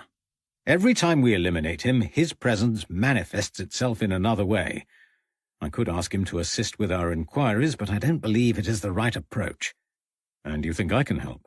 Asked Lawrence. Yes, I do. It's a shame that you have given up on the Brighton investigation. Perhaps you could pretend otherwise and introduce the matter again. Let him think it is the focus of your visit. Why? Because we have received a report of the strangest nature. An account which it is hard to believe. In fact, I do not believe it, but I have to take it seriously. Go on. Donston was, until very recently, involved in a business. The Pompadour Cosmetique Company, to be precise. A slow grin spread across Lawrence's face. You mean makeup?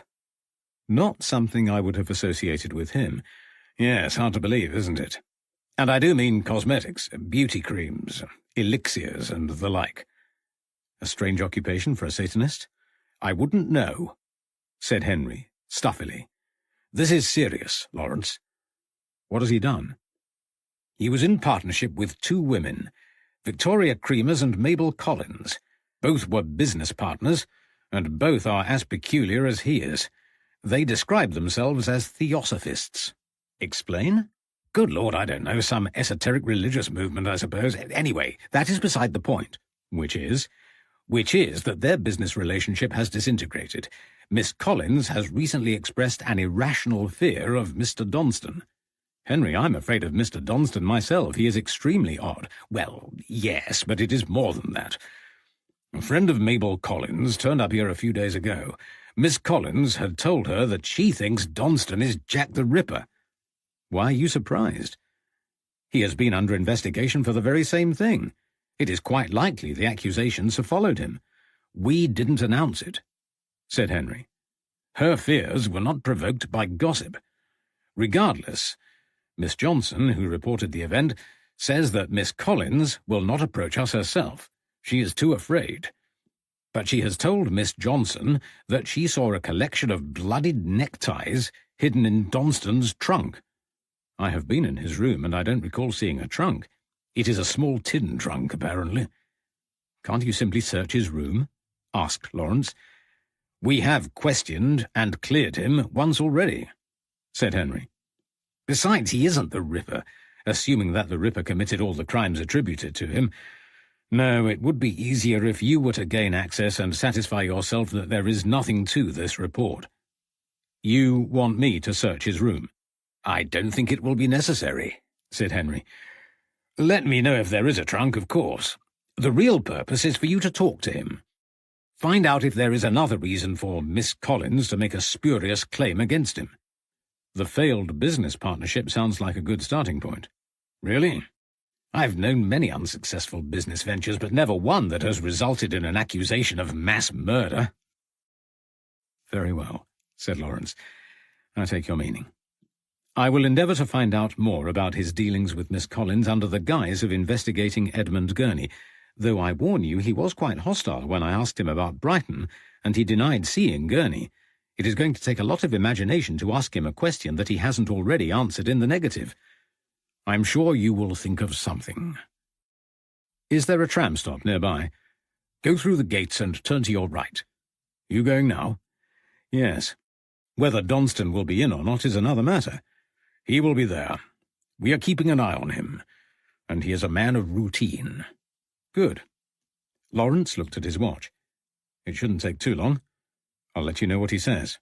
Ah, Blake. There was a knock at the door, and a young constable dressed in plain clothes entered the room. He looked vaguely familiar. Show Mr. Harpham to the nearest tram stop, asked Henry. P.C. Blake was a man of few words, and guided Lawrence to the tram stop in virtual silence. Lawrence arrived just in time to see the tram pull away. Damn, he said, perching on a low brick wall near the tram sign. But Blake had gone.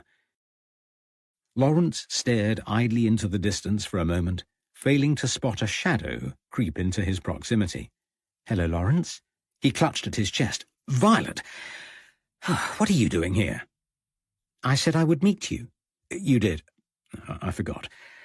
We've got to go to Charterhouse Street again. Now? Of course now. I can't. Why ever not? Have you got a better place to be? Yes, as it happens. Oh? Where are you going? I have been invited out for dinner. By whom? Dr. Myers. That chap you met at the rectory? Yes. Oh. The sound of hooves interrupted their conversation as another tram drew up beside them. You'd better get off then, said Violet. Are you really not coming? I thought you wanted to be more involved. I do, but you don't need me, and if I go to dinner, I will have another opportunity to find out more about the SPR. As you wish. Lawrence turned abruptly and ascended the curved walkway of the tram. He strode towards the back and stared pointedly at Violet, who was still watching from below. You can tell me all about it later, he called from the top deck of the tram. I don't know what time I will be back. Don't wait up, said Violet. She gave a carefree wave, then walked away. Lawrence pulled his collar up and rubbed his gloved hands together as he muttered under his breath. It was bitterly cold. He watched Violet as the tram pulled away, trying to assess why he was so irritated at her dinner engagement. It was the selfishness of it he disliked. She knew he was keen to find out more about the SPR. She could have manipulated Myers into making a joint invitation, yet she was going alone. He felt excluded from part of his own investigation. It wouldn't do. But it was a conversation for tomorrow. He had better things to do this afternoon, and would devote the rest of the journey to planning his conversation with Donston.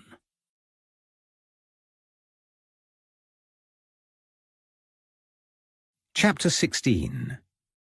An Angry Man. This is becoming a habit, said Donston, opening the door. Lawrence had asked the hotel errand boy to instigate a meeting. It was a gamble, as Donston could easily have refused the approach, but Lawrence detected a note of loneliness in the older man. It was hardly surprising, given his disquieting demeanour. "Come in, then." Donston beckoned Lawrence inside. The curtains were open this time, and the ugly, unlit candles were now little more than burnt-out stumps. A pile of books covered one side of Donston's desk, and a dark mahogany wooden mask of African origin lay against the wall on the other side. It had fallen to the left, and Lawrence felt a familiar surge of irritation as he contemplated the lack of care. It took all his self-control not to straighten it. He tore his gaze away from the desk and towards Donston. "It's good of you to see me again," he said. Donston nodded. "I was curious," he replied. "As I am," said Lawrence. "Curious about Brighton, that is. You have said that you didn't see Gurney, but I forgot to ask if you recognized anyone else in the hotel that night." "I did not," said Donston. "I rarely visited the Albion, and had few acquaintances there." "But you had been in the hotel before?" "Only once, during that particular visit, and a few times on prior occasions." "Why? Does it matter?" "It might," said Lawrence, trying and failing to keep the conversation going. He had to do better than this if he was going to fulfill his obligation to Henry Moore. He gazed around the room looking for inspiration and signs of a trunk. Unless it was in a cupboard or hidden beneath the bed, there was no possibility of a container in Donston's room, tin or otherwise. Why would my prior visits be important? Lawrence hesitated. Edmund Gurney spent a lot of time in Brighton, conducting his experiments. You might have run into him. I have already told you that I did not. Do you know anything about his experiments? A little. Did they have any scientific value? They had some merit, said Donston. I have studied the occult in depth. You could say I'm something of an expert. I have acquainted myself with the methods and ideology of Gurney's organization. He smiled self-importantly. Could I prevail upon your expertise? Said Lawrence. Of course. Were the Ripper murders connected to the occult? That is an excellent question, said Donston, his eyes shining with enthusiasm. It depends how many murders you credit the Ripper with. Why? Because if you discount the Dorset Street murder, which happened indoors, the other 6 form a perfect cross. And what is the significance of that? It was a profanity. It implies that the killer deliberately murdered according to location. The victims were incidental, or so I thought. But now I realize I must have been wrong. Lawrence nodded. I agree. No reason to suppose the murders are location-based. The locations are not the problem, said Donston impatiently. It's the other attacks that do not fit. What other attacks? Annie Millwood and Ada Wilson, said Donston. Who are they? Asked Lawrence. I admit I don't know much about the Ripper murders, but I haven't come across these names before. I told you the police were fools. They still don't know how many women the Ripper murdered. I know without a doubt that Annie Millwood and Ada Wilson were among the first victims. And how would you know that? Donston stopped talking. His mouth set in a thin line, and he stared at Lawrence through narrowed eyes. You seem strangely curious about the Ripper murders. It is hardly surprising half the population of London talks of nothing else. Yes, well. How I came by that knowledge is immaterial.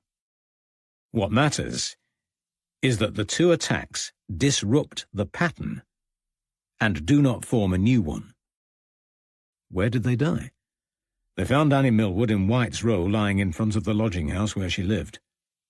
The location was logical, geographically speaking, if you count the death of Mary Kelly into the series. I don't, as it happens. But 8 White's Row is only a short distance from Dorset Street. The other murder creates a bigger problem. Ada Wilson was in Stepney when her throat was cut. She lived much further away than any other victim, and her attack is out of sequence with my theory. Ada Wilson survived, but her attacker left her for dead. She lived to tell the tale, but did not know who he was or why he wanted to kill her. And you are certain that she was a Ripper victim? It is beyond doubt. And now there is another unexplained murder. Francis Coles. Do you think she is a Ripper victim? How can that be? Jack the Ripper is dead. Donston's face darkened.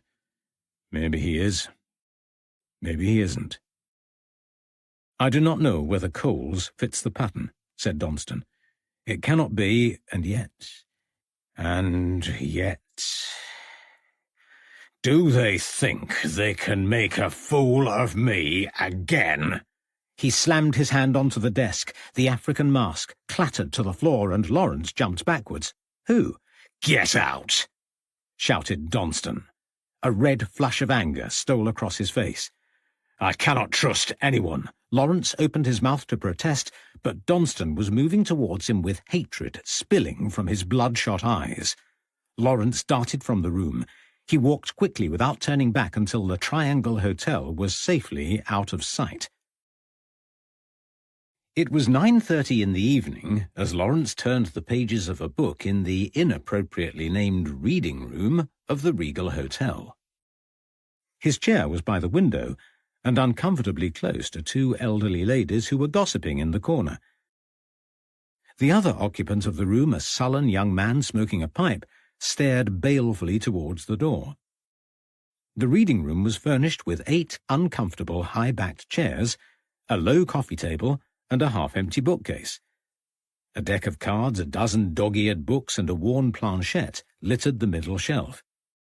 Lawrence picked up the only book of interest, a newly published work by Bram Stoker, hoping it would prove a suitable distraction. But it was almost impossible to concentrate with all the noise and chatter in the room. Lawrence repositioned himself in the chair in a futile attempt to get comfortable and tried to read a page for the 3rd time. Before he had reached the end of the first paragraph, one of the women rose from her chair, grabbed the poker, and prodded at the sparse fire. "There is no more coal, Ethel," she said. Her companion joined her, and they both inspected the fireplace. "No, dear, no more coal, and it is freezing. What will we do?" Lawrence sighed and placed the book on his lap. "Would you like me to get some?" "Oh, yes, my dear, if you would be so kind." "I'll do it." The young man placed his pipe in an ashtray and left the room abruptly. "What a nice young man," said Mrs. Guymer, the larger of the two ladies. "Isn't he a nice young man, Ethel?" Lawrence tried to ignore them as they spent the next 5 minutes extolling the virtues of the man that they had ignored for the previous half-hour. "Here he is," said Ethel as the door swung open. A ruddy-faced man entered carrying a small bucket. He emptied a few coals into the fire, placed the bucket by the poker, and left without saying a word. Ethel examined the pail. "It's only half full, Doris," she said. "Oh, dear. I don't think the fire will last long." They exchanged anxious glances. Both Lawrence and the young man turned away, determined not to get involved. Lawrence opened his book again and continued reading. The story was progressing. Jonathan Harker had just woken after a sleepless night and was about to board a train. "Oh, Ethel, what was that?" Ethel shrieked. "A spider! Oh, how I hate spiders!" She held her arms protectively around her sides and shrank into the chair. Lawrence closed his book and tossed it on the windowsill. He left the room without a backward glance and strode down the hotel steps and into the street. Marching past the hospital next door, Lawrence made his way towards an ugly commercial building when the cold hit him. He had left his coat and hat inside the hotel, and it was freezing. Lawrence wasn't going to lose face by returning, and he carried on regardless. After a few hundred yards, he began to calm down. His irritability vanished and he felt sheepish. He was generally more tolerant and respectful of the elderly, and tonight's behaviour was uncharacteristic. He was angrier with himself than he was with them. Lawrence sighed. He hadn't made any progress with the case, and his lack of discretion during his chat with Donston was unprofessional. Lawrence had been imprudent. He might as well have come clean and revealed that he was a private investigator. Remarkably, Donston had believed his story, or so it appeared. At least Lawrence had not indicated that he had any connection to Scotland Yard. Lawrence had walked a circular route and was now at the back of the hospital. The conversation with Donston kept replaying in his mind. He hadn't found a way to introduce Mabel Collins into the discussion before Donston had asked him to leave, and Donston's rise to anger puzzled Lawrence. He needed someone to talk to. Where was Violet? What was the point of having a partner who was gadding about when she ought to be helping? He looked at his watch. It was after 10. What on earth could she be doing at this hour? She had been out since 6:30, and it didn't take over 3 hours to dine. Lawrence continued his walk until the hotel was in sight. A hansom cab alighted outside, and a man and woman disembarked. He peered at the couple and realized that it was Violet and her doctor friend. Lawrence watched as the doctor took Violet's arm and guided her up the steps of the hotel. He stood shivering in the shadows, not wanting to meet them in the foyer. It would look as if he was spying, and there wasn't really anything to see. Violet barely knew the man. There was no question of intimacy on such a short acquaintance. Lawrence wondered if Violet even thought of men romantically. She was over 40 and, as far as he could tell, destined to remain a spinster. It was too cold to stay outside, so he walked towards the hotel entrance. The door opened, and Lawrence turned away just before Violet's dinner companion left the building. The doctor climbed into the cab, which sped hastily away. Lawrence negotiated the hotel steps and entered the foyer looking for Violet. She wasn't there. He heard voices in the reading room and opened the door to find Violet chatting to the two ladies who had caused such irritation. They eyed him suspiciously and left the room. Lawrence picked up the book he had discarded earlier and pretended to read. "Good evening," said Violet. Lawrence grunted. You're back at last. You've been a long time."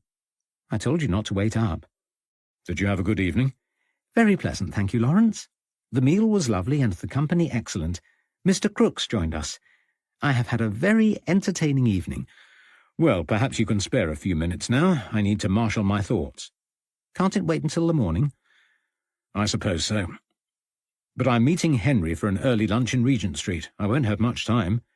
"That is just as well. Arthur has invited me to St. Bart's Hospital tomorrow afternoon." "Whatever for?" "To look around. It is a splendid building, steeped in history." "You seem to be spending a lot of time with him." "He is a fascinating man, and it's kind of him to offer. Besides, we won't be in London very long. I have to make the most of it." "Yes, but dash it all, Violet, we are here on business." "How much is Henry paying?" "Don't start that again. There will be a fee. I haven't discussed the details yet." Violet removed her coat and placed it on the coffee table. She perched on the chair nearest the fire. "You can at least tell me if you have finished your investigation." "I don't know," said Lawrence. "I don't have much to tell Henry." The conversation took an unexpected turn. "Did you find anything out about Mabel Collins?" "No," he admitted. It was always going to be difficult. I thought there would be more opportunity to introduce her into the conversation. "What are you going to tell Henry?" "I can tell him not to worry about the trunk. There's no space in the room for one," said Lawrence. "Could he have hidden it?" "I don't think so. I knelt to tie a shoelace so I could look under the bed. There was nothing but dust beneath.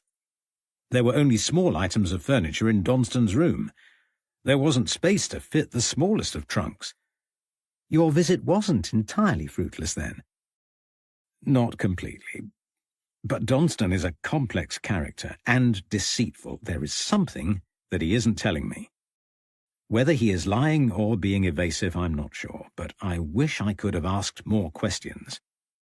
I doubt I'll have another chance. I have never seen a man rise to temper so quickly."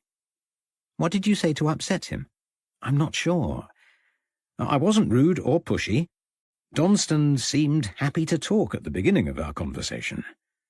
He is a man of great self-importance and enjoyed discussing his theories. It is obvious that he has spent a lot of time studying the Ripper murders. Violet grimaced. I can't imagine why.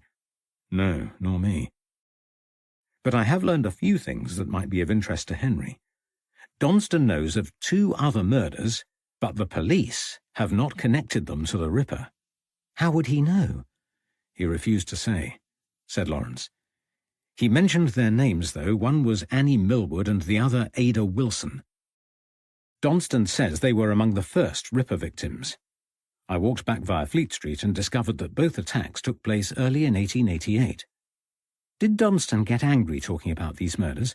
No. It was when we were discussing Frances Coles. The latest murder? Does he think the Ripper killed her too? He does not know. He said it wasn't possible, but it was obvious that he fears it might be. I think it was the uncertainty that drove him to anger. He sounds dangerous, Lawrence. Are you sure he isn't the killer?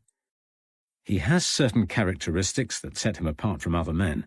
You would have to meet him to understand how sinister he is, the way he moves. His dark, unreadable eyes and his interests. Violet, he is a self-proclaimed Satanist and has studied most of the esoteric religions in detail, but Jack the Ripper? I'm not sure. Henry says he cannot be, but even Henry keeps him under surveillance. There must be some doubt. You should stay away from him. He wouldn't have me back now. Donston is a clever man, though. He said the Ripper kills by location, not by choice of victim. Well, that makes no sense. Someone who uses a knife kills out of passion, not planning.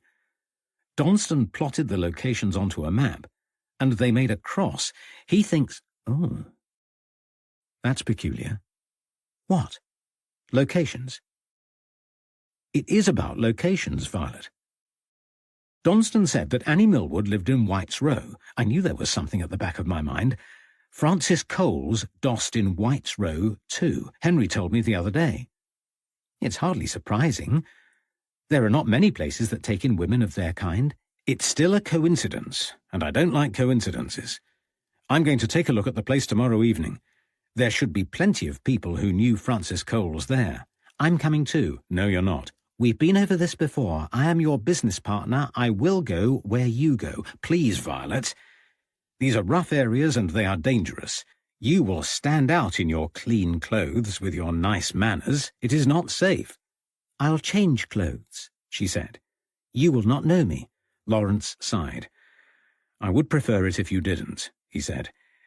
But if you insist, then we will have to take great care. The door handle turned, and the young pipe-smoking man joined them. He started rifling through the bookcase. Time to go, whispered Lawrence. We'll leave here at 5 tomorrow evening. Lawrence prepared for bed with a feeling of foreboding. He was far from satisfied with the decisions he had made and was still not sure where it was all leading. Taking Violet into Whitechapel was foolhardy. Yet what choice did he have if she insisted? His earlier request that she accompanied him had backfired. He could hardly refuse when she chose to go just because it was too dangerous. His mind churned, and he knew he wouldn't sleep. He opened his notebook and read through. Lawrence was a disciplined note-taker and had faithfully recorded the conversations with Henry Moore, Rosalind Donston, and Kate Grove. He found the entry he was looking for and circled it, proof that he was right about White's Row. There was a definite connection between the first and last crime, even though they were committed 3 years apart. Lawrence set his reservations aside. They would visit White's Row tomorrow night and take their chances among the impoverished inhabitants of Whitechapel. Chapter 17. The Monster Inside. The horror of that first night stayed with me, and other fears soon joined it. My hope that it was a singular aberration vanished late in March 1888, when I found myself outside number 19 Maidman Street, Mile End. I was holding a knife in my hand, and a woman screamed blue murder in front of me.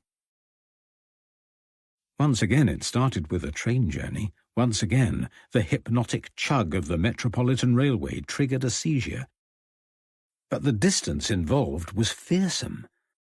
I was miles away from my home in an area of complete unfamiliarity. It was like waking from somebody else's nightmare. I did not belong there. I had no desire to be there and no conception of how my unconscious mind had transported me to this area east of Whitechapel. Somewhere deep inside me lurks a monster. Something unaccountable drives me to acts of violence I would not contemplate in my right mind. It brings me unbidden to a destination in which to commit them without detection. I cannot attribute it solely to my illness. Other men are similarly afflicted but do not resort to violence. An inner demon drives me, it must. There is no other explanation. I may be a savage and every kind of coward, but I am a logical man. I have concluded that I must keep a journal of these events so I can prevent myself from being in a position to commit such acts again. Though sickening to endure, I scoured the local newspapers looking for reports of my crimes. I discovered that my first victim was a woman called Millwood. I killed her, though not immediately. She died later in a workhouse from her injuries. The second woman, Ada Wilson, survived, thank God. I deduced from newspaper reports that I had knocked upon her door. When she opened it, I burst into her room and demanded money before stabbing her twice in the throat. Do I remember any of this? Yes. There were snatches of recall. Not enough to form the whole picture, but sufficient to be in no doubt of my guilt. I was conscious by the time I ran away and remember two of her friends in rapid pursuit. But I bolted towards the west and somehow escaped. Remarkable, considering that I had no geographical knowledge of the area. But desperate men make good survivors, and I found my way home. There was a minimal amount of blood, not enough to make anyone look twice. It could have been my blood, for all anyone knew. Of course, it was not. I had once again attacked a random stranger with no consequences. I have done my best to order these memories into sequences. Listing them might reveal commonalities, triggers. Not only does this interest me, but it is also a means to prevent future occurrences. I find my condition fascinating, and can detach myself and observe it rationally. I have concluded that I must stop using the railway line, which is a pity, as train travel has formed part of my routine for some considerable time. I have journeyed abroad lately, and not been similarly affected, though this may be because I was always in company. Railway travel is convenient, but it has been a catalyst for both my crimes, and I must desist. I have further concluded that I cannot keep sharp objects on my person any longer. It will be inconvenient, but if I stop carrying a knife, then I cannot use it. I hope these two decisions are enough to prevent any further incidents. I will not succumb to these unconscious urges again. I will not.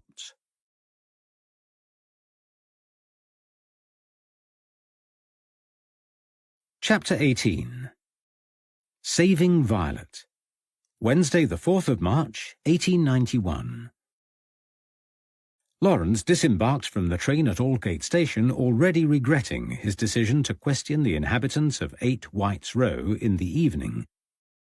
It was a dark, moonless night, and the skies were heavy with unshed snow. Lawrence wore a greatcoat and Violet a full-length black coat with a winter bonnet. Neither was sufficient to keep them from shivering as they walked north along Commercial Street. "I don't like this," said Violet as they passed a shop doorway.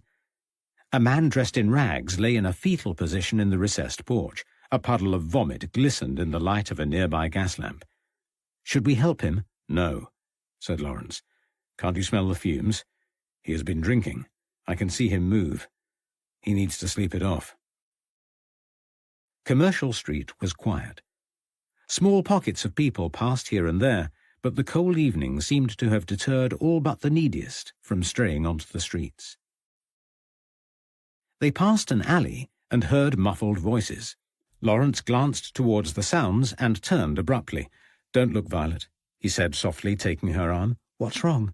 "I would rather not go into detail. Some commercial transactions in this part of London are not fit to discuss in front of a lady." "You are chivalrous, Lawrence. But I know how things work." Lawrence guided Violet towards a gas lamp. He stopped and removed a scruffy piece of paper from his pocket, smoothed it out, and scrutinized it. "What's that?" whispered Violet. "It's a map. I asked the hotel manager for directions earlier." Violet examined the crudely drawn sketch. "It doesn't make much sense," she said doubtfully. "He explained it as he drew it," said Lawrence. "It's pretty straightforward. Not far now by the look of things." "What's that?" asked Violet. "What?" "That noise." "I can't hear anything." "I'm sure I heard footsteps, but there is nobody behind us." "I didn't hear them." "It's not the first time. I heard something when we left Aldgate Station." "Violet, it's not a pleasant area and it's dark. You must not worry if it sounds and feels different to West London. I will look after you, I promise." They continued along Commercial Road until they reached a pile of boxes scattered across the pavement. The decaying carcass of a recently butchered animal lay beside the wooden crates, and a black rat squatted on the rib cage and chewed the body. Entrails crawling with maggots fell into a squirming heap on the floor. The rancid smell hit Violet like a wall. "Oh!" She raised her hand to her mouth in horror and turned her head towards Lawrence. "Oh, it's disgusting." Lawrence pulled a handkerchief from his pocket and held it over his nose as he steered Violet away. "We won't go past that. Come with me." They turned into a narrow lane off Commercial Road, which opened into a small square with an alleyway at the far end. A chink of light coming from a narrow window cast weak illumination for a few yards. They were alone, and it was deathly quiet. Violet leaned into Lawrence. She was still shivering. "We can go back, Violet," he said, reaching into his coat pocket. He withdrew a candle from a small tin and set it on the ground. Then he struck a match and squatted on his haunches, trying to protect the flame from the chill air. The match went out. He lit another, and this time it remained alight long enough to ignite the candle. He held it in one hand and grasped Violet's hand in the other. "Do you want to go on?" he asked. "Yes," she whispered. "I'm better now." They walked hand in hand across the silent square. A sliver of moonlight cut through the darkness. Lawrence and Violet continued their journey without speaking. The narrow alley magnified the sound of gravel crunching beneath their feet. They finally emerged at one end of White's Row and looked down the street towards the lodging house. Two men were outside a building that could have been their destination. They were bareheaded with no coats and clad in shirts with rolled-up sleeves despite the bitter weather. Light from the two windows overlooking the street illuminated their sweaty, grimy faces. The taller man began to shout. He walked up to the other and pushed him squarely in the chest. The second man reached into his pocket and pulled out a chunky metallic object which he fitted over his hand and ploughed into the stomach of the taller man, who dropped to the floor. The fallen man clutched at his stomach, gasping, while the other stood above him. He crossed and turned full circle to face the building behind and gestured towards the window, goading the watchers inside. The man on the ground took advantage. He lunged towards him, seized his leg, and pulled him to the floor. The two men began brawling, flailing around on the frosty ground, fists flying. The door to the building swung open, and a motley crowd of men and women piled into the street. They surrounded the two shirt-sleeved men, shouting and swearing words of encouragement. Lawrence pulled Violet away. "We can't go there now," he said. "They must be drunk as lords. Anything could happen."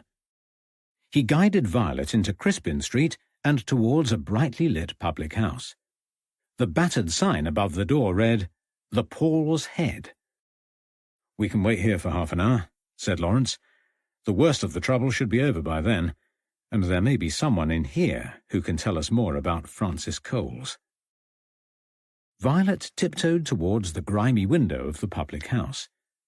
Even from the outside, she could hear a cacophony of voices and the screech of a poorly played fiddle. She rubbed the glass with her glove, and a circle of light appeared through the dirt. She peered inside. The large room was full of people. Two men in grubby jackets leaned against the bar. A small, squat dog stared possessively towards his master, who wore baggy trousers and a wide-awake hat. He listened intently to another man, who sloshed the contents of his glass over the floor as he spoke. Large barrels occupied one side of the bar. A group of women rested their drinks on top while they chatted. All were unkempt, with dirty clothes and matted hair. Another barrel propped up a skinny man, almost insensible from drinking. His glass lay upended on the sawdust floor. "I'm not going in there," said Violet. Lawrence looked inside. "It's not that bad," he said. "Look." Violet pointed. At the far end of the room, a man's fleshy hand gripped a girl by the throat. She was young, in her teens.